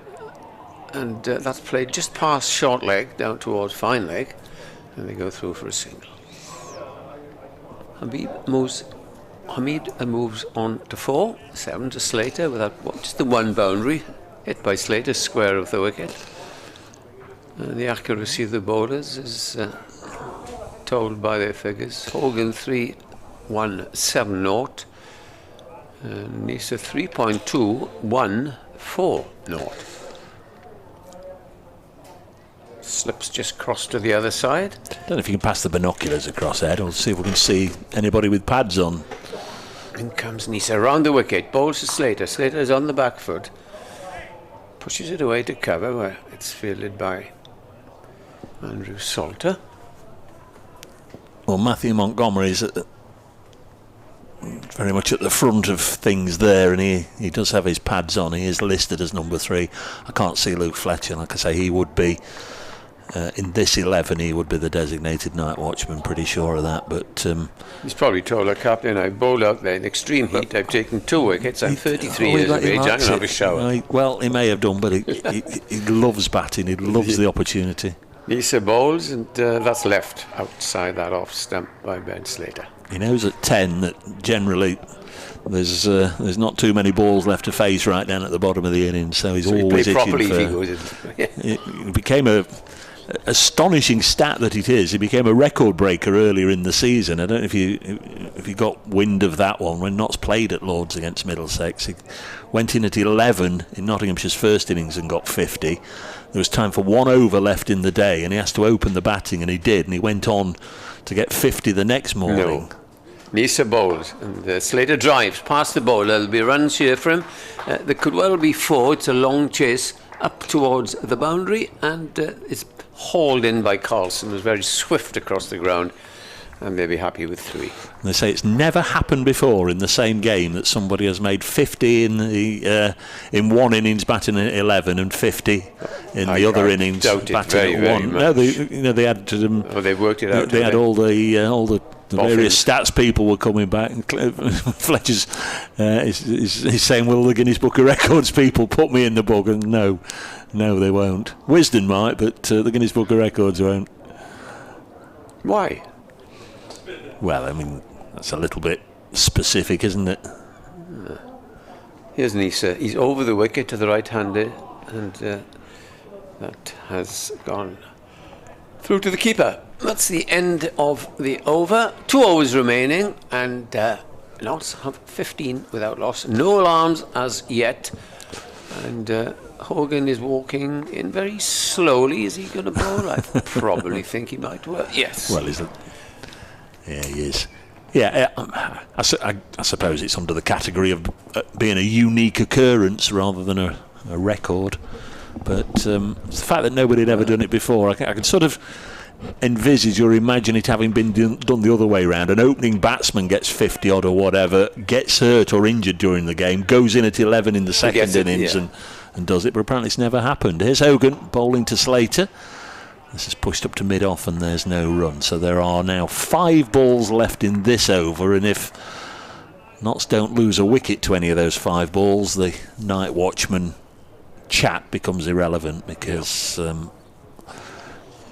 if a wicket goes down in the final over, they'll march off anyway, which some people don't like as a regulation. They think they should have the chance to bowl late in the day at The bowlers probably say they should stay there. There's Hogan, past umpire Adnan, bowls, and Slater very good at knowing where his off peg is. And it goes through again to Chris Cook. 15 without loss. Quiet start to the innings, as you'd imagine, with just these 9 overs to be seen off. And then Notts will be hoping, I know it's a very easy game on paper, very difficult out in the middle, but they'll be looking, if they can, to get a lead, bat big in the first innings, and hope to put Glamorgan under pressure second time around, days 3 and 4. Next ball, again left alone, it goes through to the keeper. It may all turn around, of course. Notts might be all out by lunch. You never know. Your thoughts on this pitch? Oh my word, that was close. Slater there just padding up, and I know they exaggerate sometime behind, but I'll do one more delivery, Ed, and then I'll have to do a 6:30. No problem. Which is going to coincide, I think, just about with the end of the game. There's Hogan to bowl to Slater, who's on 10. And again, he lets it go through to the keeper. Well, Ed Bevan and Nick Webb will guide you through to stumps. Very much enjoyed coming back to Cardiff. Been a thrilling day's cricket, and I'll speak to you all in the morning. Look forward to that, Dave. Dave Bracegirdle goes and does his voice for the morning or for the evening. Nick will join me, perhaps. It's up to him. He's doing a bit of writing. But I'll take you through as Hogan comes in to finish this over. Bowls to Slater, and Slater is beaten outside the off stump. Again with an absolute beauty. These openers, I'd be glad to see, because they've facing a very, very good opening attack here. 15 without loss, but the bat has been beaten about 6 times. Yeah, important little spell this. If Nottinghamshire can get through to the close unscathed, then it is definitely an advantage to them. If Glamorgan can one out, it'll be fairly even. Here's Hogan round the wicket, bowls to Slater. Slater drives, but he's looking to drive to mid-off, and that is the end of a very good over by Michael Hogan. He's bowled his 4 for the day, 0 for 7, 2 of the maidens. Nisa's bowled 4 for 7, and he will now come up to bowl his last over. David Lloyd's having a word with him. What for, I wonder? Nothing. I thought he might bring Salter on for you. Yeah, I thought it might be one over of spin towards the end, but Nisa is still Glamorgan's best chance of taking a wicket, he reckons, having taken 32 of them so far in the, 8 previous matches. He's bowled rapidly this evening. Bowled rapidly this season, but Glamorgan will be glad to get another spell out of these two fresh tomorrow morning as Nisa steams in and bowls, and Hamid shoulders arms as it goes through to Chris Cook. He's been a bit jumpy, isn't he, Hamid? He's one outrageous shot through the covers, which he missed. Wild shot, and then he's been hit on the pad twice or 3 times. He'll probably be thinking of the comforts of the dressing room in his hotel room now. I'm hoping to be restarting tomorrow on 10 not out. He was unluckily run out for 34 in the first innings against Glamorgan at Trent Bridge, and out without scoring in the second innings. He's got 4 to his name as Nisa bowls to him, and it's played solidly enough to root at mid-on. There is no run. Long shadows stretching across Sophia Gardens. There is virtually no one left sunbathing. Everyone who is left in the ground is down in front of down beneath us in the shade, and it's very rarely you see that happen. So tells you how hot it is. They usually follow the sun round from this Cathedral Road end in the morning to the Sophia Garden, the River Taff end in the afternoon. Nisa, Nisa in. Bowls driven nicely by Hamid, who will double his score and move up to 8 as he drives that one through mid-on, who's quite square, trying to cover mid-wicket as well. And a rare over-pitch delivery from Nisa for Hamid to tuck into. He moves to 8 and the total to 19 without loss. 3 balls left for Nottinghamshire to survive and for Nisa to have the chance of taking a wicket. 19 for naught. Nisa runs away from us, bowls, and defended by Hamid on the offside, no run.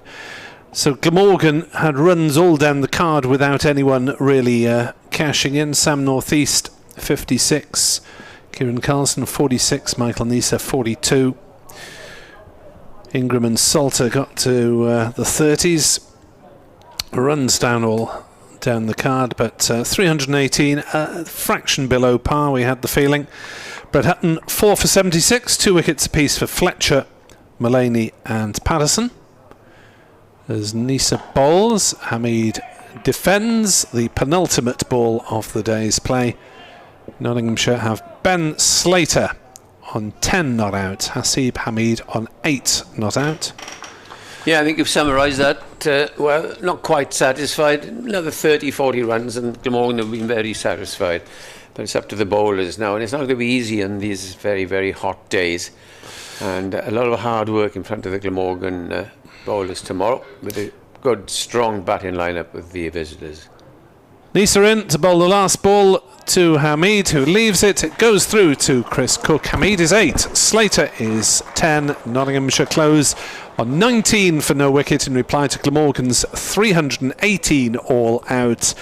We'll be back from 11 o'clock tomorrow on BBC Sport Online and on the county websites with the video stream. From Dave Bracegirdle of BBC Radio Nottingham, Edward Bevan and myself, Nick Webb of BBC Sport Wales, a very good night, Nos da chi gyd. And safe departure from the stadium. A reminder that play will be resuming at 11 o'clock tomorrow morning. We hope you've enjoyed your day here at the home of Glamorgan cricket. We hope you all have a safe onward journey and we look forward to seeing you soon. Good evening. Nos oifa.